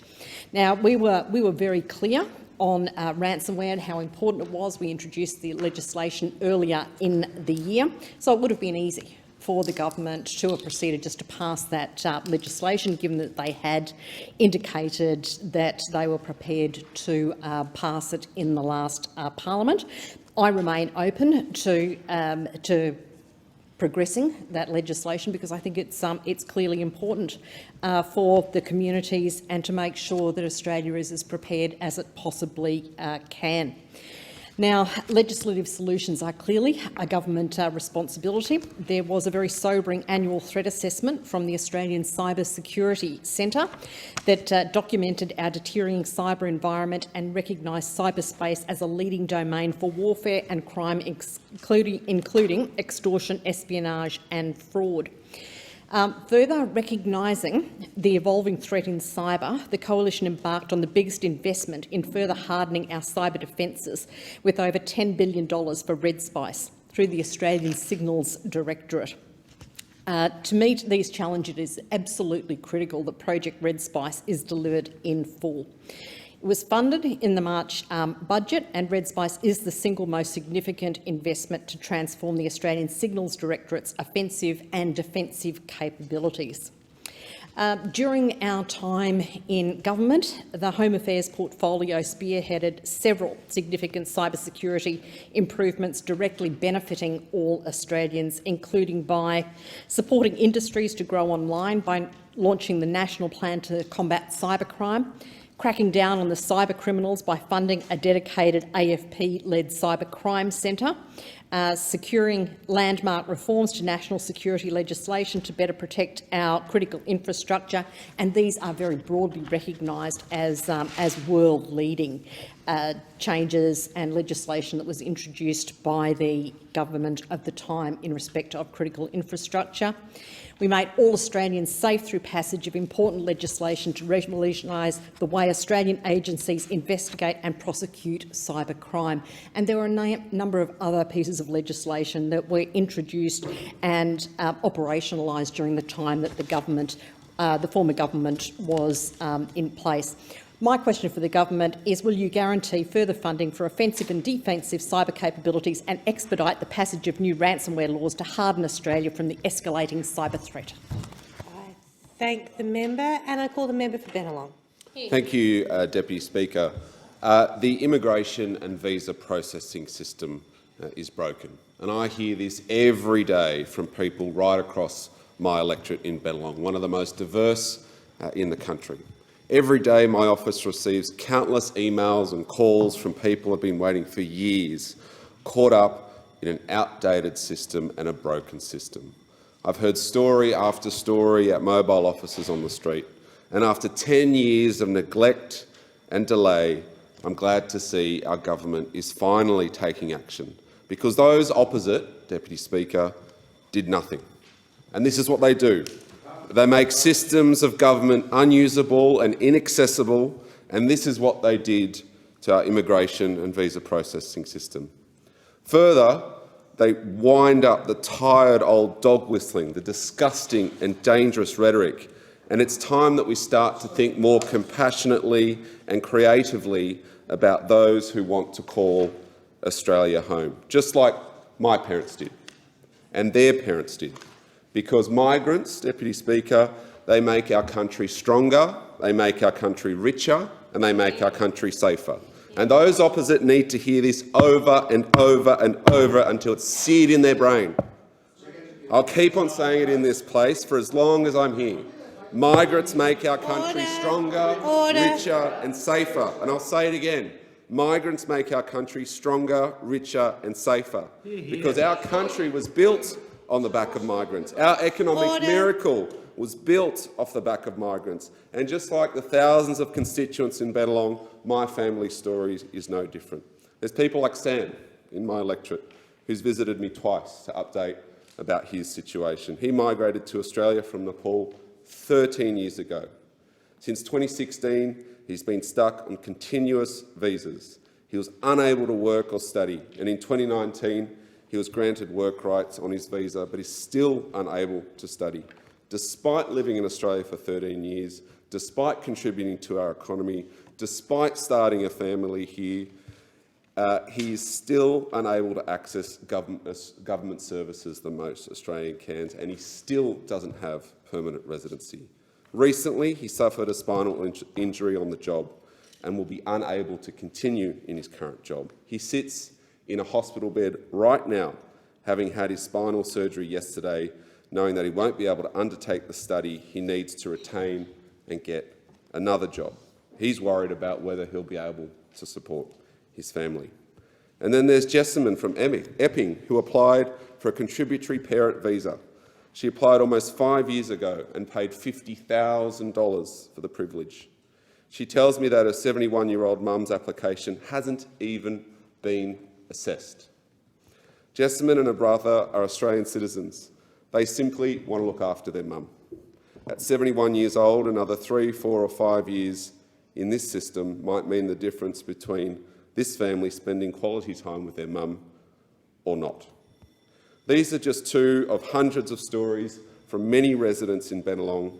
They want and deserve certainty, and they deserve to live here and feel part of our vibrant community. And I'm so thankful that one of the first actions of this government was to start fixing this broken system left behind by the former government. 300 additional staff in visa processing roles since May 2022. Almost 200 staff have been allocated to visa teams for regular overtime and rolling recruitment. An additional $36.1 million to support a surge workforce to fix the crisis.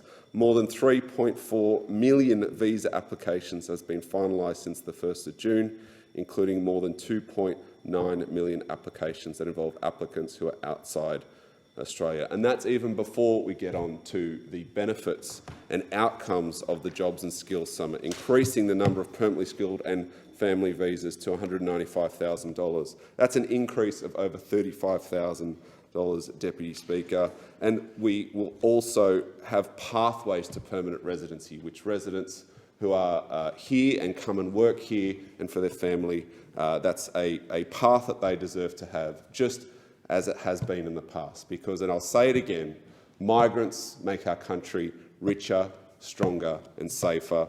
And I thank the Minister for his amazing work in this role today. I look forward to seeing what more he can do. I thank the member for Bennelong. I call the member for Wannon. Thanks, Deputy Speaker. And I've got a series of questions that I was hoping the Immigration Minister might be able to answer.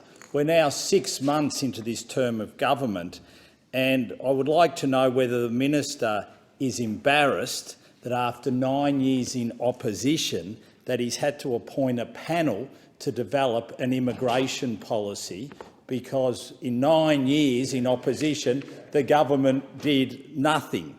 If that's not the case, could he this afternoon detail his immigration plan? And would he, in particular, tell us how many young skilled migrants will be included in the additional 35,000 permanent places? How many temporary skilled visas have been issued in the last 6 months? How many permanent skilled visas have been issued in the last 6 months? And what is the makeup of the individual categories of those permanent visas that have been issued in the 6 months and of those temporary visas that have been issued in 6 months? Can the Minister also explain what the department is doing, and it's understandable that this could be occurring, but what is the department doing, given that there are 300 new people now processing visas and they don't seem to have been given the adequate training that's necessary to be able to deal with all the errors that they are making? And some of those errors have very, very severe consequences for those who have applied for visas. For instance, once your visa has been rejected and you cannot come to Australia, then you also cannot apply to go to other countries. Now, it would seem to me that some sort of review system needs to be put in place very quickly if we are going to be able to deal with this. Would the minister also be transparent with the Australian people? He talked about with great fanfare about his job summit and the announcement out of that of the 35,000 additional permanent places for 1 year. What is going to happen the following year and the year after that? Will those 35,000 permanent places continue, or is this something he has outsourced to the panel because he didn't have a migration policy when he came to government? It would be very good to know about that. Also, will he adopt all the recommendations of his panel, or will he select some of the recommendations from his panel? It would be very good if he could tell the Australian people, having set up the panel to devise an immigration policy for the government, will that become the immigration policy for the government, or will he cherry-pick according to his own plans? The Australian people also want to know what are your plans when it comes to temporary protection visas? What are your plans when it comes to temporary protection visas? What are your plans when it comes to CHEVs? Are you going to be fully transparent with the Australian people as to what the numbers are and how you will be dealing with these issues? And when will you do that? Because there are a lot of people wanting to know the details around this, which we are yet to see.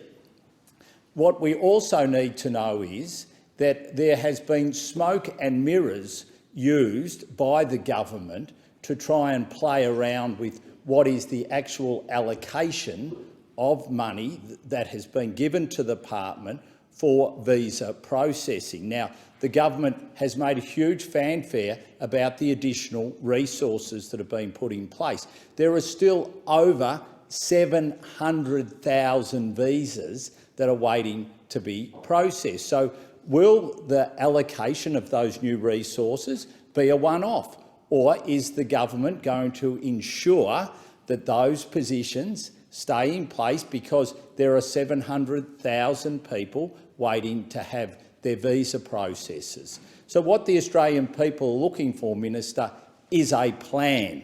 They've been waiting 9 years to see this government have a plan for immigration. They haven't seen it yet. You've outsourced it, but it would be good if you could explain a little bit of the detail of what your policy for immigration is. Thank the member, and I call the member for Holt.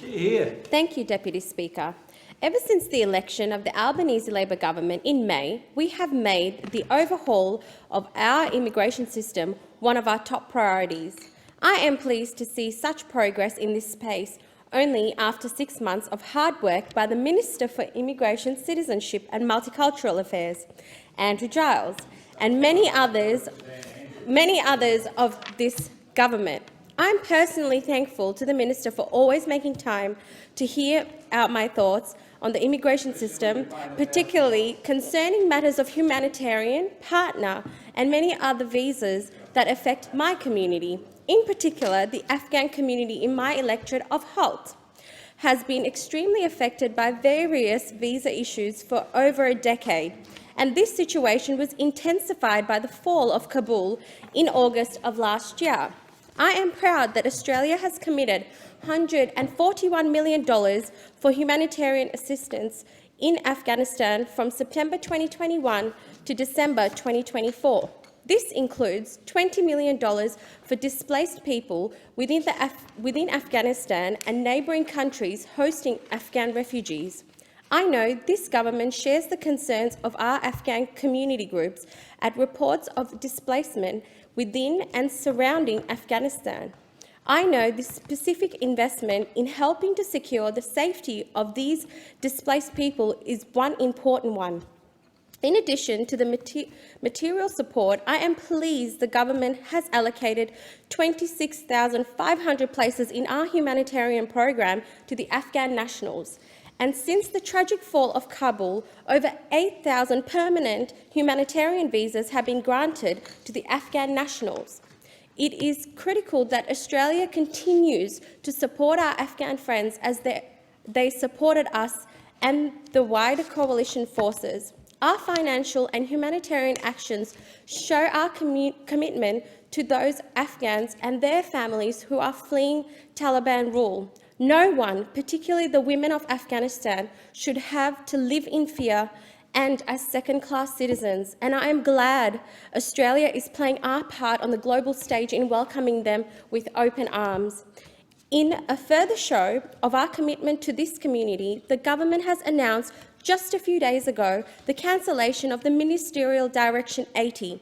This is welcoming news to my Afghan community and indeed everyone across Australia. The ministerial direction, cruelly put in place by the former government, shamefully put Afghan-sponsored visa applications at the bottom of the pile if the visa holder entered Australia as an unlawful maritime arrival.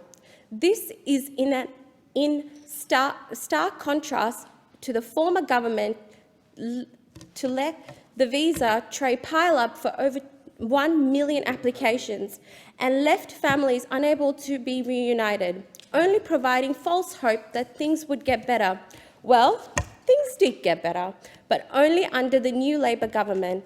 A further example of our commitment to convert current visa holders of temporary protection and safe haven enterprise visas onto permanent visas.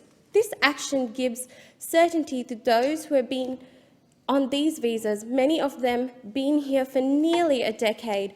These people have been already assessed as needing Australia's protection, and it only makes sense to make this permanent. It is the right thing to do. And further to that, those on TPVs and Chev visa pay their work, they pay taxes, start small businesses, employ other Australians, and contribute to their communities in various ways, be it through charity, animal welfare, or environmental work. This is just a small list of things that they do.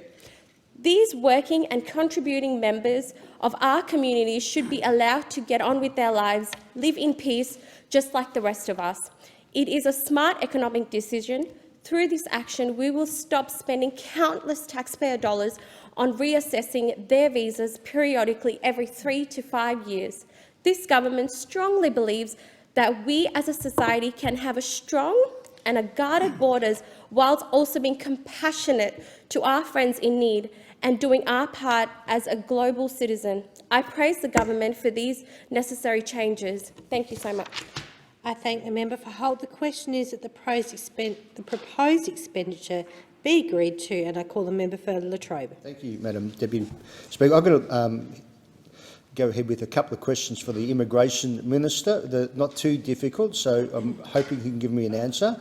The first, the Safer Communities Fund, is that now the responsibility under Home Affairs or the Attorney-General? It's obviously cut in the budget, and if there's going to be a new funding model, which we read in media reports, to replace the Safer Community Fund program again, will that fall under the Attorney-General's or under the Home Affairs Department? And in particular, would it also cover, as in the former government, we had it for high-risk youth? There was a stream for high-risk youth, and there was a stream for infrastructure, in particular places of worship. So again, just for the Immigration Minister's benefit, it's about the Safer Community program. Where will that sit, and what will the funding model look like? And will there be other grants available for multicultural communities in general? And also we had festival grants named under or delivered under the previous government. They haven't actually hit the ground. I'm interested to know where they're up to.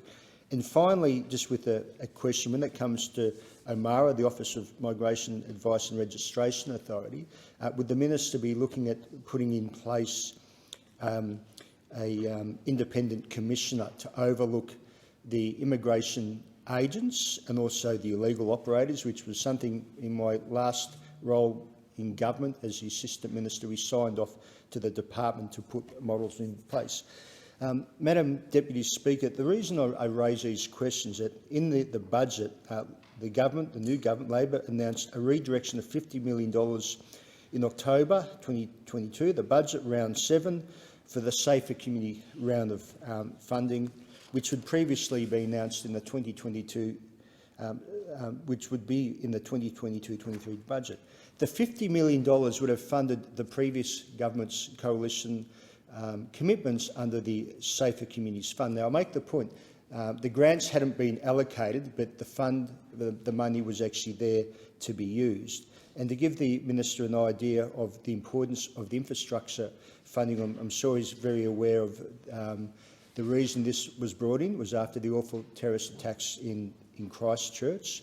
And the round 6 funding had $10 million in total. That funding also went to mosques, Hindu and Buddhist temples, Sikh gurdwaras, churches and synagogues. And I note the Labor Party took this to the Auditor General, where in the Auditor General's recommendations he recommended that for these more smaller minority groups, in particular when it comes to, say, the Hindu communities and the Buddhist communities, making a special round of grant funding for them. And in particular, the other thing which greatly concerned me is out of that $50 million, funding would have also gone towards a program we put in place for high-risk youth. This is the youth who are falling out of schools or involved in gangs or crimes, and I see the member for Holt there, and she might be very familiar with the Hope Australia Soccer Academy, where they're looking after a number of migrants from the African communities and also the Afghan communities. But also out of this, the total funding we put in place in round 6 was $120 million. It was completely oversubscribed. And including those rounds, which I say is very important for all members here, $18.3 million went to Indigenous youth initiatives. So it was really targeted at funding cut at places of worship and also high-risk youth. The youth, we need to do everything we possibly can to protect and support and stop them going down the wrong path, dropping out of school, etc. So that's something which has greatly concerned myself. I know when I've spoken to members of the various Indian communities, the Hindu community, the Sikhs, etc., and even the Sri Lankan community being very concerned this funding had been cut. So I urge the government to reconsider the Safer Communities Fund as a matter of urgency and not wait to next year's budget, but get something out earlier where people actually know about what will be offered in the program. Thank you, Madam Deputy Speaker. I thank the member and I call the Minister. Thank you, Deputy Speaker. Well, I'm grateful for the contribution of members so far, and obviously a very large number of questions have been raised. I think the member for Wannon probably broke a record for consideration in detail. So I'm very flattered that he feels that I can go through so many issues in such a quick, Well, some I will, but I think this is a serious process, and we take it very seriously. The consideration in detail by members of the budget and related matters, and I'll work through as many of them as I can. He asked a number of questions around the visa processing to date under the government, and I'm very pleased to advise him that the numbers in respect of skilled permanent grants is 50,000, temporary 48, partner 18,000, working holiday 95, and student 195,000. So we are making very considerable progress in these categories. I'm sure he'll be pleased to know. I actually did have the opportunity to visit Colac and his electorate, where the demand for... You did a fundraiser for the local candidate. Actually, I think you might want to withdraw that. I did not. I did not do that. I met with local businesses, with the local candidate. You should think about that, mate. You really should. Just answer the questions. Thank you. No, I'm responding to an interjection that's a serious one. I did not do a fundraiser in Colac. Okay? You didn't do a fundraiser for the local candidate. Well, I may have done a fundraiser, but not while I was in Colac, Dan, and you should be very clear about making allegations. Dan. Did you do a fundraiser for the local candidate? I would remind members to direct their comments through the chair. Thank you, Deputy Speaker. Look, the member for Wanneroo will go through, in as far as possible I can, the questions he asks. He made some, frankly, bizarre remarks about the state of our policy framework vis-a-vis the past 9 years, which for someone who sat around the cabinet table is shocking and, frankly, appalling, because you were an architect of the mess that we are trying to clear up. You were not a principal architect, but a significant one, and you should accept your share of responsibility for the mess of a decade of neglect, responsibility for the cuts. And I am particularly offended by the remarks that you made and the insinuations you made against the staff of the Home Affairs Department and the allegations you made about their decision-making. I think those are not remarks which should be made lightly. They should not be made lightly. I am very proud of the work that people do in the department, which I have some responsibilities, in all the areas that they work. And I think all of us in this place should stand up for the women and men who work in the Australian public service. The work that we have asked people to do in this department in a number of areas, including those areas for which the Shadow Minister for Home Affairs has responsibility for, it's hard work. It's really important work in the national interest. We should recognise and respect that and not make the sort of allegations that the member just made. No, I will not. I'm responding. And you should be able to answer that question. Well, these are there review processes? These are new people. What's the process? You have had 5 minutes and you've asked probably 15 or 20 questions in that. You've interjected throughout. You should take this process seriously, Shadow Minister, and you should take your responsibility seriously, because I think you do understand how the visa system operates, not least because you are a Member of Parliament and indeed a Cabinet Minister for a large component of that time. You know very well the framework which operates under the Act and the regulations, or if you don't, perhaps you could ask the Shadow Minister for Home Affairs who is across these issues. I really think you should be careful in making some of these remarks. If you want to know what Labor's policies are, you can look at our platform. It was debated publicly. It was debated publicly and has been available online for quite some time. You can have regard to that. You can also have regard to the decisions which are set out in this budget, which inform the priorities that we have put forward in responding to the challenges that are before us in the national interest. And the thing is, in so many of these areas, there needn't be any partisan rancour or division, because it's so obvious that getting our visa system moving is in the national interest. It's something that businesses have been crying out for. It's something that families have been crying out for. What we seek from the opposition is to criticise where you need to, but to recognise there is work to be done in the national interest and have some regard for that, but particularly in criticising me, not to take cheap shots at public servants. I thank the Minister. The question is that the proposed expenditure be agreed to, and I call the member for North Sydney. Deputy Speaker, many in North Sydney were disappointed to see limited improvement in our human rights expenditure in the federal budget. Central to this disappointment was a lack of action in the Home Affairs portfolio. If we view the federal budget as an indication of government's priorities and values, then I'd have to lament on behalf of the people of North Sydney that the humane treatment of refugees and people seeking asylum has been abandoned by this government. Key Labor Party commitments have not been met within this budget. We saw no budget allocated for increasing humanitarian intake, abolishing temporary protection visas or safe haven enterprise visas, or providing appropriate social services like work and study rights for people seeking asylum.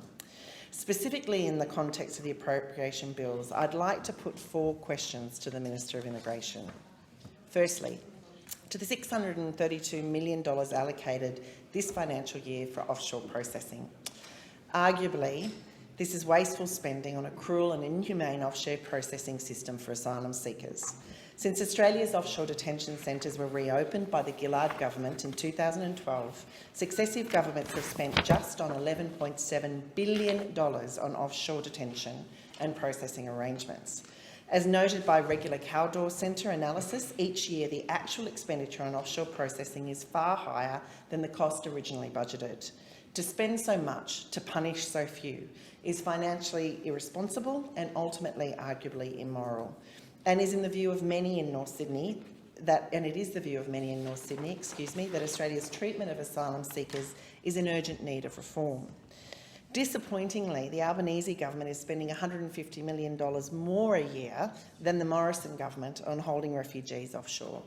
According to the Asylum Seeker Resource Centre, this increase in spending alone could fund refugee support services for the next 4 years. I put to the Minister, how does the government justify the additional $150 million for cruel offshore processing regime? And did the government consider redirecting this expenditure to fund refugee support services? Secondly, there is an urgent need to restore basic financial safety net for people seeking asylum.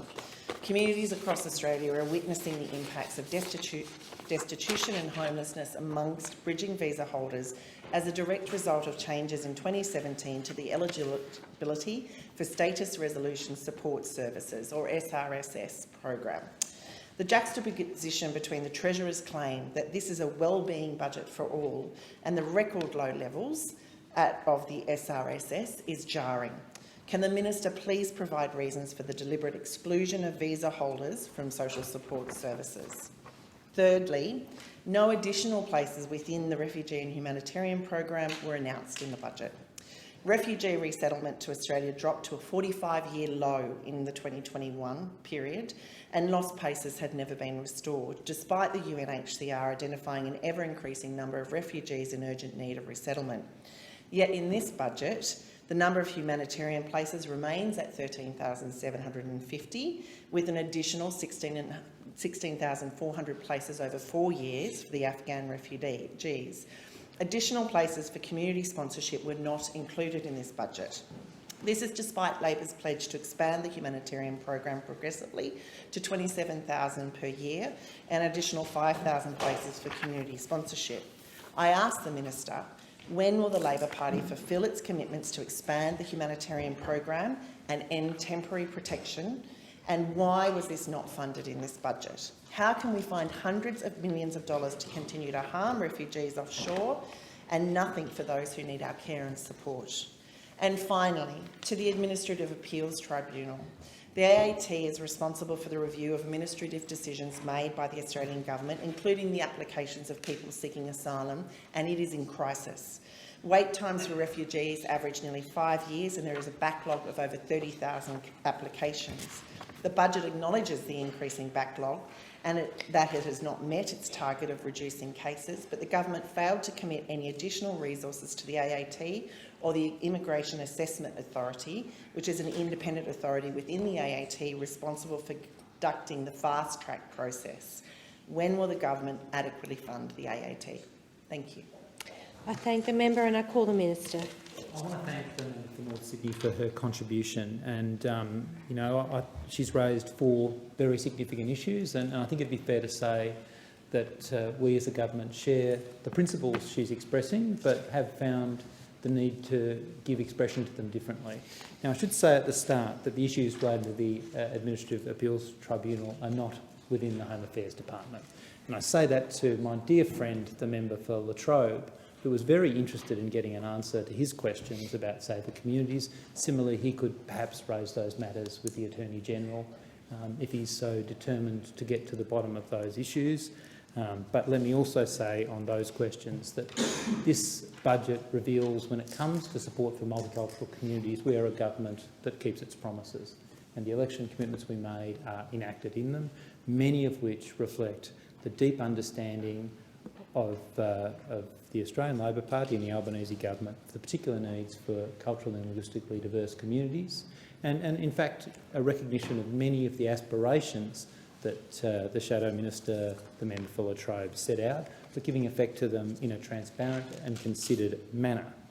The three other issues that you raised, I mean, the government does not share your view when it comes to the offshore processing arrangements, and I should identify, make clear to the House that the Member for Home Affairs delivered very significant and long overdue news in securing the transfer of 6 people from Nauru to resume lives in New Zealand, and remind everyone that this really was something that could have happened in 2012 when the New Zealand government made that generous offer. 10 wasted years and untold damage. My friend, the Minister for Home Affairs, is getting on with the task of dealing with that now. Now, when the issues around the safety net are important issues, and they have been the subject of extensive consultation on my part with the sector to ensure that those matters that are set out in Labor's platform are given effect to, and given effect to properly. There is a lot of work to be done in that regard to make sure that we get it right. And similarly, you talk about this budget not dealing directly with the issue of the commitments that our government made in respect of progressively, as you say, increasing the intake. This is absolutely critical, but again, it's critical that we get it right. And it's critical that when we resettle people, that we give them every support they need. That requires giving proper consideration to those arrangements which enable someone who comes here from the humanitarian pathway to get everything they need to begin a life here, to feel that they belong, to be supported, to make the contribution that we know they make. Indeed, to recognise, as the member for Bennelong said, that refugees, like all migrants, make our country richer, stronger and safer. We are going to work through, as we have been in the course of consultations with the sector, a plan to get to 27,000 per annum, and of course to deal with the commitments we've made around community sponsorship, and importantly for community sponsorship places to be additional to those supported by the government program directly. We are doing so right now. I also take this opportunity to advise the House that under our government, our refugee and humanitarian program is non-discriminatory. That was not the case for the last 9 years, which is utterly shameful. We will accept humanitarian entrance on the basis of need, as advised by the UNHCR. That is the proper course, and it always should have been the proper course for any responsible Australian government. Particularly now, and I know the member for North Sydney well knows this, we are living in a world where there are more people forcibly displaced than at any time in human history. And we have to face the reality that climate change and its impacts are going to make this challenge even worse. That makes getting this right, showing ourselves, as Minister Bowen has been doing in respect of our international engagement over climate change, that doing the right thing at home is not only the right thing to do morally, it's not only the right thing to do in the national interest, it is a vital thing to do if we are to play a meaningful role in a constructive international process to make a difference to deal with this international humanitarian crisis, which is something I think Australians would like to see us do. We see that in the response to the awful circumstances in Afghanistan, which were touched on by my friend the member for Holt. We see that in response to the crisis and the ongoing conflict brought on by the Russian invasion of the Ukraine. We can do better. Under this government, we will do better. I thank the Minister. The question is that the proposed expenditure for the Home Affairs portfolio be agreed to. All those of that opinion say aye. To the contrary, no. I think the ayes have it. The motion is agreed to. Now, consideration in detail, just to remind all members present, consideration in detail is a debate and the call will be alternated between the government and non-government sides, as always. Even though this debate sometimes takes the format of question and answer, this is not question time.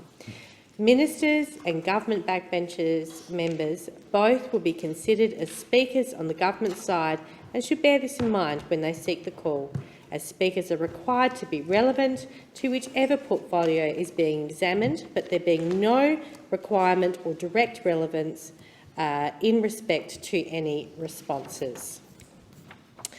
The proposed expenditure now before the Federation Chamber is for the infrastructure, transport, regional development, communications and the arts portfolio, $351,686,000. The question is that the proposed expenditure be agreed to, and I call the Minister for Regional Development, Local Government and Territories. Thank you, Minister. Thank you very much, Deputy Speaker. And I'm proud to rise today as a minister in an Albanese Labor government to talk about our successful first 6 months in government and how our budget is delivering on our commitment to the Australian public, and in particular those living in regional Australia. Throughout these 6 months, we have consistently delivered, putting into action our plans that the Australian people voted for, and our October budget was no different. It is responsible, it's solid, it's suited to the times we're in. But we know that these are challenging times. A substantial global slowdown, high inflation, rising interest rates and a succession of natural disasters are putting pressure on Australians and on our economy. And against this backdrop, we are still delivering cost of living relief in a targeted way. We're investing in stronger and more resilient economy. We are doing what those opposite talked a lot about but failed to do, and we are beginning the hard yards of budget repair. We can't clean up the mess overnight, but we are working every day to build a better future for Australians no matter where they live. And like almost 30% of Australians, regional Australia is where I call home.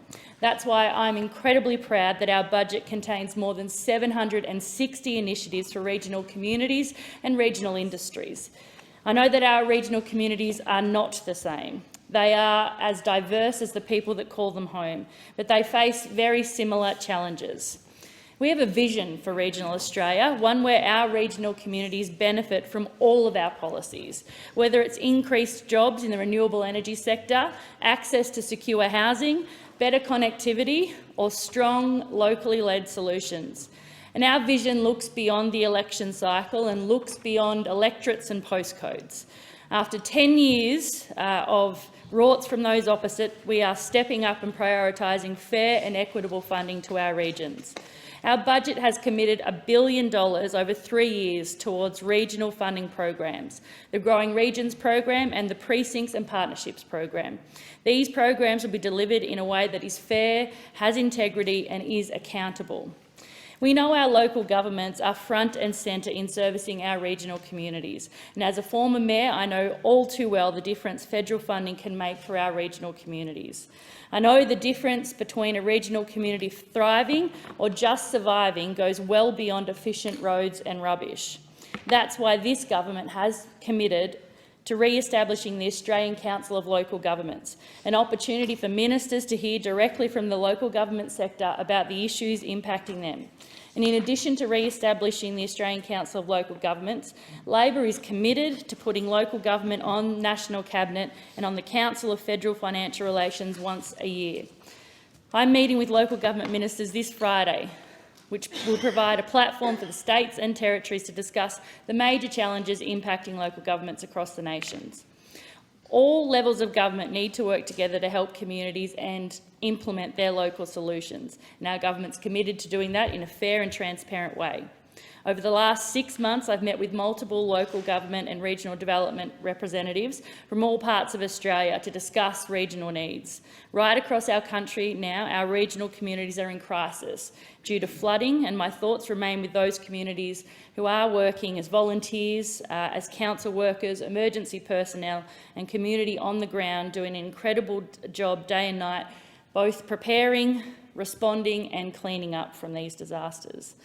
But sadly, it is often our regional communities who bear the brunt of natural disasters, which is why our government has committed to preparing our communities for future disasters through the Disaster Ready Fund, investing $1 billion on disaster risk reduction and resilience.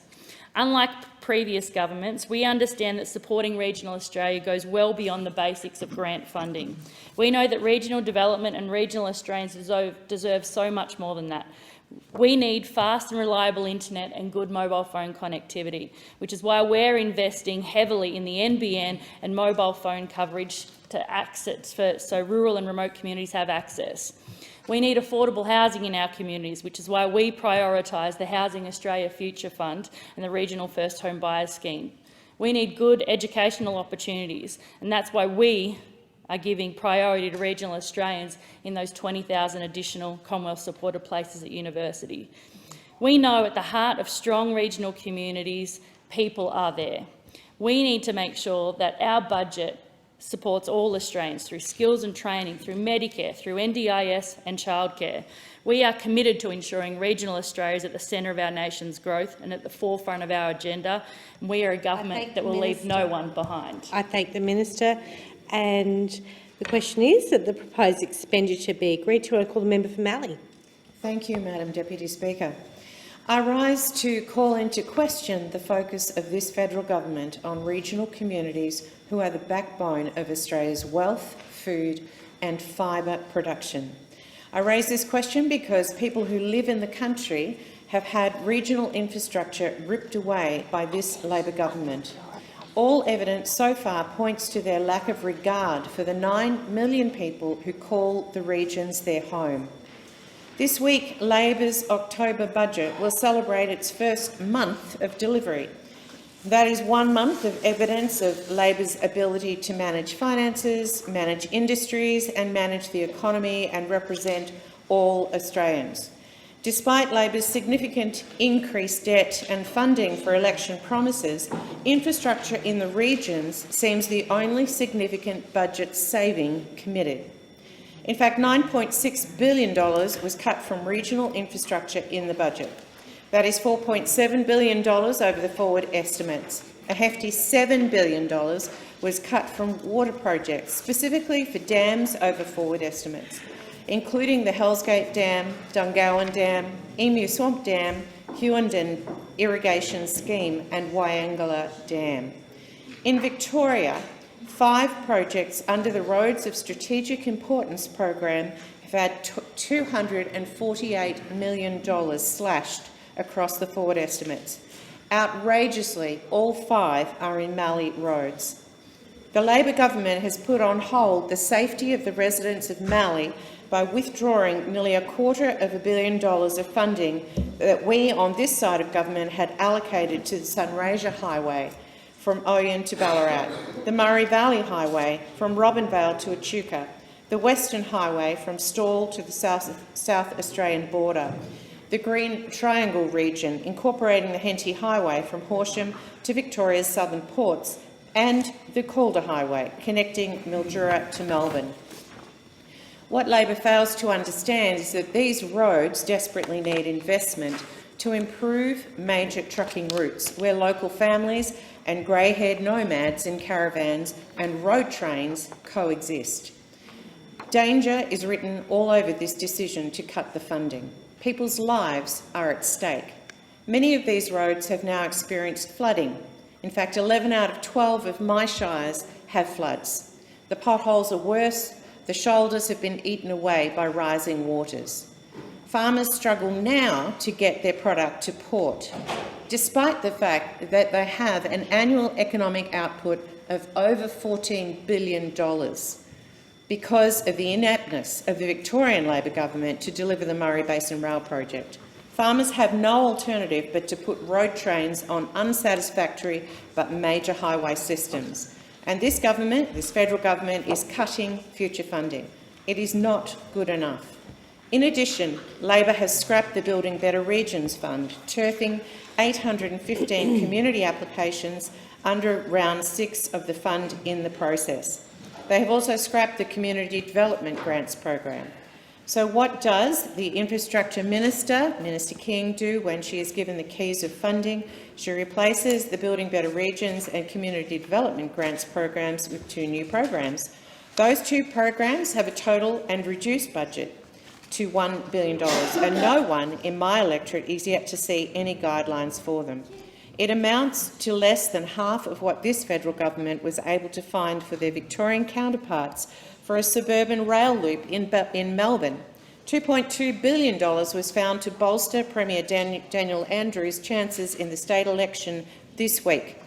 This is despite the fact that the Victorian Auditor-General says he has yet to see any economic rationale for it when the federal government committed funds to it. Labor like to say that Infrastructure Australia should approve large-scale projects such as the suburban rail loop. They did not go through that process either. Thankfully, though, for those in the regions, Madam Deputy Speaker, Labor has retained the Stronger Country Communities program, at least for 22-23, but they've provided no money in forward estimates for future rounds. It is only a matter of time before we see this program axed by the Labor government. We know investments in infrastructure are a key plank in growing the Australian economy, but does Labor know that? Their actions have thrown communities across the nation into uncertainty and forced them to play the waiting game, waiting for a new pavilion at their local sporting club, waiting for valuable services to be built. The member's time has expired. The question is that the proposed expenditure be agreed to, and I call the member for Solomon. Thanks very much, Deputy Speaker, and I'm thankful for the opportunity to speak on this portfolio area, which of course is so important to my electorate of Solomon, the capital of the north, Darwin, and also Palmerston, but also Greater Darwin, the rural area. But it's also important to the whole of the Northern Territory and of course to our nation.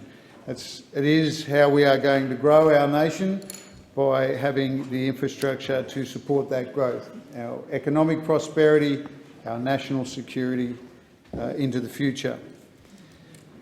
The Albanese government's first budget that we're discussing today has been an absolute bonanza for the Northern Territory. I don't say that to boast, but we are proud that our federal government has seen the incredible potential in the Territory that won't be magically realised. It needs investment, and that's what we've committed to in this budget by committing $2.5 billion, that's with a B, on critical infrastructure in the Northern Territory. And it is one of the largest spends in any jurisdiction, but as I continue, you'll see why. $1.5 billion of that is going towards enabling infrastructure at the Middle Arm Sustainable Development Precinct. And I do acknowledge the bipartisan support for that project. But this development is the centrepiece of the Northern Territory moving towards a much more sustainable economy, but also our nation, using the Territory's abundant natural resources such as solar, such as critical minerals, that are so helpful, obviously, and necessary, vital to helping us build lithium batteries and solar panels as we move to a net zero emissions future and a clean energy economy. So that's what we want to do at the Middle Arm Precinct, is to build a renewable energy hub. Now, Sun Cable, as honourable members may have heard, will be the world's largest solar power project. A lot of people ask about economic development and a renewable energy future. On the Territory, we've got lots of land and we've got lots of sun. You put those two things together, and what Sun Cable are talking about is approximately 30 kilometres by 30 kilometres of solar array. Taking that power and using batteries to not only look after the Northern Territory and the top end's power needs, but obviously exporting Territory sunshine to Singapore and in the future, I'm sure, other nations. So that's what the Middle Arm hub is going to support, but also green hydrogen and ammonia being manufactured there, which of course are the foundations, Deputy Speaker, for cleaner fuel, but also a data storage centre. We want one of those there as well, powered by solar, with those batteries and serving global markets. Now, it's not, as the NT Chief Minister has recently confirmed, a petrochemicals hub. As I've stated, it is going to be multi-use facility, and in fact, she has confirmed that to date there haven't been any petrochemical proponents seeking to be part of Middle Arm.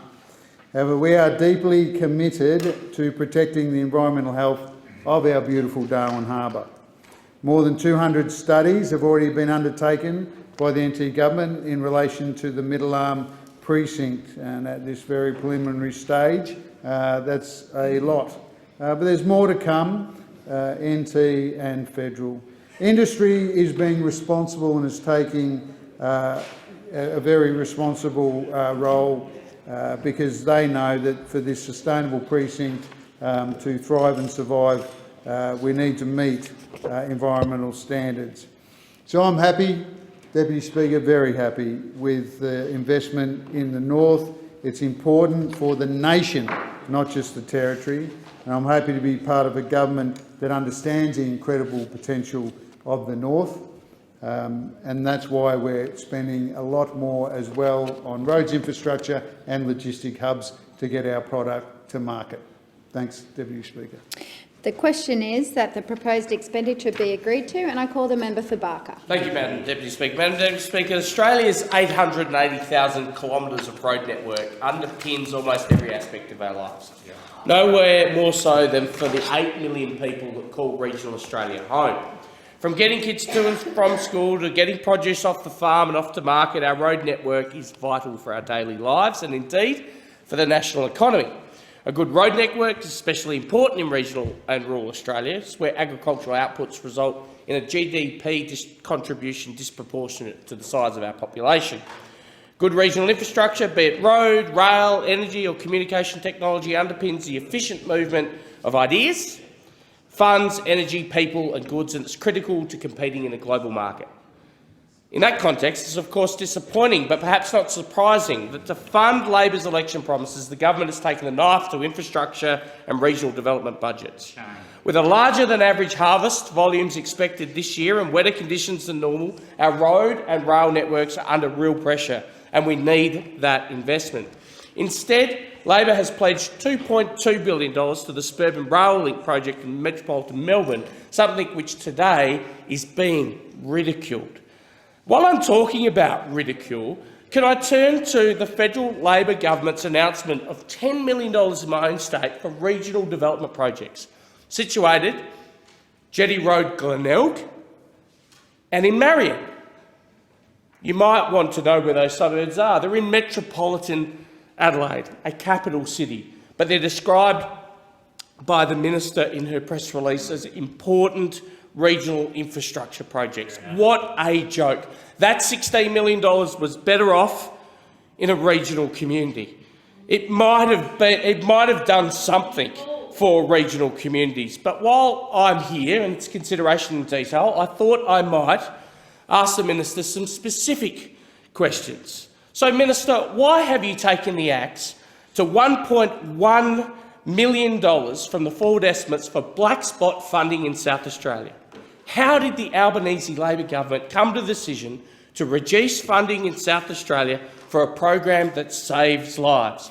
Not funding overall, I'll concede that. Funding goes up in her home state, but down in mine. These are projects that deliver real outcomes, they save lives, and it's a disgrace to see that money cut from the budget. That's question one. Question two, Minister, is why have you taken $1.1 billion, that's with a B for those opposite, and referring to my friend's contribution earlier, of the promised funding moved beyond the forward estimates for the North-South Corridor, the single largest, single most important project for South Australia. $1 billion. Won't describe it as a cut, but it has been pushed out. You are delaying the most significant infrastructure project in South Australia. You are putting it in the slow lane. Why are you doing that? And then, couldn't help myself, I have to refer to Senator Glenn Steele. He's been in a bit of trouble lately. His language hasn't helped. But I want to take you back to before the last election.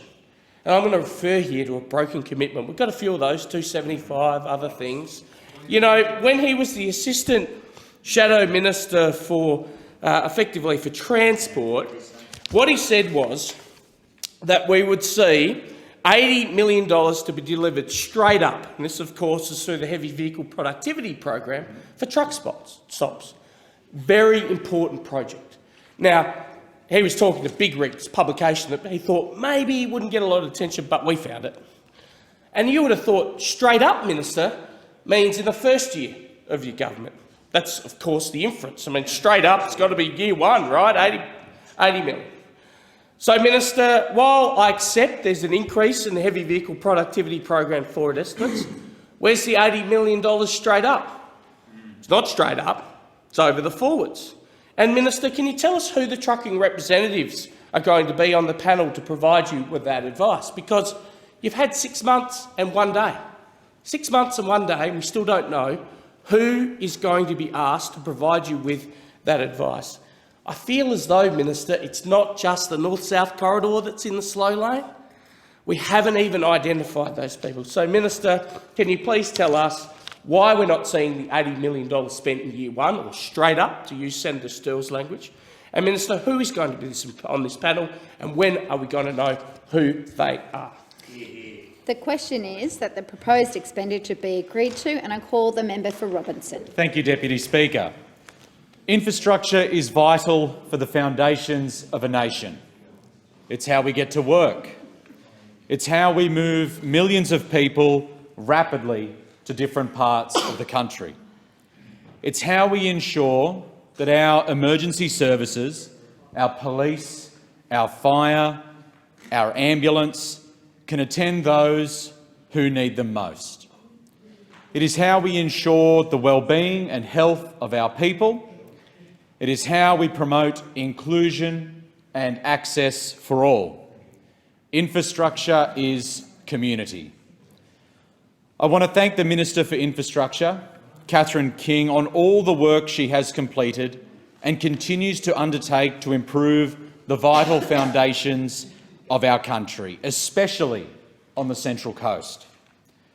I want to particularly thank the Minister and her team for meeting with my office and representatives from the Central Coast Council, Administrator Rick Hart, Directors Boris Bogoloff and Mel Smith, and Executive Assistant Madeline Bell. The constructive dialogue between us will mean better outcomes for the people of the Central Coast. Infrastructure throughout the electorate of Robertson over the past decade, but particularly over the last few years, has deteriorated significantly. Insufficient federal investment and unprecedented rainfall have led to significant proportions of our public infrastructure to deteriorate or not to be updated to meet the immediate needs of the community. This was an issue that was discussed on many occasions when engaging with the constituents of Robertson, and I would hazard a guess that this is an issue that is discussed with members of Parliament right across this country. Primary issues on the Central Coast that are discussed is the state of local roads and local sporting and recreation facilities. Large craters throughout our local road network. Sporting facilities with amenities that are not fit for purpose. Issues with the local road network causing chaos for drivers right across our region, meaning longer commute times, meaning difficulty accessing vital services and damage to their motor vehicles. Local community sporting and recreation facilities with absent female change rooms, dilapidated toilets and common areas, no storage areas and major safety hazards, all of significant concern to the community. And it was because of these conversations, the thousands of doors knocked and the phone calls made, that we committed to upgrading our local road infrastructure and sporting facilities in the electorate of Robertson. The $40 million Central Coast Roads package to upgrade some of the worst roads in our region. Roads that are and continue to significantly impact motorists and emergency services. Our government looks forward to engaging and working with the Central Coast Council on multiple priority projects as part of this package. $30 million for the initial stage of Avoca Drive, the upgrade of Avoca Drive, has been funded in the October budget, delivering on an election commitment. Detailed scope and delivery schedule will be determined in consultation with the New South Wales Government. Avoca Drive, a known pinch point, the missing link between different parts of the New South Wales Central Coast. Congestion causing significant traffic when commuters are going to work, when parents and carers are dropping the kids off at school, and even emergency services unable to pass because of the significant traffic volume.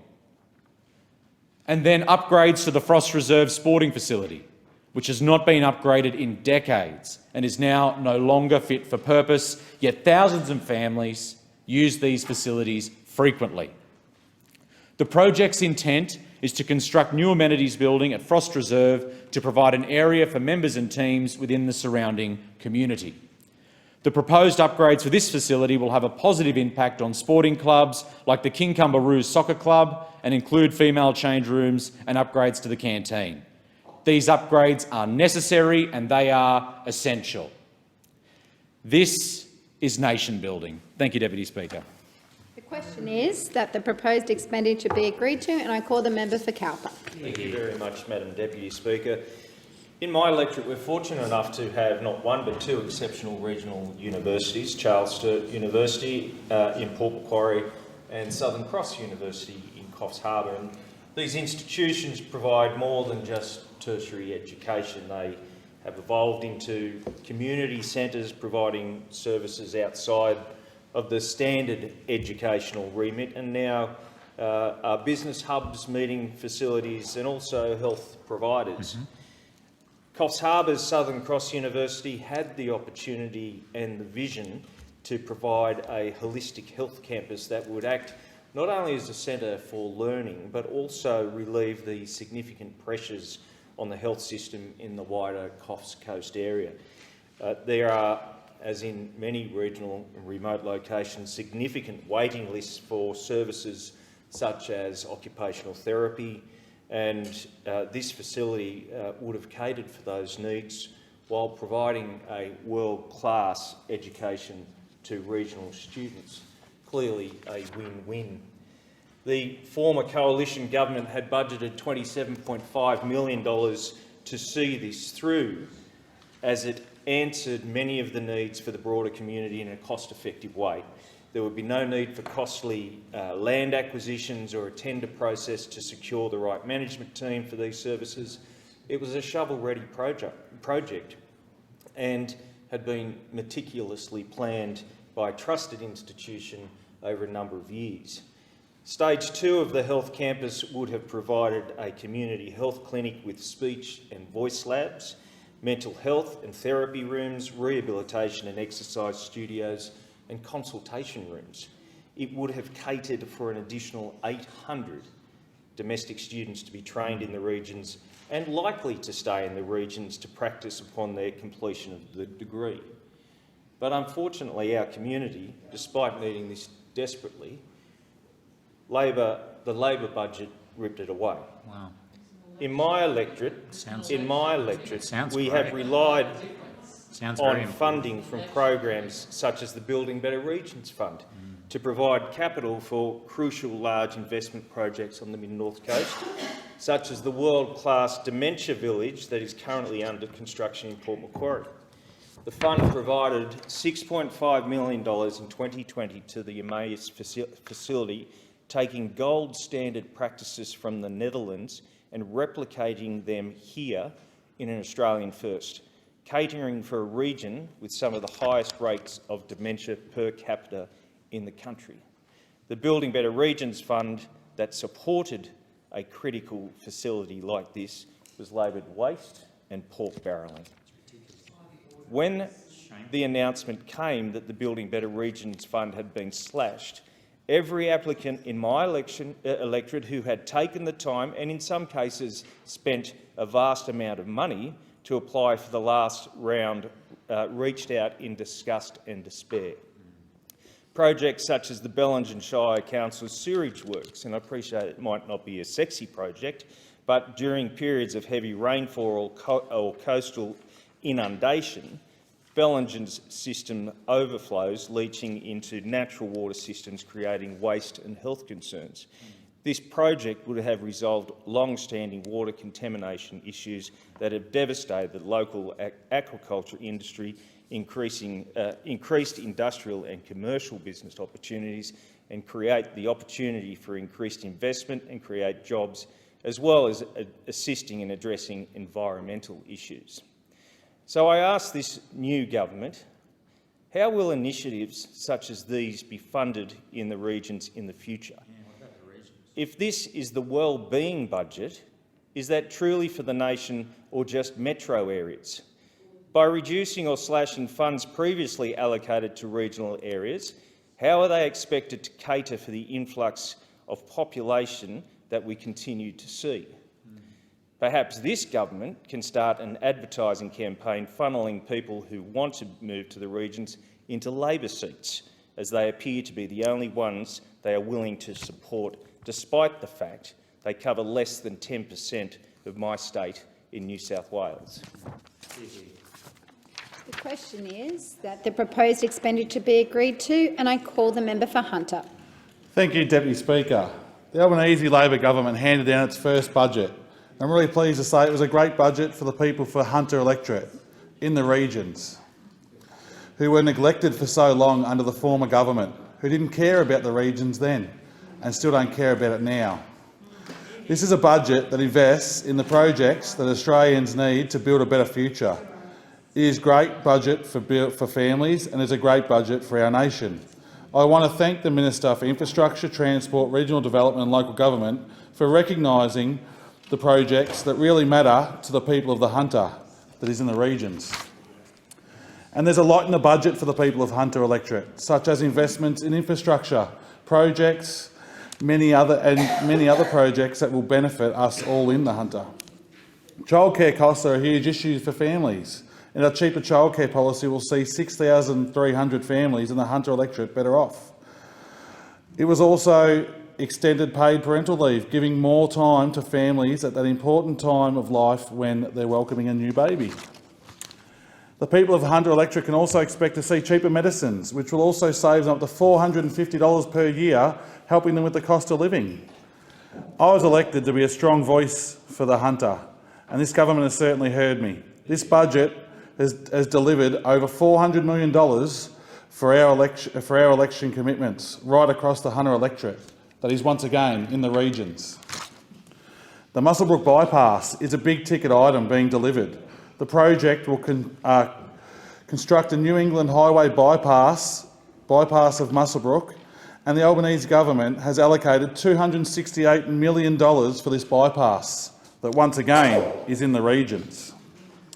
The New England Highway is part of the Inland Sydney to Brisbane National Land Transport Network and a primary route for connecting the Upper Hunter with Maitland and Newcastle, once again in the regions. The highway currently passes right through the centre of Muswellbrook and carries between 11,000 and 20,000 vehicles through the township each day, with about 13% of them being heavy vehicles. The bypass will improve travel times by providing a free-flow 100 km/h alternative route. This project is expected to support more than 1,800 direct jobs and also indirect jobs in the regions. The bypass will bring improved safety for all road users in the town centre, particularly to the heavy and light vehicle interactions, and will improve the livability for the Muswellbrook area. And that's why we are also investing in the Muswellbrook Town Centre project, which I was lucky enough to have the Minister at earlier last week, which will help better link the town's historic buildings and provide open spaces to host community and cultural events. It also includes a playground, pavilion structure, alfresco dining spaces and roads and car parks. We are upgrading sporting and community facilities with the Muswellbrook Olympic Park upgrade as well, the Muswellbrook preschool playgroup, an upgrade for Singleton Elroy Oval Precinct and the Singleton Bulls Rugby Club amenities fit out, and to finish off the women's change rooms to encourage more women in sport. These are much needed upgrades to modernise the facilities and increase participation in sport, which is something that I'm very passionate about. We also had the Minister in Cessnock to show her the regional skate park and BMX facility at Carmichael Park, and also to see the Cessnock Goannas lighting upgrade. Lake Macquarie Council will also receive funding for Mandalong Road upgrades, $56 million to be exact, money for a dredge in Lake Macquarie and a grouting fund, for Mum's Cottage upgrades, and also money for the Urban River projects in the upper northwest of Lake Macquarie, Catalyst area, and funding for the Edgeworth Eagles fencing and lighting. Once again, I just would like to thank the Minister for coming down and seeing the benefit in helping out the regions of the Hunter Valley, like we've helped out many regions around Australia. Those opposite will continue to say that we don't help the regions, but only a Labor government cares for regions that have been left behind for the last decade by a disgraceful and unwanted government. And now we have got a government in that cares about people and cares about our regions. Thank you, Speaker. The question is that the proposed expenditure be agreed to, and I call the member for Kooyong. Thank you, Madam Deputy Speaker. I ask a question of the Minister for Infrastructure. Minister, in this budget, your government committed $1.5 billion in equity investment for the development of the Middle Arm Sustainable Development Precinct in the Northern Territory. We know that opening the gas field between Katherine and Tennant Creek, the Beetaloo Basin, was the first cab off the rank for the previous government's critically condemned and electorally rejected gas-led recovery. We have to remember that this funding for Middle Arm was not this government's idea. It was the member for New England who announced billions in funding for the Middle Arm precinct as part of the former government's 5 Basins gas plan. This seems a peculiar name for an allocation of funding that we are now led to believe is not a subsidy for a gas plan. It's been very difficult to get a straight answer from anyone in this government about what this precinct is for. The Tamboran CEO has promised that its acquisition of gas assets in the Beetaloo Basin will, I quote, bring significant employment and royalties to the Northern Territory. Can we trust this promise? He's also said that Tamboran's fracking of the Beetaloo Basin would be a net zero gas project. This is like claiming to have invented a smoke-free fire. According to him again, gas that will be extracted from Beetaloo will be necessary for a full range of industrial purposes at the Middle Arm Sustainable Development Precinct near Darwin. This includes ammonia and urea production for fertiliser, hydrogen production, energy-intensive manufacturing, power generation and LNG export. The UN chief, Antonio Guterres, recently said that investing in new fossil fuels infrastructure is moral and economic madness. Such investments will soon be stranded assets, a blot on the landscape and a blight on investment portfolios.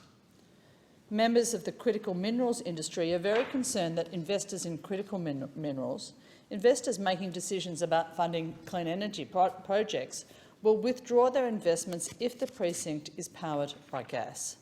They fear that this $1.5 billion in federal funding jeopardises the private investment we so desperately need to supercharge the critical minerals industry in Australia. Climate scientists have been saying for years that the Northern Territory is highly vulnerable to climate impacts, particularly those from sea level rise, given its low-lying coastal areas and its extreme tides. Repeated studies by independent bodies like the CSIRO Bureau of Meteorology have clearly shown that large parts of Darwin Harbour, including Middle Arm, will be underwater well before 2100, possibly as early as 2050, even under projected low greenhouse gas emission scenarios. This leads a whole new dimension to the idea of stranded assets. This project has not yet been subjected to a full environmental impact assessment. My questions to the Minister are: do you respect the scientific reports of the CSIRO and the latest IPCC climate modelling and give credence to their modelling about rising sea levels in the Northern Territory? And, if not, what evidence can you present to this Parliament that this project does not pose serious health, climate and environmental risks to the people of the Northern Territory and beyond. The question is that the proposed expenditure be agreed to, and I call the Minister. Thanks very much, Deputy Speaker. And there's a number of questions that were asked throughout the debate here, and I'll try and answer as many of those as I can in the short period of time we've got left. I'd say particularly to the member for Kooyong, and we're really happy to facilitate this. This is a project of the Northern Territory Government. It's actually really critical to put the Northern Territory economy onto a footing that it actually starts to get revenue to be able to provide services for the people of the Northern Territory. Without it, their budget is in huge trouble, and frankly, I really would encourage you to go and talk to them, go and have a look at the project. The environmental approvals obviously have not been given yet. There is a process that has to be gone through, both from the state planning point of view and from the federal point of view, and I will leave that respectfully to the planning ministers and environment ministers to do. My job as the infrastructure minister is to look at where we can invest to actually help economies to grow. They've had already, as I understand it, having viewed the project myself, over 30 different expressions of interest from investors. The large proportion of those are from clean energy investors. But I really would encourage you to go and actually have a look and talk to them and understand from the Northern Territory Government's perspective why this is actually so critical to them for the future of the Northern Territory. Just a couple of points I do want to make from those opposite. I think they were in government so long that they'd got to the point where they'd actually failed to actually understand the difference between a decision of government and an election commitment. And to the member for Cowper, in relation particularly to the Southern Cross University, that was an election commitment. Whilst the March budget contained a measure for education infrastructure, no decisions of government had actually been taken as to where that funding would happen, let alone the money even have been appropriated in the budget. Senator McKenzie went around the country during the election campaign announcing this is how she would spend the money if re-elected. She did that in my own community. My university was absolutely adamant and understood that was an election commitment. I explained that to them. The member for Cowper clearly has not understood the difference between a decision of government and an election commitment. I'm really proud of the commitments this budget makes to regional Australia. We in fact are increasing over the 10-year period money under the Infrastructure Investment Program for our regions, and we are increasing the number of projects that are actually across regional Australia as well. And it really does go to the breadth and depth of our regions across the country, from whether it is in major projects in Victoria and Tasmania and Queensland with the Bruce Highway, the Tanami, which I visited recently in the Northern Territory, a really hugely life-changing project for many of the communities along the Tanami. This is what we're delivering through this budget. We do know that there are significant problems with local roads at the moment. It is why during the election campaign and delivered through this budget we've increased the Local Roads and Community Infrastructure Fund, particularly by $250 million for regional, rural and peri-urban communities, and taking that this round up to $750 million, and that will certainly go a long way to help many of the regional communities who are desperately looking to try and upgrade and improve their roads at the moment. We certainly are investing $80 million to deliver heavy vehicle rest areas, and I'd say again to the member for Barker who made some claims about delays of projects, that the budget has delayed projects. Projects are delayed. That is what's happening across the country. I don't know if anyone he's noticed at the moment. Front page of his own newspaper in South Australia is clearly saying projects are delayed, and they're delayed for a whole range of reasons. But one of them is that the previous government was so focused on getting press releases out and getting their pamphlets and standing up there and saying this is our media opportunity, that they never committed enough money for half of these projects. So we've got a significant problem in relation to actually getting these projects delivered, because the previous government was so focused on the press releases and the rah-rah around it than actually delivering them in the first place. We also know that there are labour constraints, there are skill shortages, we've got significant problems. So the budget doesn't delay projects. Projects are delayed, and we have had to align the funding in the budget with the actual delivery so that we don't have significant underspends in infrastructure as we did under the previous government of billions of dollars that we could not get out the door, and that's billions of dollars we couldn't get out the door under the previous government that would have been employing people, flowing through regional economies and actually ensuring the economic growth of the future. So I'm determined that we'll get the infrastructure investment pipeline, clean up the mess that's been left to the previous government. We've got a long way to go yet, but I'm very proud that this budget starts that process, commits more money to the regions and makes sure we have fair and equitable funding across all regions, not just those that the National Party holds. The question is that the proposed expenditure for infrastructure, transport, regional development, communications and the arts portfolio be agreed to. All those in favour? All those against? I declare it carried. We now move to social services portfolio. The proposed expenditure now before the Federation Chamber is for the social services portfolio, $1,370,070,000. The question is that the proposed expenditure be agreed to. And I call the Minister. Thank you so much, Deputy Speaker. And the Albanese Labor government is committed to investing and supporting those most vulnerable within our community.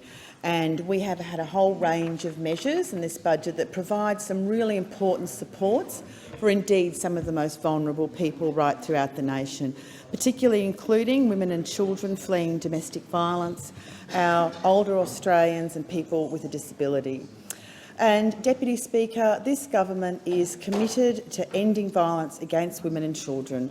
And indeed, in this budget, we saw an investment of $1.7 billion over 6 years, which focused on the prevention and early intervention activities.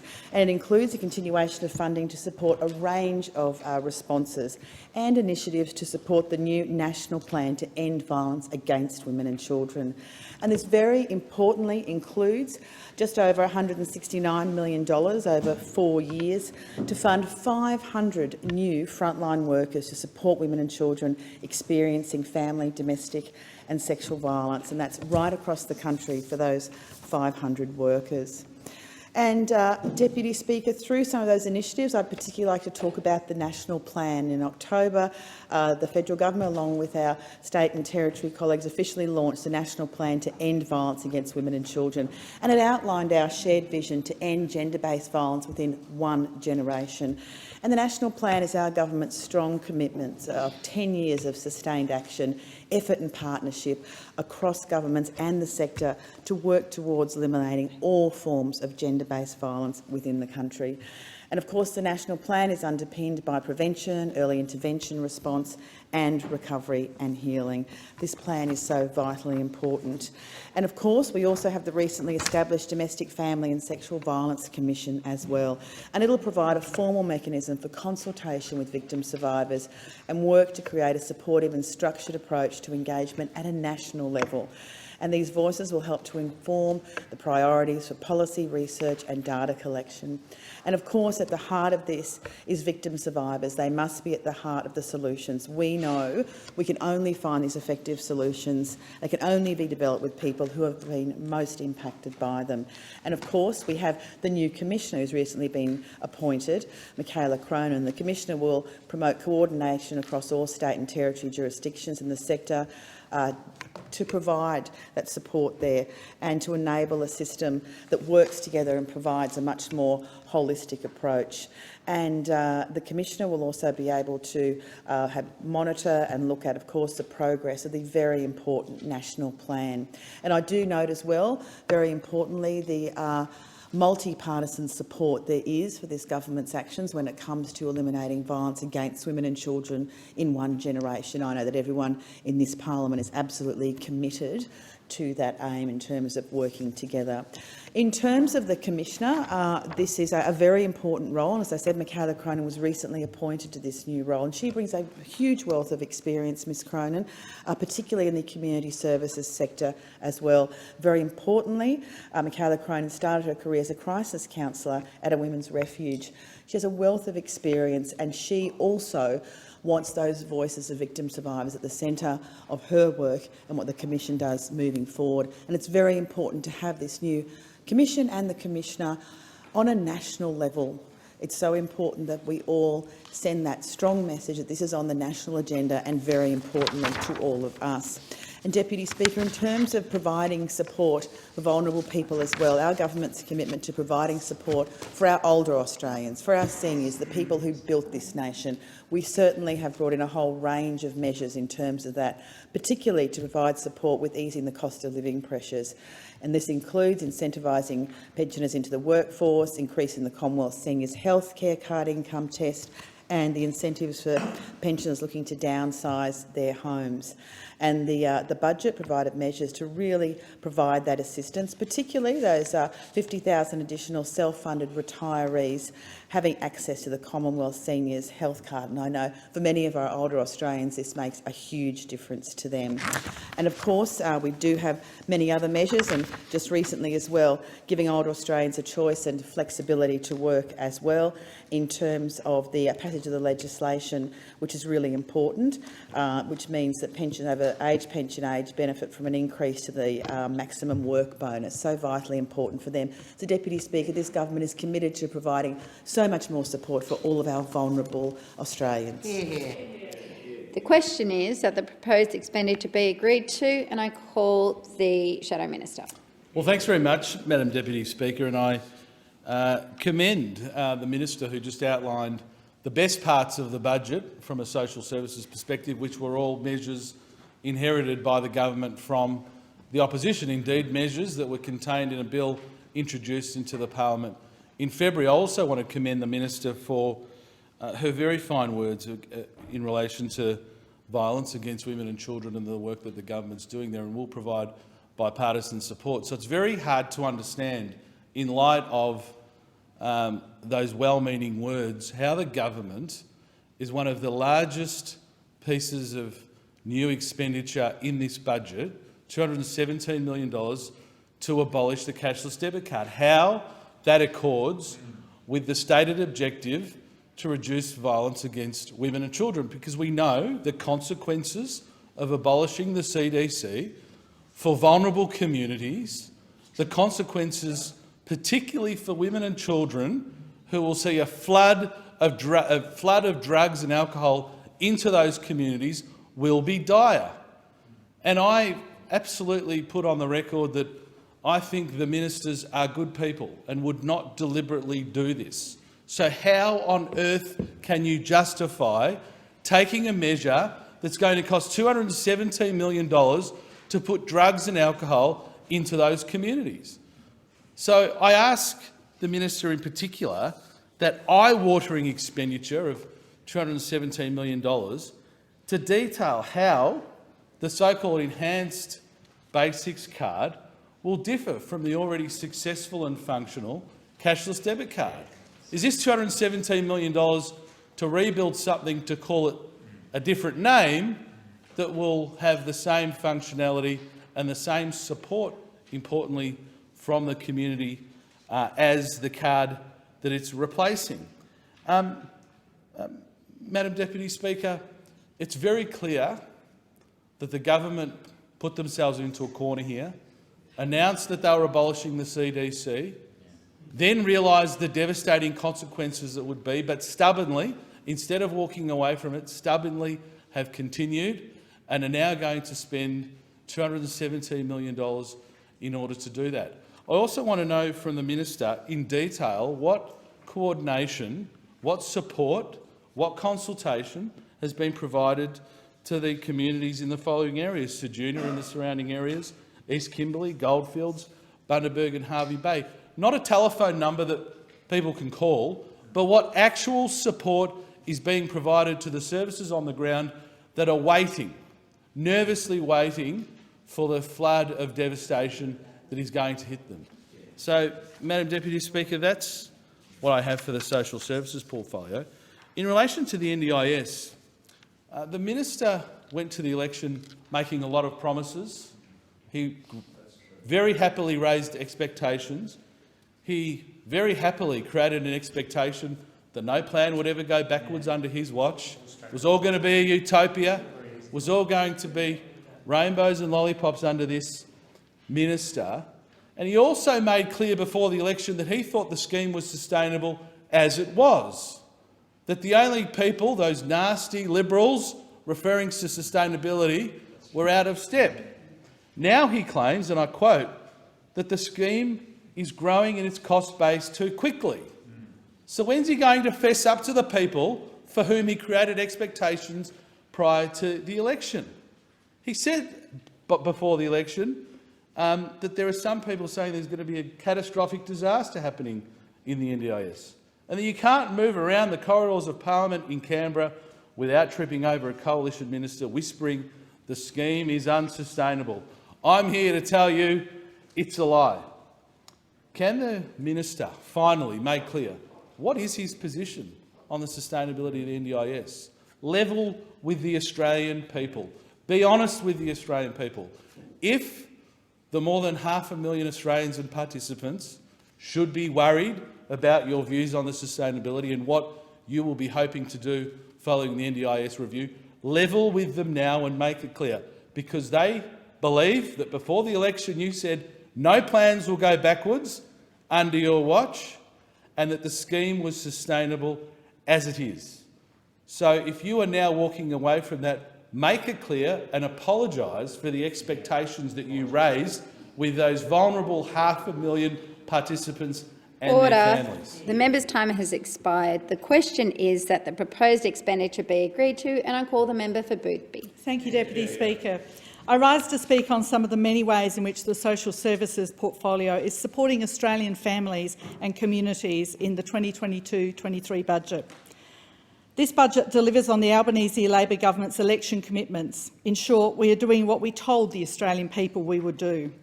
The government has moved swiftly and with great energy to address issues that affect just about every Australian family in some way, and I want to talk about some of those ways today. The government is working to tackle gender inequality, namely by improving our paid parental leave scheme and investing in early childhood education and development. Deputy Speaker, we're modernising Australia's paid parental leave scheme, making it easier for families to use it in ways that work for their family. To do this, we're investing $531.6 million over 4 years to progressively expand the scheme by adding 2 weeks a year to provide a total of 26 weeks by 1 July 2025. And we're introducing gender-neutral claiming to allow either parent to claim first. We're increasing the flexibility of the scheme so the entire entitlement can be taken in blocks as small as 1 day at a time, with periods of work in between, within 2 years from the date of birth or adoption. To support families and incentivise both parents to access the scheme, it will reserve a dedicated use it or lose it portion for each parent. The Women's Economic Equality Task Force, chaired by Sam Mostyn AO, will assist in the finalisation of the changes to the scheme to ensure that the final model supports women's economic participation and gender equality. And Deputy Speaker, taken together, these measures will deliver great flexibility for families and support both parents to spend more time with their newborn children. The Albanese Labor government is also investing in early childhood education and development to ensure that every Australian child can reach their full potential. Our investments are designed to target children and families for support during what the evidence shows us are the most crucial years of their development. We have committed $4.2 million to develop a whole-of-Commonwealth early years strategy to set out our vision for Australia's children. And this investment will support a comprehensive engagement and consultation strategy, including a national summit and research into what is important for our children to thrive.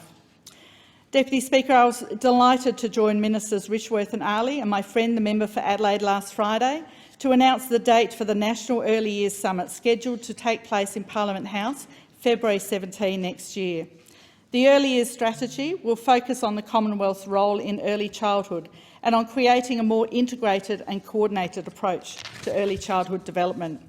It will also seek to increase accountability for the wellbeing, education, health and development of children. Playgroups and toy libraries provide accessible and affordable spaces, resources and opportunities for children to play together and for parents and carers to seek social and parenting support, and this government understands that. Speaker, when my triplet sons were born, 23 years ago tomorrow, so happy birthday to them. And I was in a rural area. I know the importance of being able to access the local toy library and local playgroups for my own personal socialisation, but also for their socialisation. These universal services are also a key entry point for vulnerable families. They improve the early development and well-being of children and parent-child relationships and increase feelings of belonging and connection in families with their communities. And that's why this budget provides $12.4 million over 4 years for increased support for playgroups and toy libraries across Australia. The measure will support increased access to community and volunteer-run playgroups with a focus on regional and remote locations where known gaps exist. It will also support culturally and linguistically diverse families and children with disability or development concerns, and the development of new intergenerational playgroups which provide an opportunity for isolated older Australians in residential and other settings to engage in positive community interactions. And so my question for the Minister is, what other measures are in place through the 2022-23 budget to support Australian families and Australian children? Thank you. The question is that the proposed expenditure be agreed to, and I call the member for Cowper. Thank you, Madam Deputy Speaker, and I'm pleased to be able to be in this place to ask the question of the Minister, and I don't think I've ever seen so many people in the Federation Chamber. Madam Deputy Speaker, I'll provide the question first and then list the reasons why. My question to the Minister is, why has this government sat on their hands in delivering increased work bonus caps for aged pensioners who wish to work to alleviate cost of living pressures? Because back in June, the Leader of the Opposition proposed a policy that would benefit older Australians while plugging a gap in the workforce market. Namely, there should be an increase to the work bonus income cap to double its current level, taking it from $300 to $600 per fortnight. This was widely acknowledged as sensible at the time, and subsequently, on the 3rd of August, Senator the Honourable Dean Smith, a Liberal Senator for Western Australia, introduced a private senator's bill entitled Enhancing Pensioners and Veterans Workforce Participation, which contained this very policy. And please pay particular attention to the dates that are being mentioned here in June and August. In the first week of September, Labor held the National Jobs Summit, and we waited with bated breath for a response from the unions and Labor to advise us of their silver bullets to solve the workforce shortages and secure sustainable wage growth for both the short and long term. This came some 4 weeks later, when on the 28th of September, a renamed Workforce Incentive Bill was introduced to the House. I took particular interest in the claim when the Minister for Social Services stated that in reference to the Jobs Summit that during this consultation, stakeholders and peak bodies representing older Australians advised us that many aged pensioners and those over the age pension age are motivated to contribute to the workforce and are an underutilised group. 4 weeks later. Well, that golden revelation must have been a complete surprise, considering we'd already put a bill forward outlining exactly that 2 months prior. And upon the second reading to the state, the Skills Summit present enormous opportunity to examine potential solutions was indeed a stretch even for Labor. There was an enormous missed opportunity to pass a bill that outlined almost identical but stronger measures in the prior financial quarter, rather than allow another quarter to lapse without effective action. But, Deputy Speaker, I won't labour any longer on the failure for Labor to deliver a watered-down version of the coalition bill. The first two schedules in the latest Workforce Incentives Bill replicate almost identically the measures provided by the coalition's earlier bills. and we waited an additional financial quarter to see this introduced.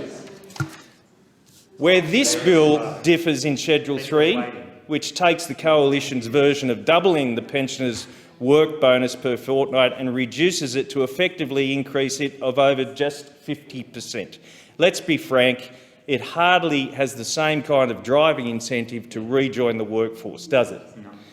And this third schedule outlines the aforementioned reduction available only on a temporary basis to 31 December 2023, so available for just over 12 months.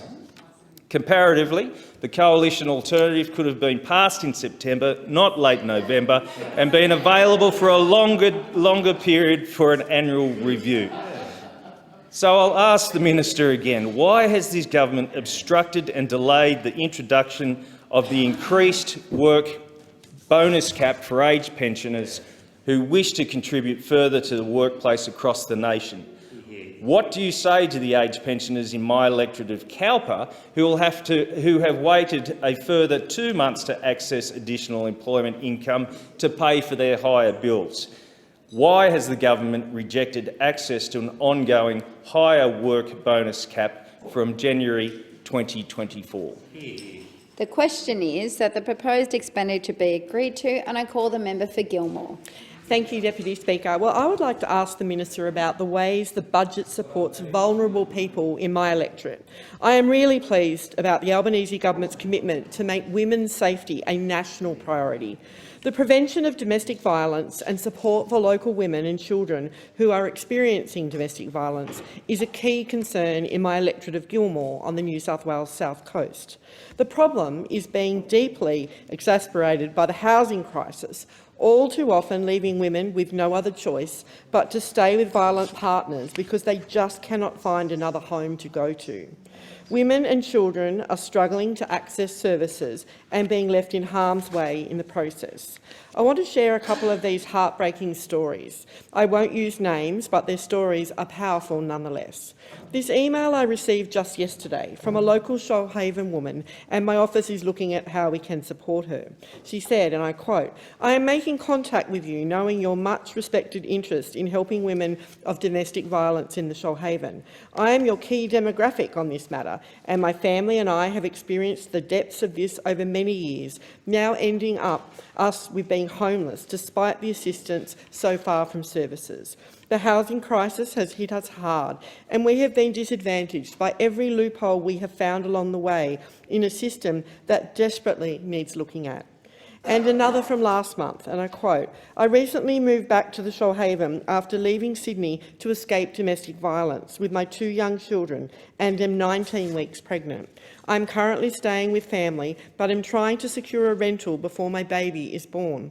I have applied for no less than 30 houses that are within my price range in the past 6 weeks. I have been informed by a real estate agent that my applications are getting denied because I am being honest that I have fled domestic violence." She says, how are women supposed to leave without support for their families or with housing? I was relieved to help this mother find some housing, but she says we need more local support for people fleeing domestic violence, and I agree. Too many women cannot get the support they need when they reach out for help due to funding and staffing shortages in shelters and crisis centres. But this budget invests $1.7 billion in women's safety. The budget delivers substantial funding for prevention, early intervention and response initiatives to address family, domestic and sexual violence. This includes $39.6 million this financial year to meet increased demand for the Escaping Violence payment. We are also delivering 500 additional frontline service and community workers supporting women and children experiencing family, domestic and sexual violence. Half of these jobs will be in rural, regional and remote areas, and I know the Shoalhaven will have some of these places prioritised in our community. This will go some way to addressing the issues that young mum raised with me. It's a huge job, but we are making a start because local women and children can't afford to wait. Deputy Speaker, I'm proud that the Albanese government is improving outcomes for the 4.4 million Australians with a disability.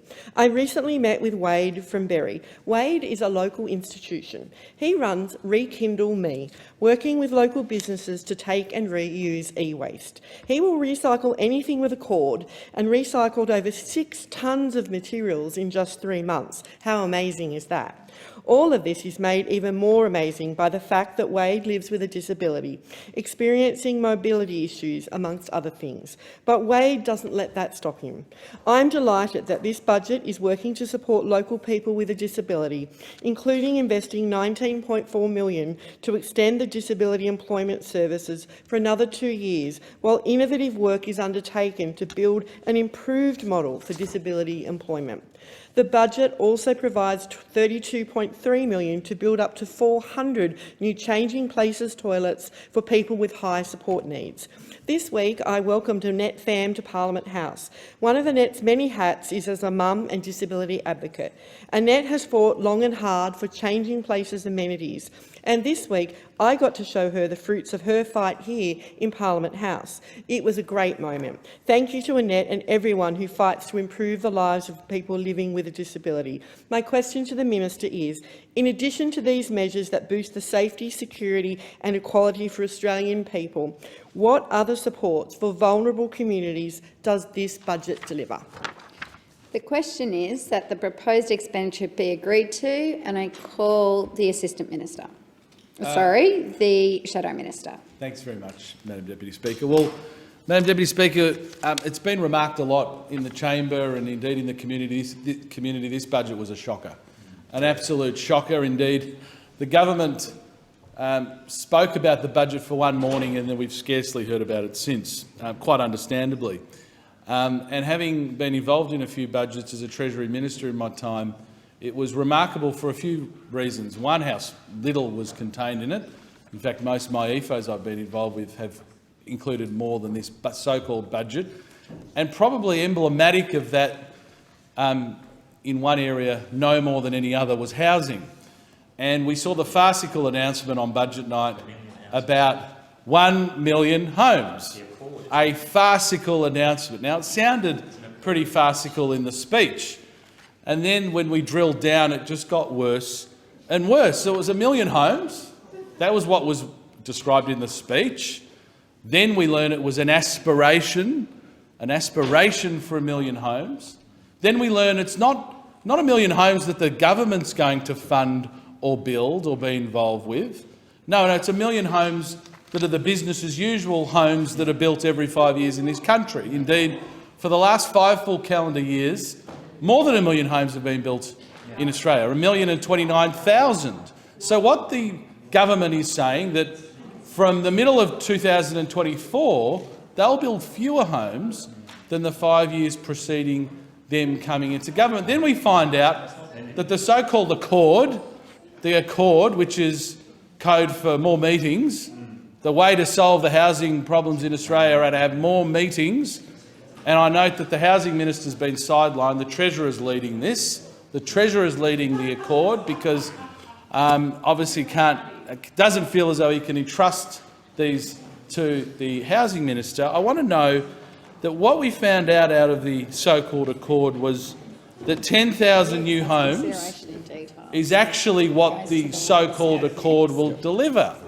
Not the 1 million homes, but 10,000 homes under the Accord.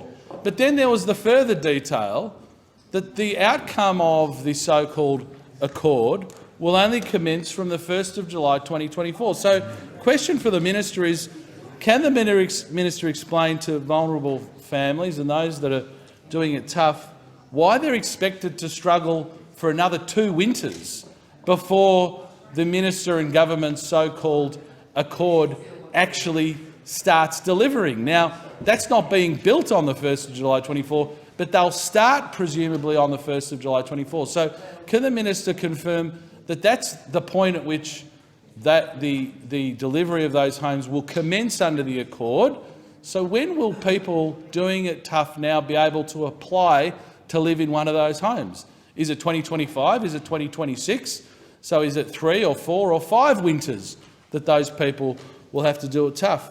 Also, the minister and the government announced 30,000 social and affordable homes over 5 years. Now, as a former housing minister, I would say time is of the essence with these things. We set up and established very proudly the National Housing Finance Investment Corporation, and credit to the government.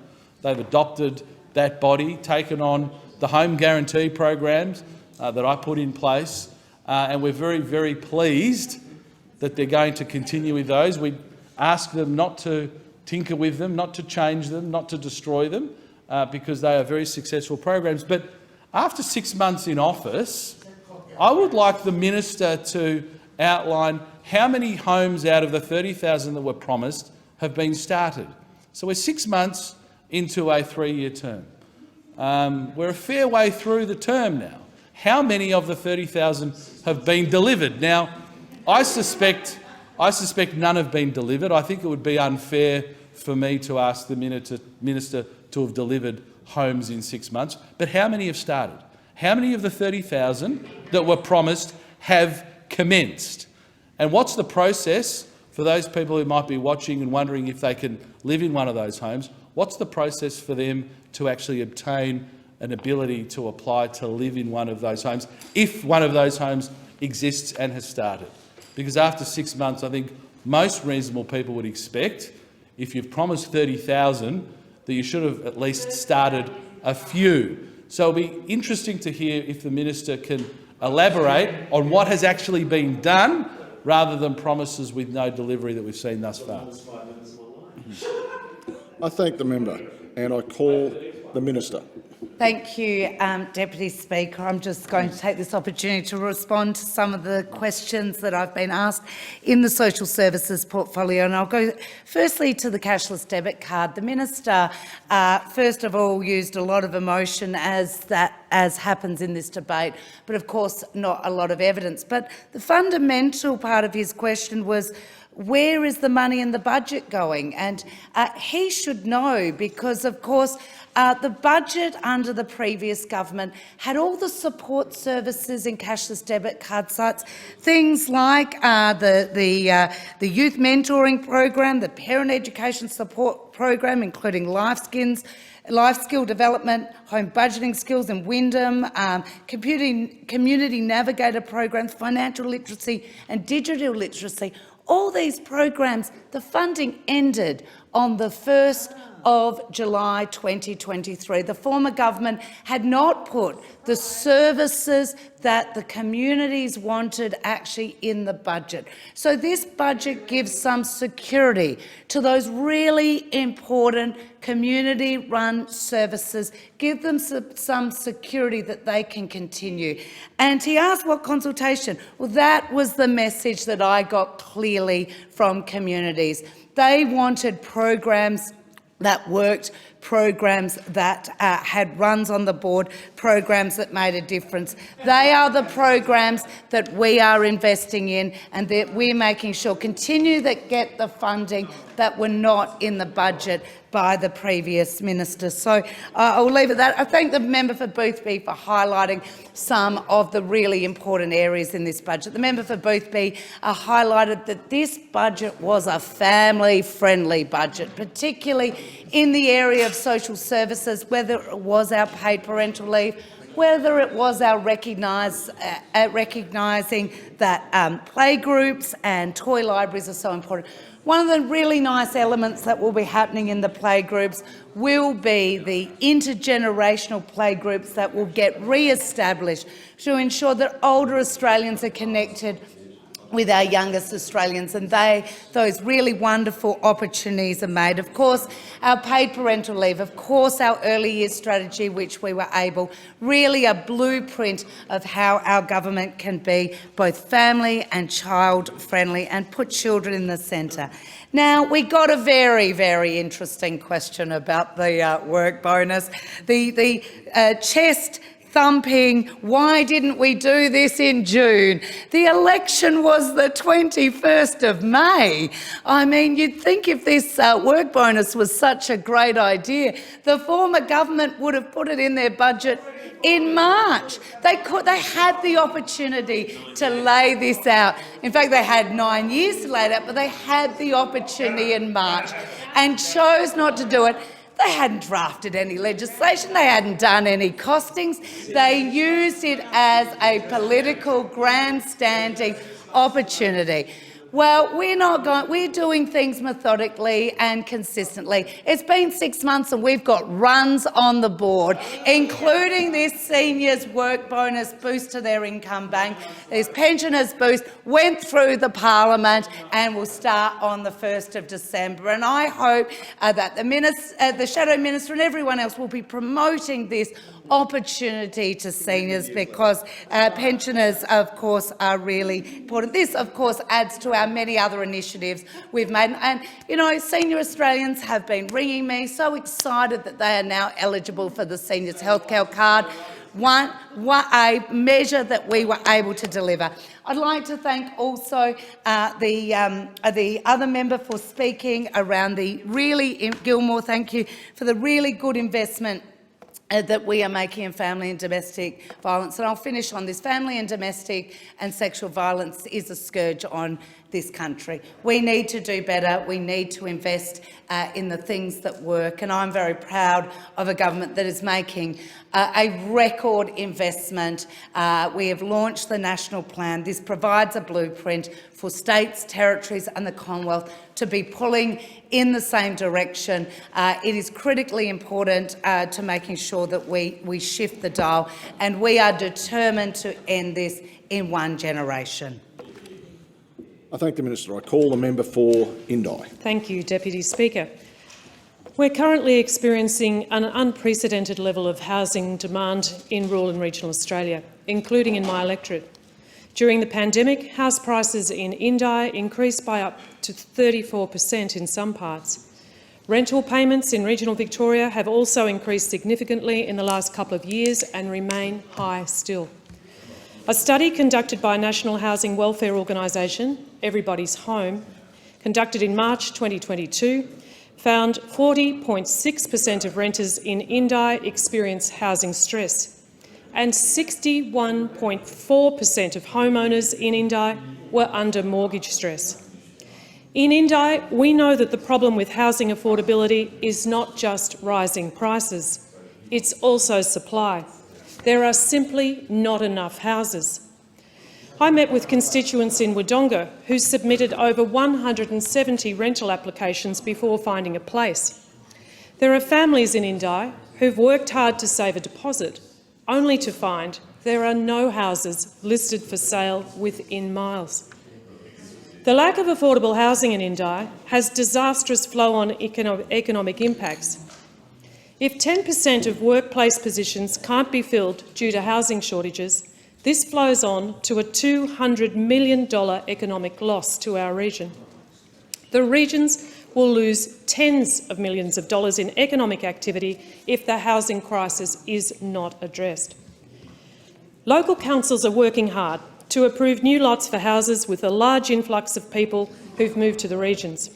After Wangaratta saw a 3% population increase over a 5-year period, the local council identified more land for housing development. Unfortunately, they also identified that the current sewage system simply can't cope with this increase. So they can't build those houses, they can't open that land. With council budgets now facing more and more unexpected costs into the hundreds and thousands of dollars to repair roads after the floods, there simply isn't the funding. There wasn't before, and there certainly isn't now, for enabling infrastructure which will unblock supply. And this is a really big problem. Without it, regional communities like Wangaratta, like Benalla, like Mansfield are simply not given the opportunity to thrive. I'm the first to say there's no single silver bullet to this problem. It's complex, but there are evidence-based solutions to address these obstacles. For example, they could be addressed by the proposal I took to the previous government and I took to the people of Indi during the election to establish a regional housing infrastructure fund, a dedicated fund to build critical infrastructure which would help unlock more housing supply in rural and regional Australia specifically.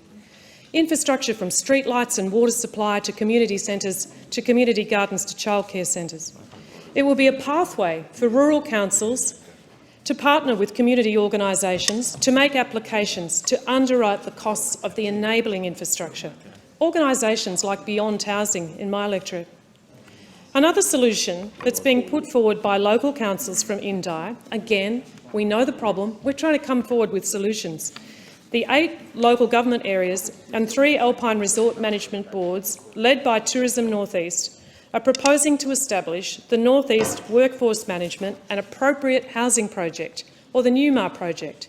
This is an innovative set of ideas, an innovative project that seeks government investment to address the lack of appropriate and affordable housing and, in turn, address the challenges of retaining key workers.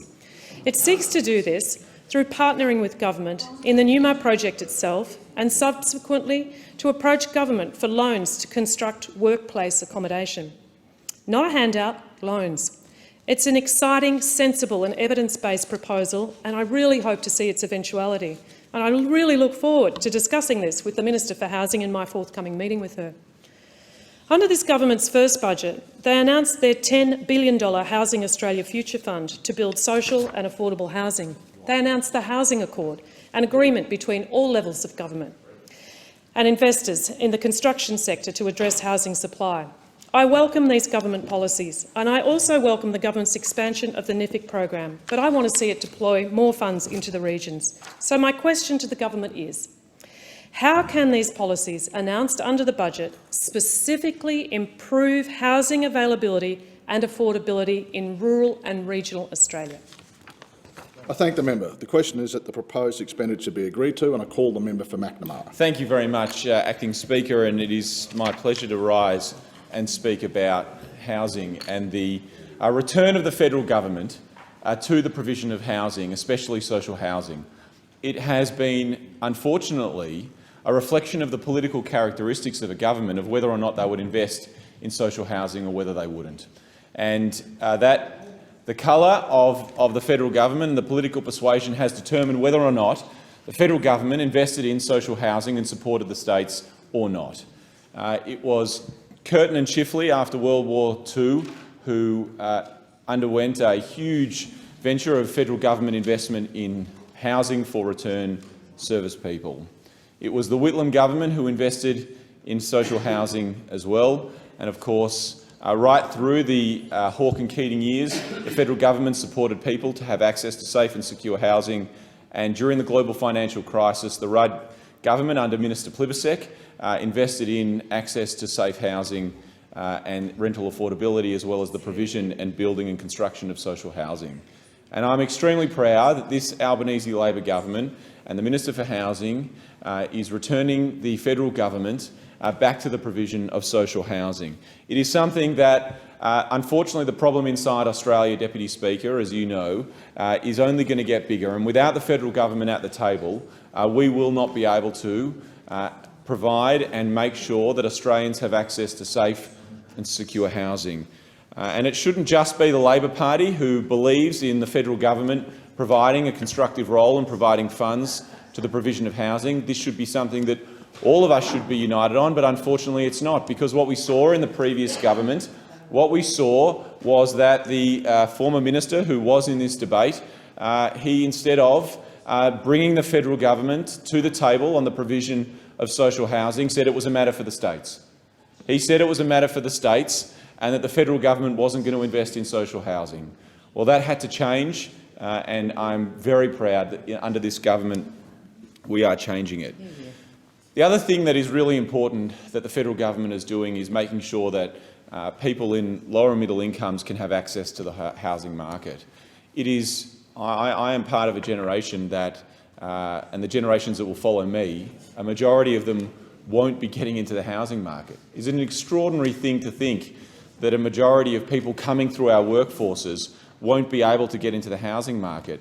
It means that at retirement, people aren't going to be able to have the assets accumulating throughout their lifetime the disparity between those who are able to get into the housing market and those who are unable to is extraordinary. In 2018, there was a study done by Per Capita that said that if you were able to get into the housing market, your net worth at retirement was around $980,000. And if you were unable to get into the housing market, if you weren't able to get a mortgage, your net worth at retirement was around $40,000. $40,000 to $1 million disparity is absolutely massive. Housing has been a huge wealth creator in this country.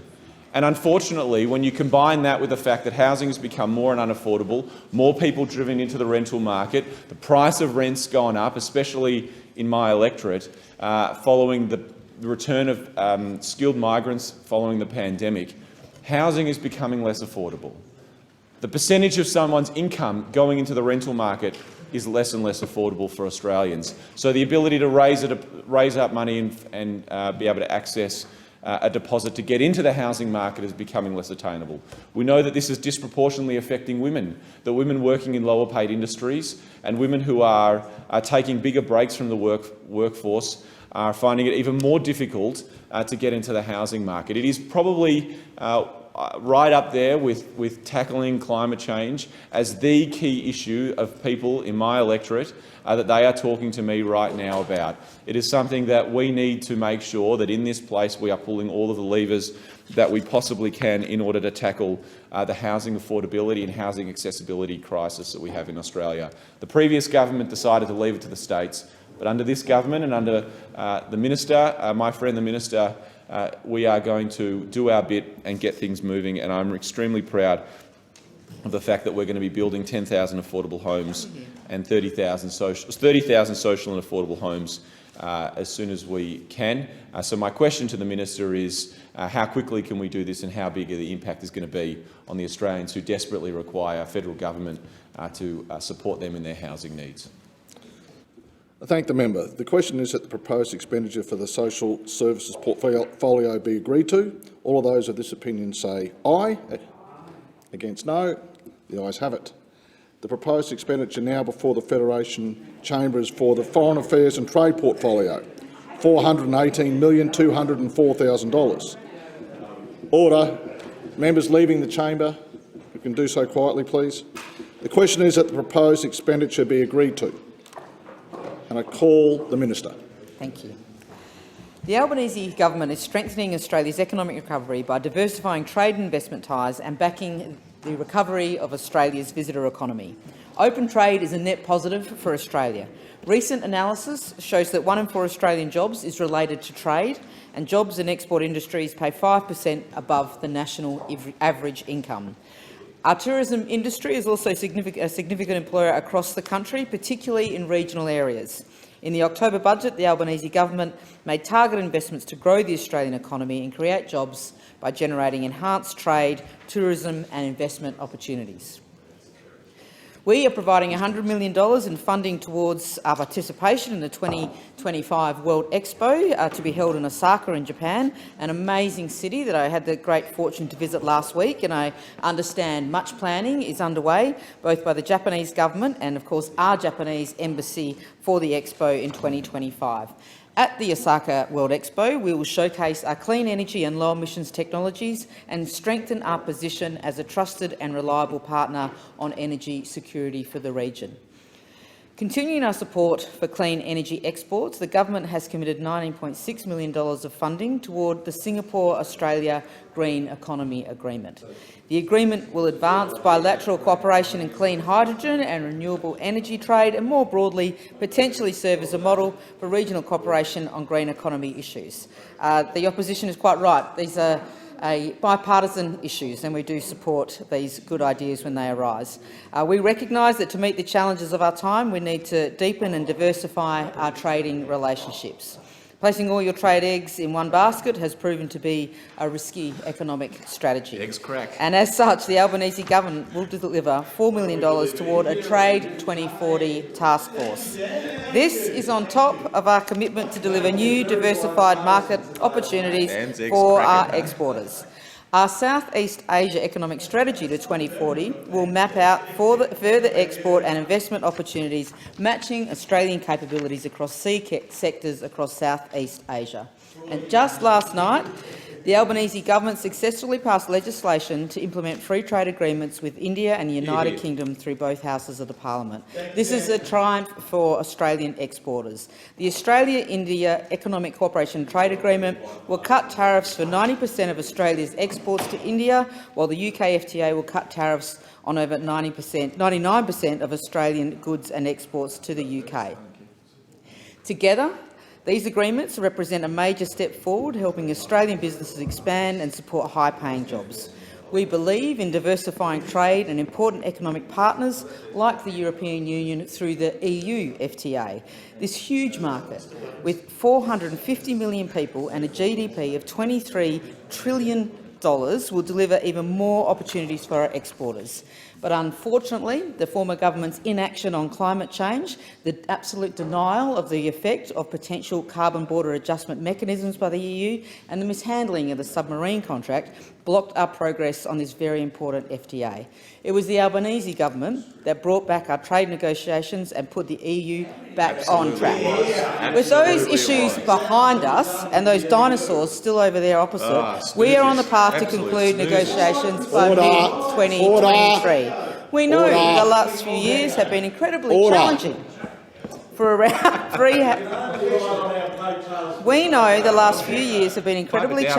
for around 300,000 Australian businesses in the travel and tourism industry.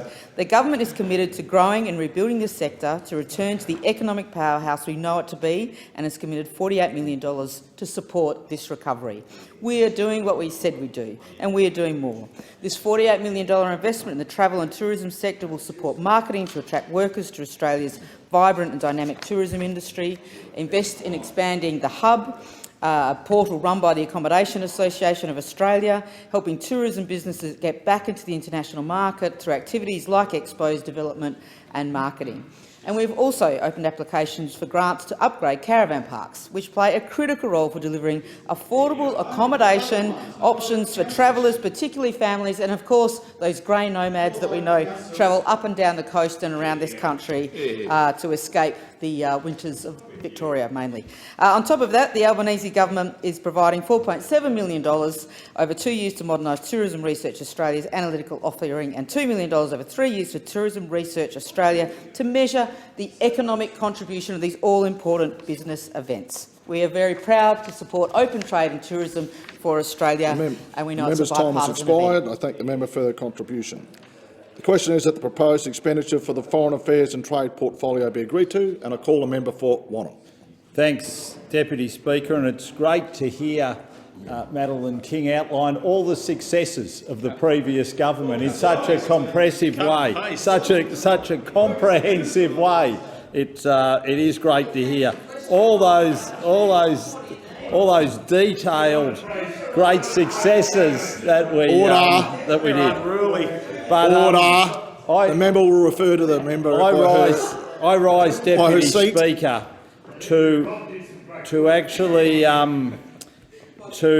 I rise, Deputy Speaker, to ask some fairly serious questions. When will the government respond to the dire human rights situations we are seeing in Myanmar and Iran? In Senate estimates hearings, we heard the Foreign Minister say she was still, and I quote, actively considering sanctions in relation to Myanmar. These are the same words she has used on multiple occasions since becoming the minister after the election. The Coalition appreciates the sensitivities around this issue.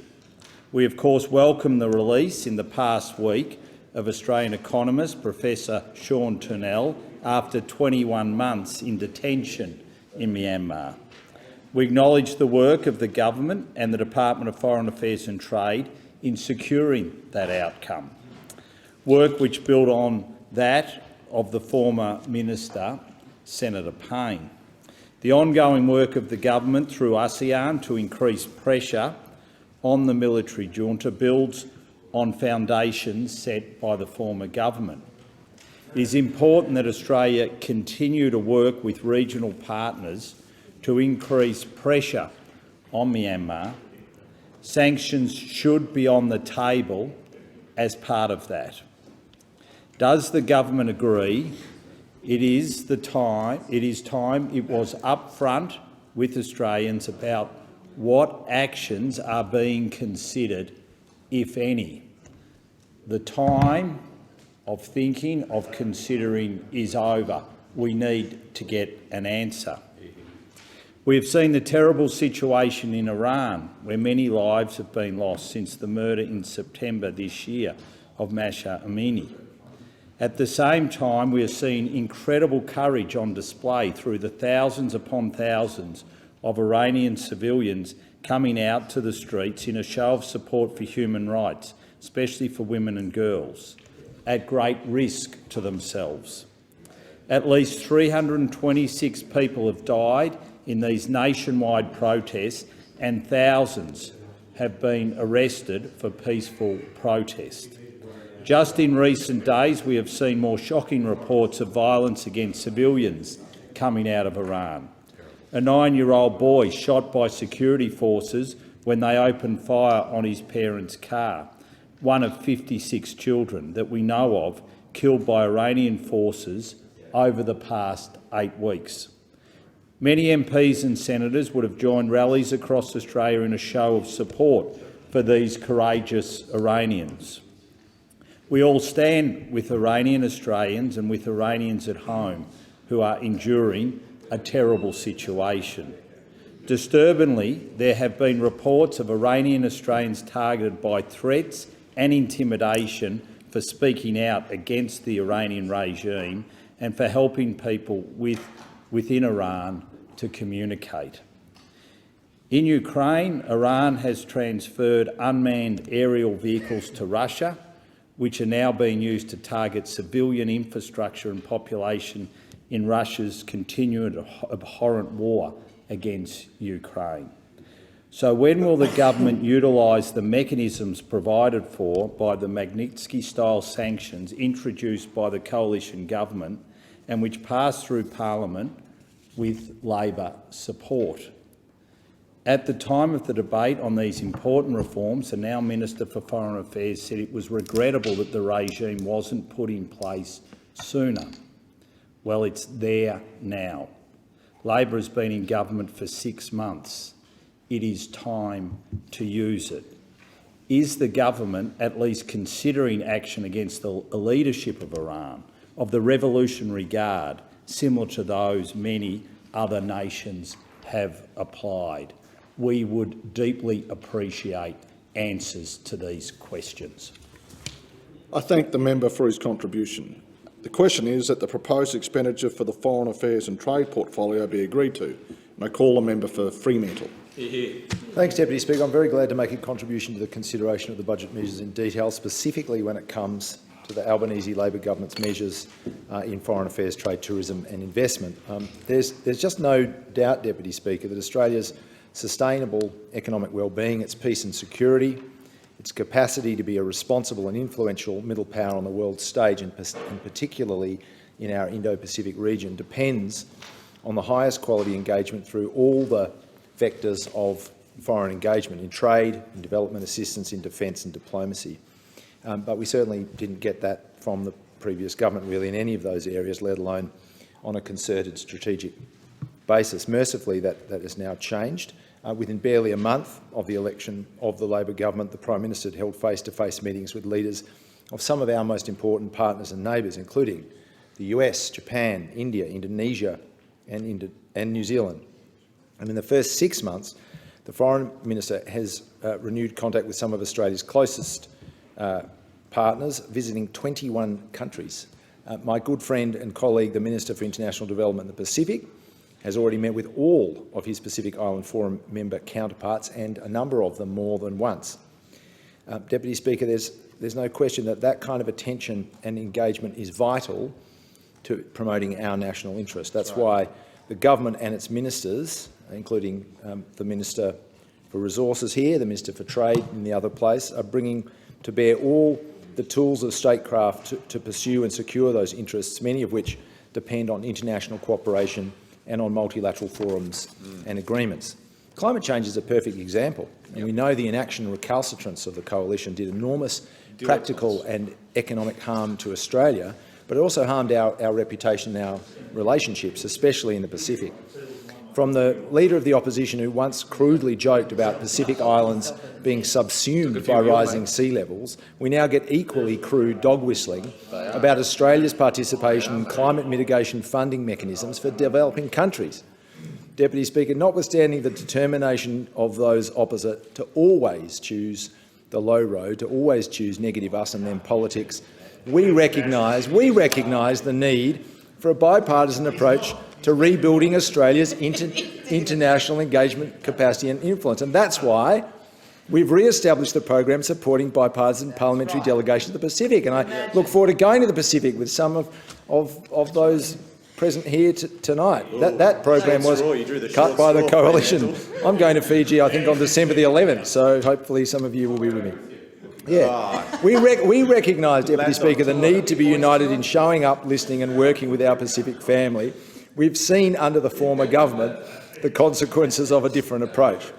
Deputy Speaker, in all seriousness, the Albanese Labor government is investing in development assistance and diplomacy in our region and beyond, because we know it's the most effective and cost-effective means of promoting inclusive economic growth, of ensuring peace and stability. That's why, from 2022-23, we'll provide an additional $900 million over 4 years to the Pacific to support development and resilience. The government will strengthen our people-to-people links by establishing a new Pacific Engagement Visa, the PEV, providing a pathway for permanent residency for 3,000 nationals each year from Pacific Island countries and Timor-Leste.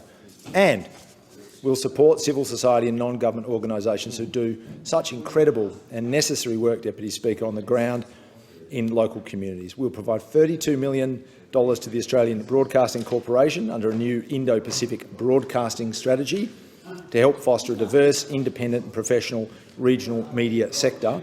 And the government will boost our ODA to Southeast Asia by providing an additional $470 million over 4 years, including, and this will get those opposite going, a new $200 million climate infrastructure partnership with Indonesia. Our focus, Deputy Speaker, on the significance of Southeast Asia will be reflected in a new Office of Southeast Asia within DFAT. These are just some of the measures that will allow Australia to re-engage, to work collaboratively, to live up to our character as a nation that has no hesitation whatsoever in sharing common challenges with friends, partners and regional allies. Now, as we emerge from COVID-19, there is an opportunity to refresh and reframe our development assistance programs where we can once again fulfil Australia's historic role as a supportive, responsive, collaborative regional partner and as a middle power looking to have positive influence in areas like climate, ocean protection, fair and free trade, peace and disarmament. I'll be interested in the Minister's views on all of those things. I thank the member for their contribution. The question is that the proposed expenditure for the Foreign Affairs and Trade portfolio be agreed to, and I call the member for Page. Thank you, Deputy Speaker. Deputy Speaker, I know you are, we are on this side. The others on the other side aren't quite as committed to free trade as we are. Interesting stat I was looking at the other day, Deputy Speaker. Global trade has increased from $6 trillion 20 years ago to $22 trillion a few years ago. And you know what happened over the same time, Deputy Speaker? Global poverty, as measured, went from 30% of the global population to 10% of the population. So I think they're correlated, Deputy Speaker. We on this side of the House understand the wealth and the prosperity that free trade brings everybody. That side of the House aren't quite so committed. They sort of want to be, but they can't be. It's reflected. I get noise of agreement. It's reflected too, Deputy Speaker, in the statistics, because this side of the House, we've got 16 bilateral trade agreements, Deputy Speaker. 13 of them done by this side of the House, Deputy Speaker. 13 of the 16. So that's why that shows that we are committed and they're not. Now, you might think, well, why wouldn't they be? When you look at the wealth that trade brings, why are the other side not committed to free trade like we are? Well, very easy to understand, Deputy Speaker, because we know the unions are back in town. We know with the industrial relations legislation, we know with everything else, the unions are back in town. They're running town. They're in control of town. Now here's a good quote for you. The CFMEU on the free trade agreement we negotiated, the previous minister negotiated with the UK, CFMEU donated millions of bucks, as we know, donated millions of bucks to the Labor Party. The CFMEU says, our view is the proposed agreement should be scrapped. So there you go, the puppet masters of this lot are saying they should be scrapped. The CFMEU saying you should scrap the deal. So that's why they're not quite as committed as they would like to be. The ACTU on the trade deal with India and Indonesia suggested it was written in secret and with no benefits to local working people. So that's why that side can't nail free trade agreements, because they're not really committed to them. And they've already come out since they've been in government with another trade killer. The trade killer here is that Labor's hardline, and they've announced this, never ever decision to investor-state dispute settlement provisions, again, directed to them from the unions. They're completely against ISDS. They're over there agreeing. Well, guess what? Guess what? We have over 7 of those as part of our free trade agreements. So if we had them in charge, Deputy Speaker, those deals wouldn't have been done, because the unions are saying you can't do them. The unions saying you can't do that. So again, their puppet masters are saying you can't do a deal with an ISDS provision, so they won't do the deals. And in fact, they've said that they're going to review current FTAs and look at the ISDS provision. So some of our FTAs are now in trouble because this lot have got in, Deputy Speaker. Now, just to go through ISDS, here articulated in a J. Scott inquiry into the Peru FTA, which stated opponents, and they might want to listen to this, opponents of ISDS in Australia's FTAs, such as unions and the ACTU, have failed to articulate a cogent case as to why they oppose it. The ACTU's claim that ISDS provides an avenue for foreign corporations to threaten and lodge claims for actual or potential harm resulting from changes in policy and regulation in the country in which they are investing reflects a basic misunderstanding of how they operate. There's been 12 incidences where Australian companies have brought claims against other countries as part of these investor protections, and it's worked for Australia. In contrast, there's only been one against us, which Australia won the case against a tobacco company. So again, the unions don't like it, so they're not allowed to like it, Deputy Speaker. So I asked the question to the government, when will the government fully implement the ALP policy on ISDS? To go to tourism. Now, Deputy Speaker, you understand our tourism sector is in trouble. So you know what their solution to the tourism sector was? Because it's in trouble and we're trying to build our international tourism numbers, to cut $35 million from Tourism Australia in the recent budget. So my question is, how does the government justify slashing $35 million from Tourism Australia when we're trying to build tourism numbers? Thank you, Deputy Speaker. It's been a great pleasure to talk to you. I thank them. Order. Come on. I thank the member for his contribution. The question is that the proposed expenditure for the Foreign Affairs and Trade portfolio be agreed to, and I call the member for McNamara. Well, I thank you, Acting Speaker. And Australians took a big sigh of relief after the election, and we're all just taking a big sigh of relief after that. We're all just taking a big sigh of relief after that, after whatever that was. Anyway, I'm very pleased to rise to speak on the Department of Foreign Affairs consideration in detail. And this is a matter in which there has been one of the most significant changes since the election, of having a foreign minister that actually wants to be the foreign minister, having a foreign minister that is actually engaged in our region, having a foreign minister who turns up and treats our Pacific neighbours with friendship and with attention to detail, and works with and tries to elevate the voices of our Pacific friends. We understand that our place in the region and Australia's role in the region is the single most important thing that we can do in Australia's national interest in a foreign policy sense. We know that working with our Pacific Island nations to ensure that Australia remains the partner of choice and our friend and partner in the dealings of the Pacific Islands is the single biggest thing that we can do in Australia's national interest. And of course, you compare that proactive nature of the way in which we engage with respect with our Pacific Island nations and some of the absolute gutter politics that we have seen from those opposite, trying to play domestic politics with Australia's foreign aid. As if some of the questions we've heard in question time really they should be asking themselves, is it in Australia's national interest to be playing that sort of domestic politics with Australia's foreign policy and our international development money?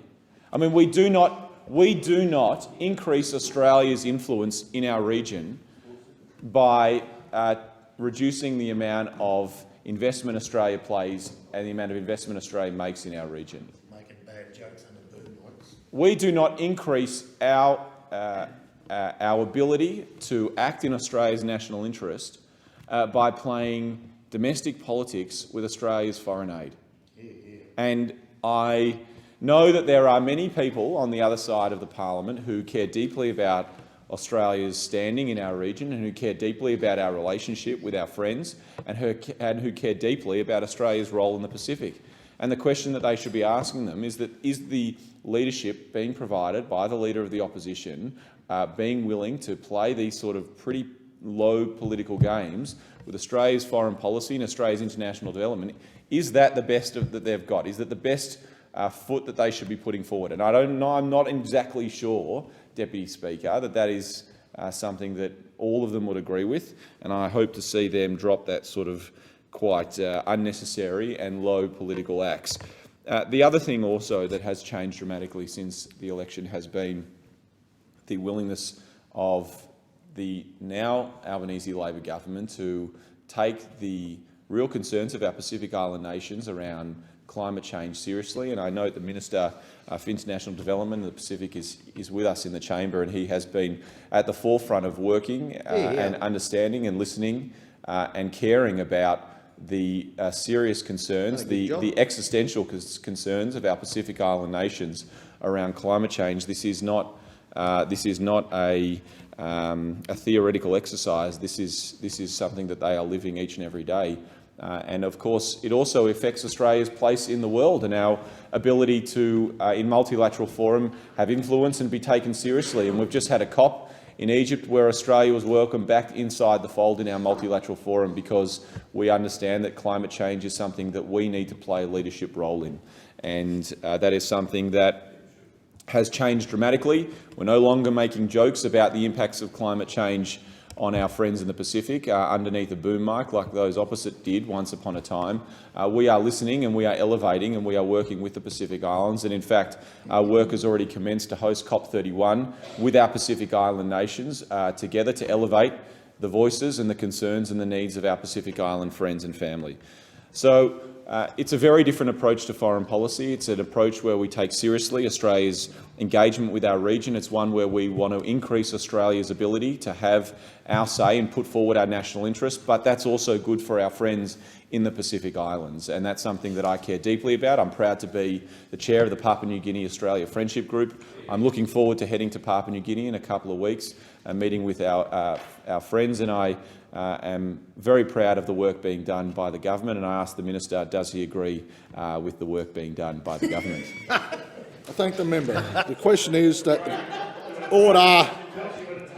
Order!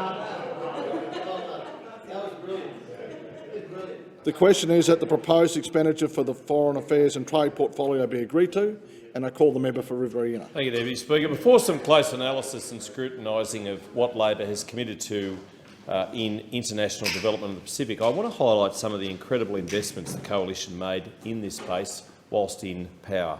We were able to increase aid funding to the Pacific, which reached a record high of $1.721 billion in 2020-21. We supported economic growth and connectivity through electrification and undersea cable initiatives through the $3 billion Australian Infrastructure Financing Facility for the Pacific. COVID-19 was a remarkably tough time for Australia and, of course, the wider region. the whole world.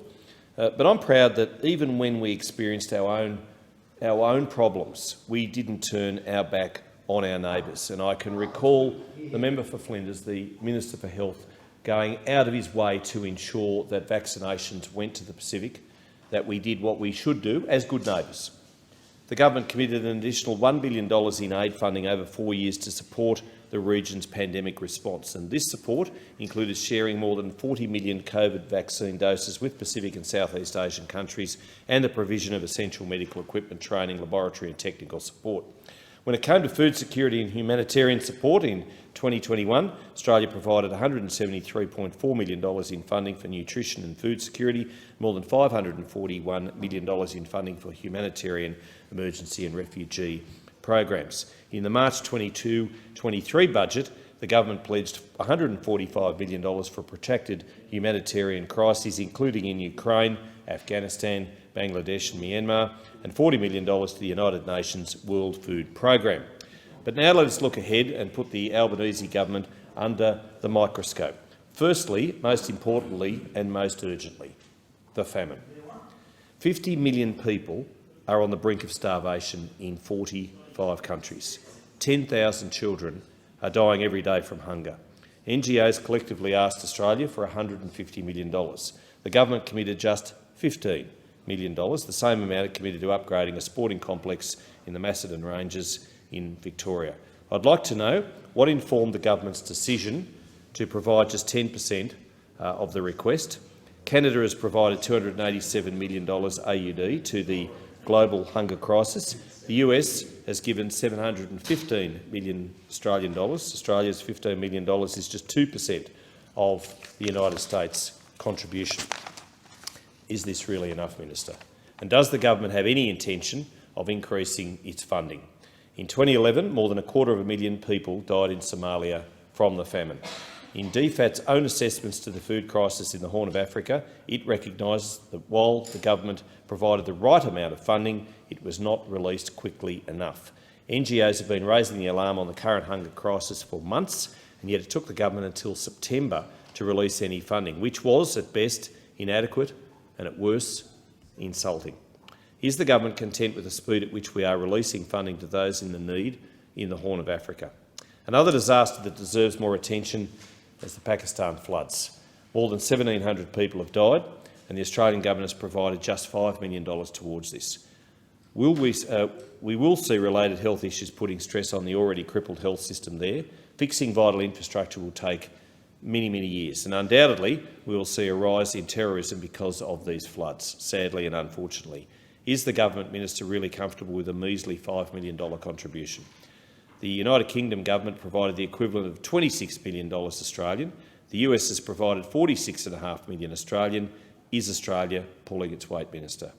Even when we're allocating this money, we don't seem to be using the most effective mechanisms. The Australian Humanitarian Partnership is partnership between the Department of Foreign Affairs and Trade and Australian NGOs. Now, the AHP ensures that when we do allocate money, we deliver the most effective, innovative and collaborative humanitarian assistance available.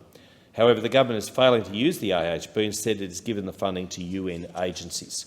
I'd like to know in 21-22 and 22-23 what proportion of humanitarian preparedness and response funding was allocated through the AHP. Why is the government using the UN as a middleman instead of giving the funding directly to the NGOs? And whilst we're on the topic of efficient use of funds, I have some questions about Australia's commitment of $17 million for the Pacific Games. I applaud our support of our dear friends in the Solomons and also of support. However, I'd like to know what will that money go towards specifically, and was there a value for assessments completed? Thank you, Minister. I thank the member for his contribution. The question is that the proposed expenditure for the Foreign Affairs and Trade portfolio be agreed to, and I call the member for Wills. Thank you, Acting Speaker. Well, what a difference the Albanese Labor government is making after six months after 9 long years under the coalition government. You know, we've heard a lot of talk about the Pacific. The coalition government in the past talked about their Pacific step up. We called it a Pacific stuff up because that's what it was. And all they can do is try and score cheap political points on our national security and our foreign policy. This is what they've reverted to now. It's a bit of a disgrace. because it is far too important. The issues that we're facing, the geostrategic challenges that we are facing, the strategic global contest that is in the Indo-Pacific, the centrepiece of this contest in many respects, between the rise of authoritarianism and democracies, as the Prime Minister has rightly pointed out, is too important to play politics with. We are now a government that is focused on the geostrategic challenges that we face. It's about our national interest, not playing cheap politics with our national security and foreign policy. In the short 6 months we've seen of this government, we've got a Foreign Minister and the Minister for International Development and Pacific Affairs who's here, a Prime Minister and others who've gone about resetting relationships in the Pacific, rebuilding trust, renewing commitments to across the Pacific and Southeast Asian nations on issues that they care about, like climate change. The Foreign Minister and our ministers have actually used the 3 Ds of statecraft: a nuanced diplomacy, development assistance and defence, building our defence capability together in order to achieve our objectives, which I'm sure those opposite would have to agree with. I'm sure they'll provide bipartisan support for. Our objective is about the security and the stability of the Indo-Pacific region and, of course, the ongoing prosperity that flows from that. We can't disagree about that. But, of course, it's also about defending that liberal rules-based order, one that benefits us and nations in the region, to ensure that security and stability. And that's why the nuanced diplomacy that's been practiced by our executive, by the ministers who have been doing such a great job across the region, are about improving relationships, reducing tension, making Australia a partner of choice for the countries of the region. And that has been so important because in the past, frankly, there's been a degree of paternalism, a kind of arrogance towards the Pacific. We've heard all the stories, but they are our partners. They're co-equals. They're sovereign states. They need to be treated with respect, and that's exactly what we're doing. We've also announced $900 million committed over 4 years from 22-23 to increase support for the Pacific, and more than $147 million over 4 years to advance Pacific security and engagement priorities. And we've, of course, increased the development assistance for Southeast Asia by $470 million. I'm not sure the member Riverina was talking about them increasing ODA, Overseas Development Assistance. He's kind of right. They did increase it in parts of the Pacific, but they also ripped out $11 billion over 9 years out of the development assistance budget. That's what they did. So you're partly right there, member for Riverina. And in defence, we are working to build the defence assets that deter adversaries, whether they be state or non-state actors, that would seek to diminish that rules-based order. And in the Pacific particularly, we're establishing a Pacific Defence School to train Pacific Island countries' defence and security forces, an important initiative. And we're advancing economic partnerships. Indonesia, a prominent example. People-to-people links, creating 3,000 Pacific engagement visas each year. Whether it's the Minister for International Development and the Pacific Affairs, the PM, the Deputy Prime Minister, the Foreign Minister, they've all made this tremendous effort over the past 6 months to advance our national interests across the Indo-Pacific. They've combined those 3 Ds in a very effective way to actually help us stabilise our relationships with major economic partners as well, stabilising a relationship with China. We've seen the importance of dialogue occurring for the first time, for example, in 6 years between the leaders of China and Australia. This is all about making our region more resilient, allowing Australia to help to shape our strategic circumstances to our advantage. A region and a world that has respect for the international rules-based order, human rights, the shared security and shared economic strength, as the Prime Minister has called it, the importance of the international rule of law. We are a trading nation. We have to ensure that as many nations as possible, our partners, respect that rules-based order because it benefits us and it's about the future of our children and grandchildren. What we do now will shape the next 10 to 20 years. I thank the member for his contribution. The question is that the proposed expenditure for the Foreign Affairs and Trade portfolio be agreed to, and I call the member for O'Connor. Thank you, Acting Deputy Speaker. And to quote Minister King from Question Time today, 1 in 4 Australian jobs is trade-related. But, Speaker, what this means is that Australia's economic future will be put at risk if the Albanese government doesn't continue to build on Australia's existing trade relationships and international reputation as we face trade challenges in an increasingly volatile world. Whilst in government, the Coalition pursued an ambitious agenda of diversifying our trade markets and opening up new market opportunities. Taking into account the Australia-UK FTA and the Australia-India Economic Cooperation and Trade Agreement, which passed through the House this week, the Coalition Government has negotiated 11 trade agreements since 2013, lifting the share of Australia's trade covered by FTAs from around 25% in 2013 to almost 80% today. But, Deputy Speaker, there are still many trade opportunities to be pursued, particularly in the Middle East and Africa. In February 2021, the former Minister for Trade, Tourism and Investment, Dan Tehan, announced the commencement of the investigation into how best to strengthen trade and investment with Israel, including a potential FTA agreement. Also in 2021, the Gulf Cooperation Council announced renewed interest in pursuing an FTA with Australia. The GCC, comprising Bahrain, Kuwait, Oman, Saudi Arabia and the UAE, is an established market for Australian agricultural produce, including live animals, meat, dairy, vegetables, sugar, wheat and other grains, with trade accounting for over $11 billion in 2021.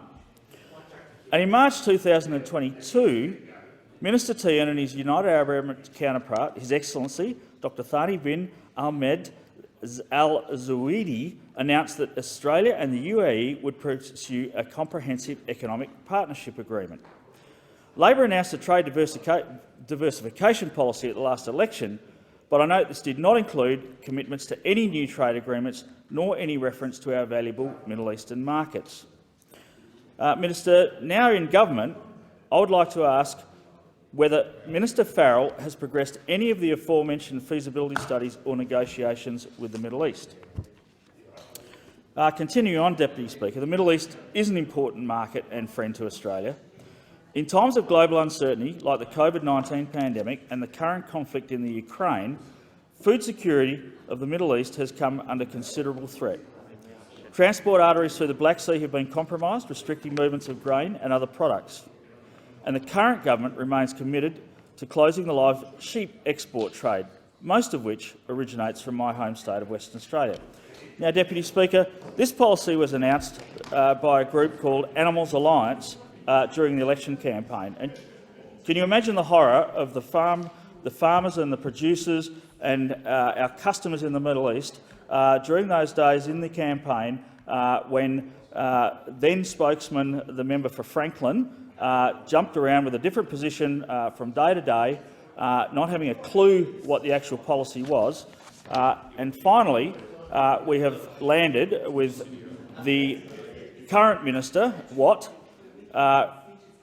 stating that this phase-out will not occur during this term of government, but remains resolute to phase the industry out. Now, this is at odds with WA Premier Mark McGowan, who believes that animal welfare advances made since the unfortunate Awassi Express incident now provide the transparency and welfare assurances the general public needs. And while both Minister Watt and Minister Farrell maintain the live export ban will not extend to cattle, unfortunately this will happen by default, as most of the cattle exported to the Middle East travel on multi-destination live sheep carriers. Feedback that I've received from Australian exporters and their Middle Eastern destination markets is that closure of this important trade in animal protein could signal a change in our broader trading relationship. I know Agriculture Minister Watt has received correspondence from his Kuwaiti counterpart emphasising the decades-old Kuwait-Australian trade relationship and the scope for expansion of agribusiness, energy sector service and equipment, education, tourism and other services, and reiterating that Kuwait is one of our largest Middle Eastern investors in Australia. This letter outlined their cultural preference for fresh meat over frozen or chilled, and the greater halal confidence locally processed meat provided over products certified from non-Muslim countries. Presuming this concern would be shared by other Middle Eastern live export destination countries, I asked the Minister, has the Albanese government had any conversations with our Middle Eastern trading partners regarding the broader trade ramifications of the phase-out of the live sheep trade to the Middle East? I thank the member for his contribution. The question is that the proposed expenditure for the Foreign Affairs and Trade portfolio be agreed to, and I call the Minister.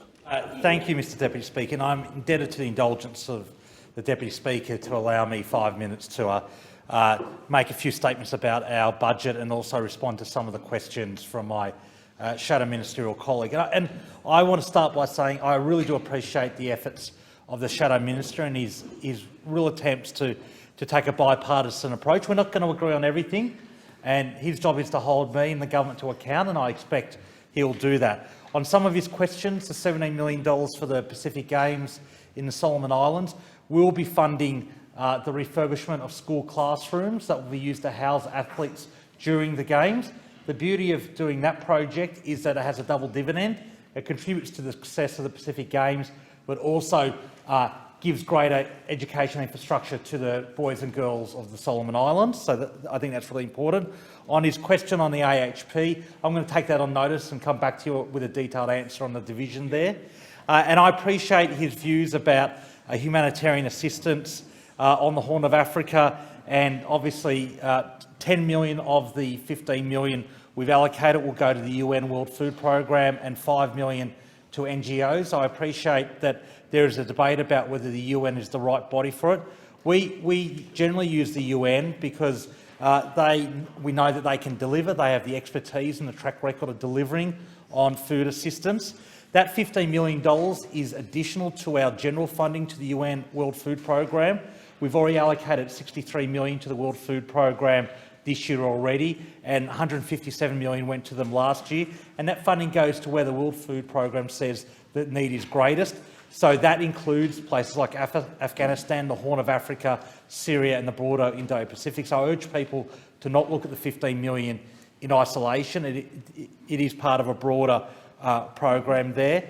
On the Pakistan floods, quite frankly, that's why it's informed our position on climate loss and damage in the UN COP discussions. Yes, we need to support the current emerging crisis, and we absolutely are doing that, but we are going to see more of that with climate change, and we need to be prepared to take action on that. And that's why I'm disappointed by the attacks in question time on that particular fund. I know it's not a view universally held in the opposition, but when the Leader of the Opposition continues to use that line of attack, he diminishes himself, he diminishes Australia's ability to promote our interests abroad, and ultimately weakens our national security. On the member for, the Shadow Minister's comments about increased aid to the Pacific, I acknowledge the last government did increase aid to the Pacific. It was at the expense of cuts elsewhere, and that was unfortunate. And I also applaud their general increase in the temporary and targeted assistance over those years. I do wish that they had the courage to make them permanent, and I think what they did reflected a debate within their party room, and clearly they went as far as they could. I would like to have given them more support so they could go further, and certainly I stand ready to support and make a case for bipartisan increases in foreign aid, because it's an essential part of our broader international engagement. Whenever you talk to senior leaders of the ADF and defence, they make the point that our national security isn't just based on our defence policy and defence resourcing. It's based on DFAT, it's based on foreign aid, it's based on border force, it's based on a holistic approach to national security. In the time remaining, I just want to inform the House about some excellent announcements we made in our budget, including $900 million in additional overseas development assistance to the Pacific. That was part of a $1.4 billion budget increase. This year, we will be providing $1.9 billion in development assistance to the Pacific. That is the highest level ever. We are introducing the Pacific Climate Infrastructure Financing Partnership to really support climate infrastructure in the Pacific, not just mitigation and adaptation, but renewable energy projects. The revolutionary Pacific Engagement Visa to grow a diaspora in this country. 3,000 permanent migrants every year will be transformational. And the one I'm most passionate about is turbocharging the Pacific Australia Labour Mobility Scheme, a scheme that benefits Australia, a scheme that benefits the workers and benefits the countries those workers are coming from. We will hit 35,000 workers this year, and hopefully we can do more. There was a $32 million Indo-Pacific broadcasting strategy, and I can conclude on the fact that I'm looking forward to travelling with the Shadow Minister and Foreign Minister Birmingham on the bipartisan parliamentary trip. This is an important initiative that is essential to demonstrating to the Pacific that no matter who is in power here, they can rely on Australia as their partner of choice. Thank you.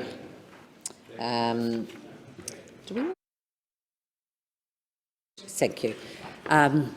Thanks to the Minister for summing up there. The question is that the proposed expenditure for the Foreign Affairs and Trade portfolio be agreed to. I'm going to put that question. All those of that opinion say aye. To the contrary, no. The ayes, I think the ayes have it. Thank you. And that takes us to the next item. I don't have to call you, do I? No. Thank you. So the proposed expenditure now before the Federation Chamber is for the Agriculture, Fisheries and Forestry portfolio, $95,184,000. The question is that the proposed expenditure be agreed to. Traditionally, the government has been. So, I would like somebody to repeat the call.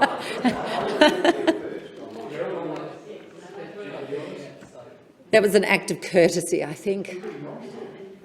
But I'm going to give the call to Member for Paterson. Okay, thank you. And thanks, Deputy Speaker. It's often said that our farming, fishing and forestry industries are at the forefront of managing and adapting to climate change. And yesterday I had a great privilege in my role as co-chair of the Parliamentary Friends of Primary Producers to welcome to Parliament the Leaders' Summit hosted by the National Farmers Federation. And in that group of over 100 people was a young farmer, and he had told me that he'd just been recently appointed to the NFF's Youth Council. And I said to him, as a young farmer, what are your main desires and wishes, and what are the priorities for young farmers? And without batting an eyelid, the first two things he said to me was, Meryl, net zero and innovation. And I was just incredibly impressed with his answer. And then we turned to the commentary around the weather, as we do often with the ag sector, and he said, these floods and natural disasters are such a devastation for our industry. And of course, fires also have presented great problems, not to mention drought. And, you know, it's like all things. We know that very soon we'll probably be staring down another drought, even though we're in the right in the middle of the La Niña at the moment. We know that the El Nino will once again rear its head as well. In my own electorate of Paterson, oyster farms are suffering the effects of the Queensland X parasite, and that's been completely devastating. And we've also had on top of that local bee farmers, which have been wiped out by the Varroa destructor mite, as well as the ongoing challenges of dramatic weather events. And that's just not impacting local honey production, but of course in the ag sector it affects pollination, and that is a real challenge in the Hunter for the next 3 years and potentially the next 5. Over the years, farmers, small business and rural operations have had to adapt to all of these changing conditions. And on top of that, we have had the biosecurity threat hanging over our head of things like lumpy skin disease, foot and mouth. So the challenges are well and truly there for our ag sector. And I can only say through the Minister representing Minister Murray-Watt tonight that what an incredible job the Minister has done in his first 6 months of being the Minister for Agriculture, when having to stare down imminent and deadly biosecurity threats, floods, and the Varroa mite. These things, if they happen once in any ag minister's time, it would be quite incredible. And I can see the member nodding with that. Rowan's been, excuse me, sorry, Rowan, your seat is great. The member for Great. I know he's been around the ag sector a long time and he's nodding in agreement. I think anyone would agree that the Minister has done a fine job. So we know that we have to stare down these challenges. And we know that not only just changing seasons, but a changing climate, the cost of transport, the cost of trying to get labour, the cost of fertiliser alone. But we know that our ag sector is such an innovative group of people, and they know that there needs to be absolute focus on the future. So my main question tonight is, can the Minister explain why it is important for the government to work with industry to manage these challenges and imminent threats by delivering more sustainable and climate-smart agriculture and to support the transition to net zero emission? And also, can the Minister provide an update on the commitment in the budget to provide $302.1 million over the next 5 years through the Natural Heritage Trust to deliver for sustainable agricultural sector? And I thank the House for that. Thank you.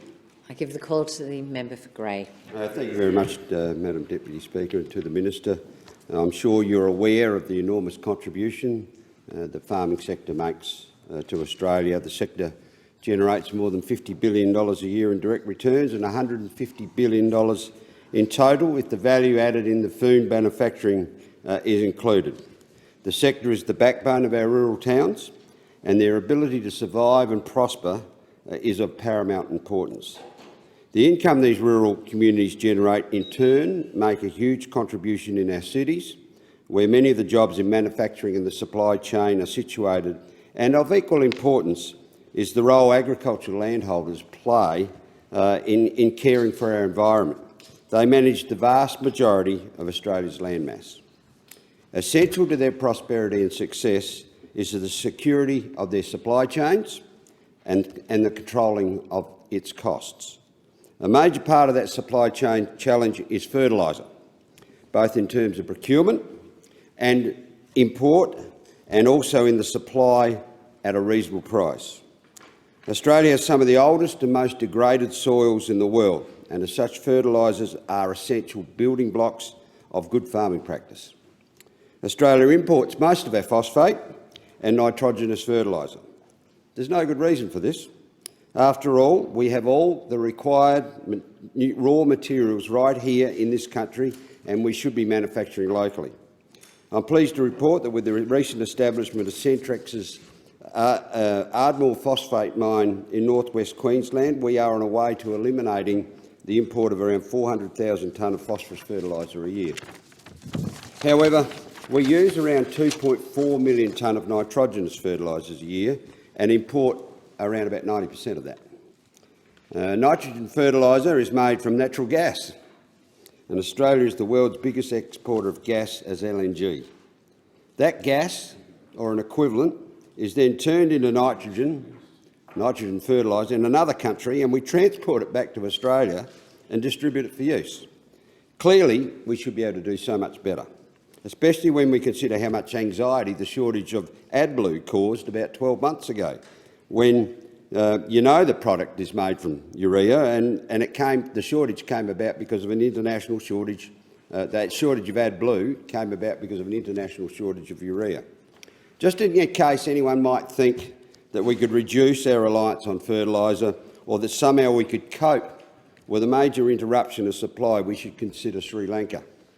In April 2022, in an incredibly misguided attempt to somehow save the environment, they decided to ban chemical-based fertiliser. The result was a 35% drop in rice yields, a 50% for tea and corn, leading to widespread shortages, an explosion in prices, and the policy-induced shortages led Sri Lanka to relying on rice credits with other nations to feed their citizens. The decision delivered bankruptcy to a poor nation, and despite its cancellation 12 months later, their farmers, as a result of their losses, have been largely unable to purchase fertiliser for the new crop. It's a man-made disaster. Naturally, Australia is not likely to ban the use of fertiliser, but it does highlight the potential for damage of an interrupted supply, and given the current tensions of the world and rapidly changing market conditions, who is to say that's not on the cards? And it's why we should develop local capacity. I'm sure the Minister is aware the Coalition Government provided support for 2 projects in WA to deliver local urea manufacturing capacity. A $220 million low-interest loan for Perdaman to to build their facility on the Burrup Peninsula, plus $255 million low-interest loan to the WA government for an upgrade of port infrastructure. The former government also provided $2 million grant from the Modern Manufacturing Strategy for Strike Energy to develop a urea plant in the south of the state. The Perdaman proposal has already attracted a significant amount of criticism, and the Minister for the Environment recently blocked a submission to halt the progress of construction due to concerns relating to Aboriginal arts. Recently, the Federal Parliament passed bills enshrining a 43% emission target in legislation.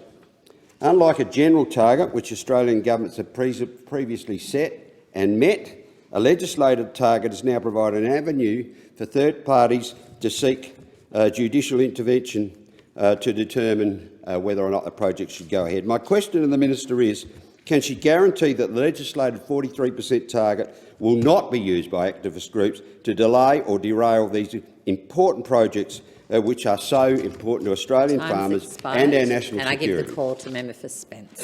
Thank you, Deputy Speaker. The recent outbreak of foot and mouth disease helped to bring the importance of strong biosecurity standards and controls to the fore. The agricultural sector, through our livestock, crops and our unique natural environment, contributes to a $70 billion export industry. One wrong move, one lapse of judgment, and we could see that all come crashing down one sector at a time, which would be devastating for so many. It's not just foot and mouth disease that has threatened our industry this year, but also lumpy skin disease. This heightened vigilance isn't just a state of mind the federal government is required to be in, but also one for our state governments, agricultural companies. We can all do our bit to prevent outbreaks from occurring.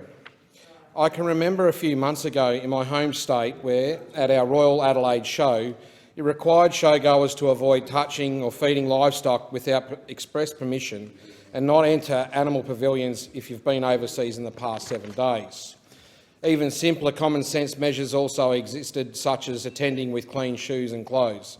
Good advice no matter what the circumstances are, but even that can help keep our livestock safe from harm. Australia's biosecurity system is a strong one, but it has to constantly adapt to new and sometimes unforeseen threats from abroad in order to ensure it will protect the industry and way of life for many regional townships that rely on this industry to continue to be on the map.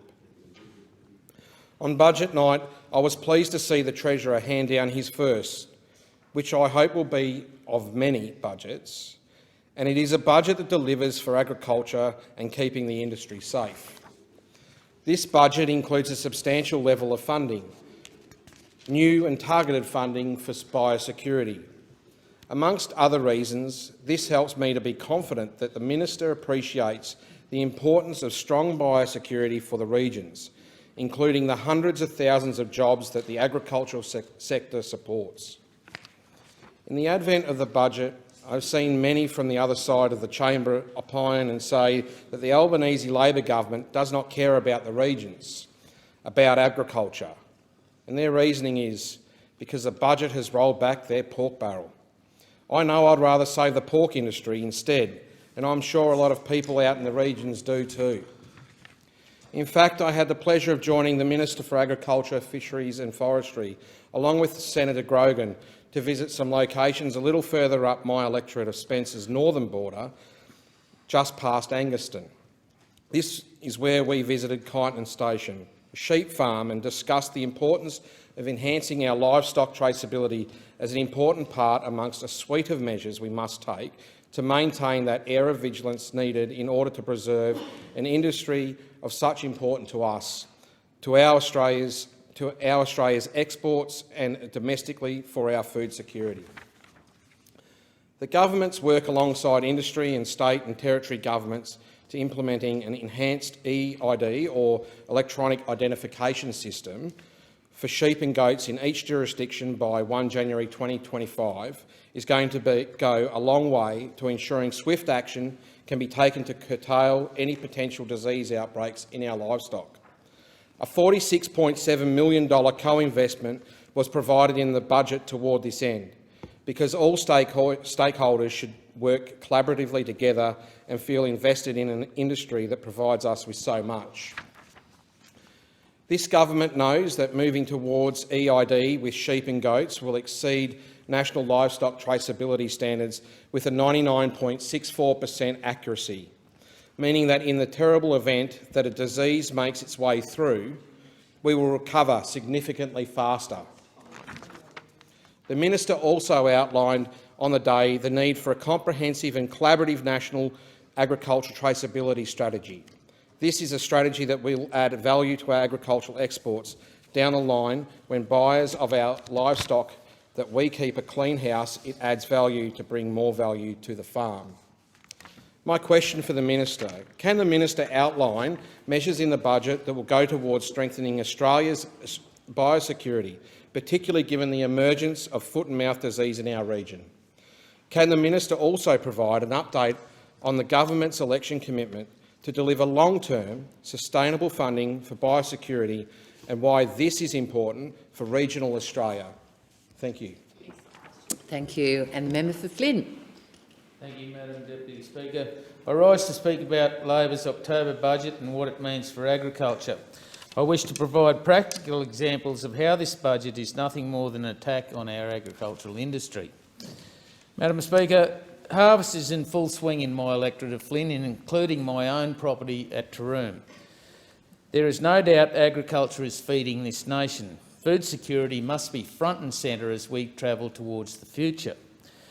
Minister, how does this Labor government plan not only to feed Australia but to help feed the world, as the Prime Minister has stated? Diesel power is critical for agriculture, and anybody who thinks it will be replaced by alternative energy sources in the near future is delusional.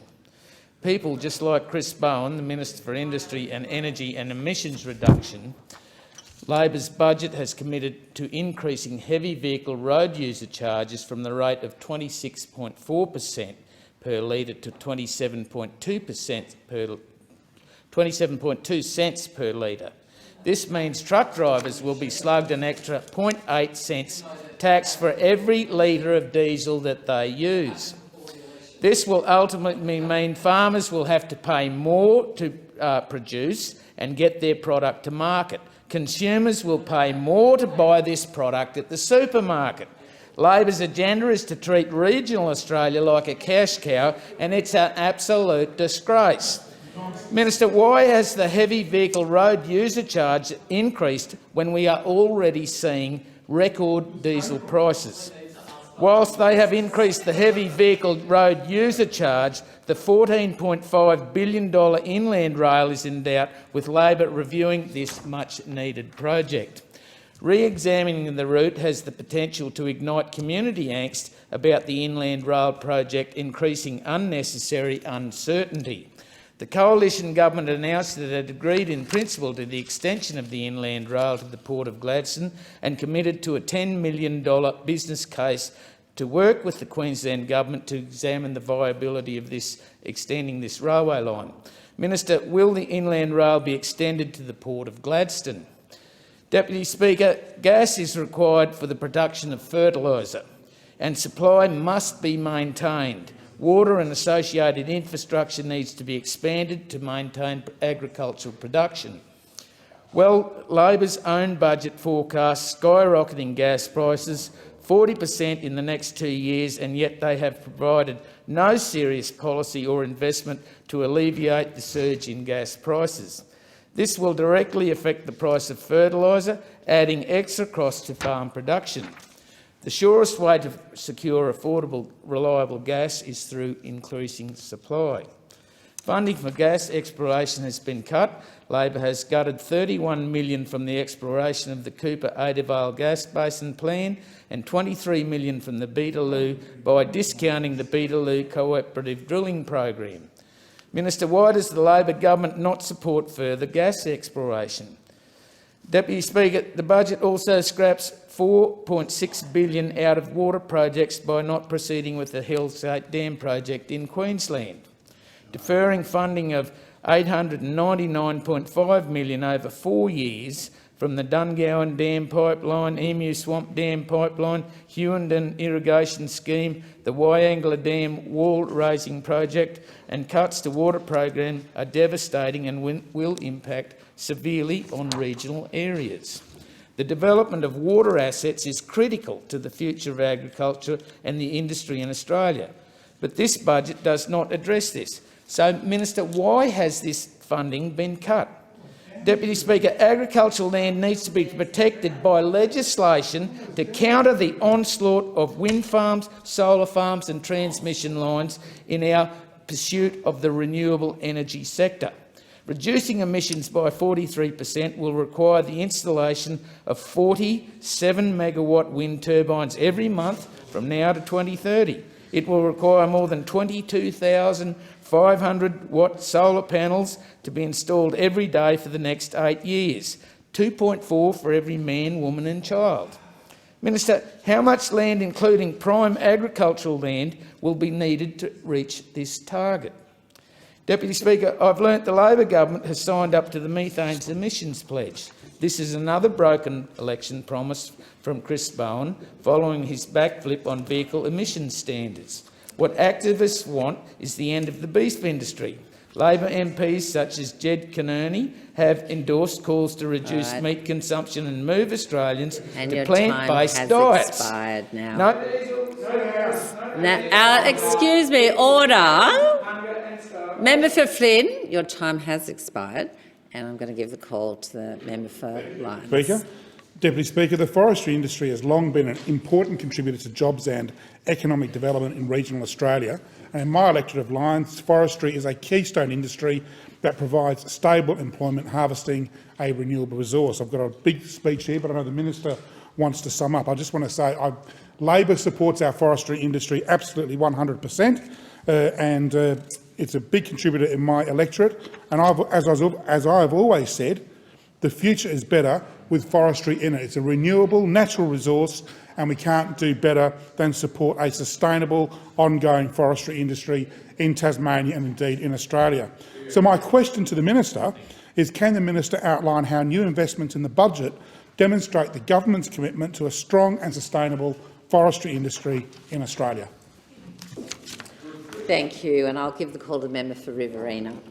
Thank you, Deputy Speaker. And since coming into office, Labor has made a number of questionable decisions when it comes to agriculture. That said, I do appreciate the Ag Minister, who doubles as the Emergency Services Minister. I do appreciate the assistance that he has given to local government areas. And when I contacted his office today about a local government area in my Riverina seat, that being Cowra, as well as one in the member for Parkes's electorate, that being Lachlan, and one in the member for Farrer's electorate, that being Carrathool. They promised money for the first two, and will seriously look at the one in the member for Farrer's electorate, and I'm sure, given the need for assistance from flooding, that will eventuate. So I appreciate that he has been to those flood-affected areas, because one of the worst hit areas is agriculture, and many of the crops have just been wiped out, devastating for those farmers. And I'm also pleased that the Minister for Infrastructure is in the chamber, because I had a good meeting with her earlier this evening in relation to roads, and I appreciate the fact that that the government is going to address this as far as emergency funding. I've been calling for it for some time, and whether that is through the funding streams already there, or whether the government further looks at it in the budget context next May, the Minister has given me assurances that she understands, and she's from a regional electorate, Ballarat, Victoria, and she knows as well as any regional member does. I appreciate the member for Leichhardt is here, but our roads are very important to us, and the weather events in recent weeks and months have made the roads not just atrocious but dangerous. And so I thank the government for what it is doing in this area to address that. But that said, there are a number of questions that I would put to the Minister. Now, workforce shortages are a huge thing, and the agriculture visa, of course, very important to particularly the National Party members, but of course the regional members of the coalition. The agriculture sector throughout Australia is facing chronic workforce shortages. Indeed, I contacted the Kim Horton from the Regional Australia Institute earlier this week. He told me that 93,000 vacancies are in regional Australia at the moment, but according to the Food Supply Chain Alliance, Australia is 172,000 workers short from paddock to plate. They are huge numbers. So there are plenty of vacancies in Australia, and that's why in government the federal coalition introduced a major reform, the dedicated ag visa, to bring in the next generation of migrant workers to help build regional Australia. Now, given the severe shortages in the ag sector in workforce, the government's decision to stop the dedicated ag visa and replace it instead with the PALM scheme is disgraceful. And this move makes it so much harder for farmers to find workers. Just 10,800 workers have come to Australia through the PALM scheme since June, and our farmers cannot get the workers they need and are only planting or producing at 60% capacity. You add the level of floods onto that, it makes it just that much worse. So as part of the Memorandum of Understanding with Vietnam, my question is, when will the implementation details be finalised, Minister? When are the first workers from Vietnam expected to arrive in Australia to help our farmers? It's a serious question, and the opposition would really like an answer to that, to help agriculture. And in the time remaining, and whilst I've got the Minister for Infrastructure in the chamber, I appreciate she's doubling as the representative for the Minister for Agriculture in the House of Representatives, I would also like to ask for what her idea of the water infrastructure is, what her vision is for water infrastructure, particularly Wyangla Dam. Raising it by 10 metres, 295 metres, adds 650 gigalitres of capacity to the central western area of New South Wales. Good for agriculture primarily, brilliant for flood mitigation. Forbes has been flooded, if you count the 4 peaks this year, 8 times in the past 12 years. Before that, it was on average every 7 years since 1887. They are resilient people, Minister, but they are very tired. They are getting weary of sandbagging. You know that, I know that. Everybody in the Central West knows that. We haven't got a commitment from state Labor. Will you make that commitment as part of the federal Labor to invest in that vital piece of water infrastructure? Thank you, and I call on the Minister. Thank you very much, Chair, and thanks for allowing us to go a little over time today. Can I just start by thanking the members who've contributed in the debate today? And there's a couple of questions that have been raised which are outside the agricultural portfolio, but also outside the infrastructure portfolio. The member who's just spoken may not be aware, but under the administrative orders, water infrastructure has been transferred over to the environment and water portfolio, and opportunities in terms of being able to make sure we actually have a coherent national water policy, and in terms of the National Water Authority, the National Water Grid. Those matters would be matters that you'd raise with Minister Plibersek, but there's opportunities in the opening up of that to look at the surety of town water supplies. So I'm sure you'll raise that certainly there. I would just also say, if you want to compare the agricultural visa, 0 people came under that. We've had, as I understand it from the department, some 31,000 people have come under the PALM visa. So I'm pretty happy that we can stand on our record in terms of getting agricultural workers under PALM into our regions and actually making sure they're out assisting there. The ag visa, frankly, just did not work. It didn't work, and so we've had to change it. And in changing it, we've actually brought more people in than the previous government did, which was 0. The member for Flynn particularly raised a whole raft of issues, but I do want to particularly take him up on the heavy vehicle road user charges. He may not be aware, but that decision in relation that states and territories made to raise the road user charge actually happened in April this year. We actually weren't in power at that point in time. It's a very small increase in the road user charge, and that in particular is focused on trying to make sure that we keep money flowing to look at the damage that is done by the substantial amounts of heavy vehicles that, particularly on our country and rural roads, are increasingly using some of the much smaller roads than they were before, and they're bigger. We're seeing, like triple trailers using small country roads in some instances across the country, and the road user charge, in fact, actually helps us fund the damage that is done to country roads.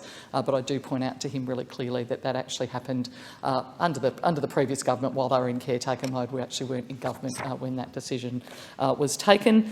In relation to issues around AdBlue, I'm really proud to say that Minister Bowen has been doing some terrific work in making sure that we've got surety of supply. We learnt the lesson from the previous government. We don't want to be caught short at all. And in terms of environmental approvals for projects, the normal processes apply both from state and territory governments, as they do through the EPBC Act under this government. But this has been a really important budget to really focus in terms of the sharp end of where we know if we fail when it comes to agriculture, it would be completely and utterly disastrous for the industry. And so what that's allowed us to do through some tough decisions through the budget is really add an additional $1 billion, but focused on that biosecurity end. We know with foot and mouth disease, lumpy skin disease, a range of other diseases that we know are in our region or could be in our region, that we just cannot afford to be complacent. It's something those opposite talked about, increasing biosecurity, but actually didn't really didn't do enough to actually make sure that we filled those critical gaps, and that biosecurity, we can't say highly enough, as the member for Spence who raised the issue in particular, just how important that is to invest money through the budget in that area. Injecting $134.1 million into the system ensures that we can continue to keep Australia safe. It's an investment, it's a down payment on our election commitment to deliver sustainable biosecurity funding so that we can respond to increasing threats. And I think everyone in the agricultural sector would agree that that is absolutely, if we fail at that, it's all over. And so that is actually the most important thing we can do in terms of agriculture. In terms of issues around national livestock traceability, we've of course invested money in there, and the member for Spence noted, as he visited a sheep farm just recently in his electorate, that we've included $46.7 million towards that livestock contract tracing. Again, something in the event, particularly of a disease outbreak, which will be critical. But we also know, as the member for Paterson has raised, we're investing $302 million in sustainable climate-smart agriculture. Our farmers are crying out for that. They are probably at the forefront of this fight, and they know more about the climate than anyone else in this country. So I'm proud we're contributing this budget also to making sure that we put money into that area as well. Thank you. So the question is that the proposed expenditure for the agriculture, fisheries and forestry portfolio be agreed to. All those that opinion say aye. To the contrary, no. I think the ayes have it. Thank you. And it being past 7:30 p.m, the debate is adjourned, and the resumption of the debate will be made in order of the day for the next sitting. I give the call to the member for Spence. Thank you, Deputy Speaker. I move that the Federation Chamber do now adjourn. I second that motion. Thank you to the member for Leichhardt. And the Federation Chamber stands adjourned. Oh, I should actually put the question before I adjourn the chamber. So I will put the question that the Federation Chamber do now adjourn. All those in opinion say aye. To the contrary, no. I think the ayes have it, and the Federation Chamber stands adjourned until tomorrow, the 24th of November. Thank you very much, at 9:30 a.m, and I do look forward to seeing you all then.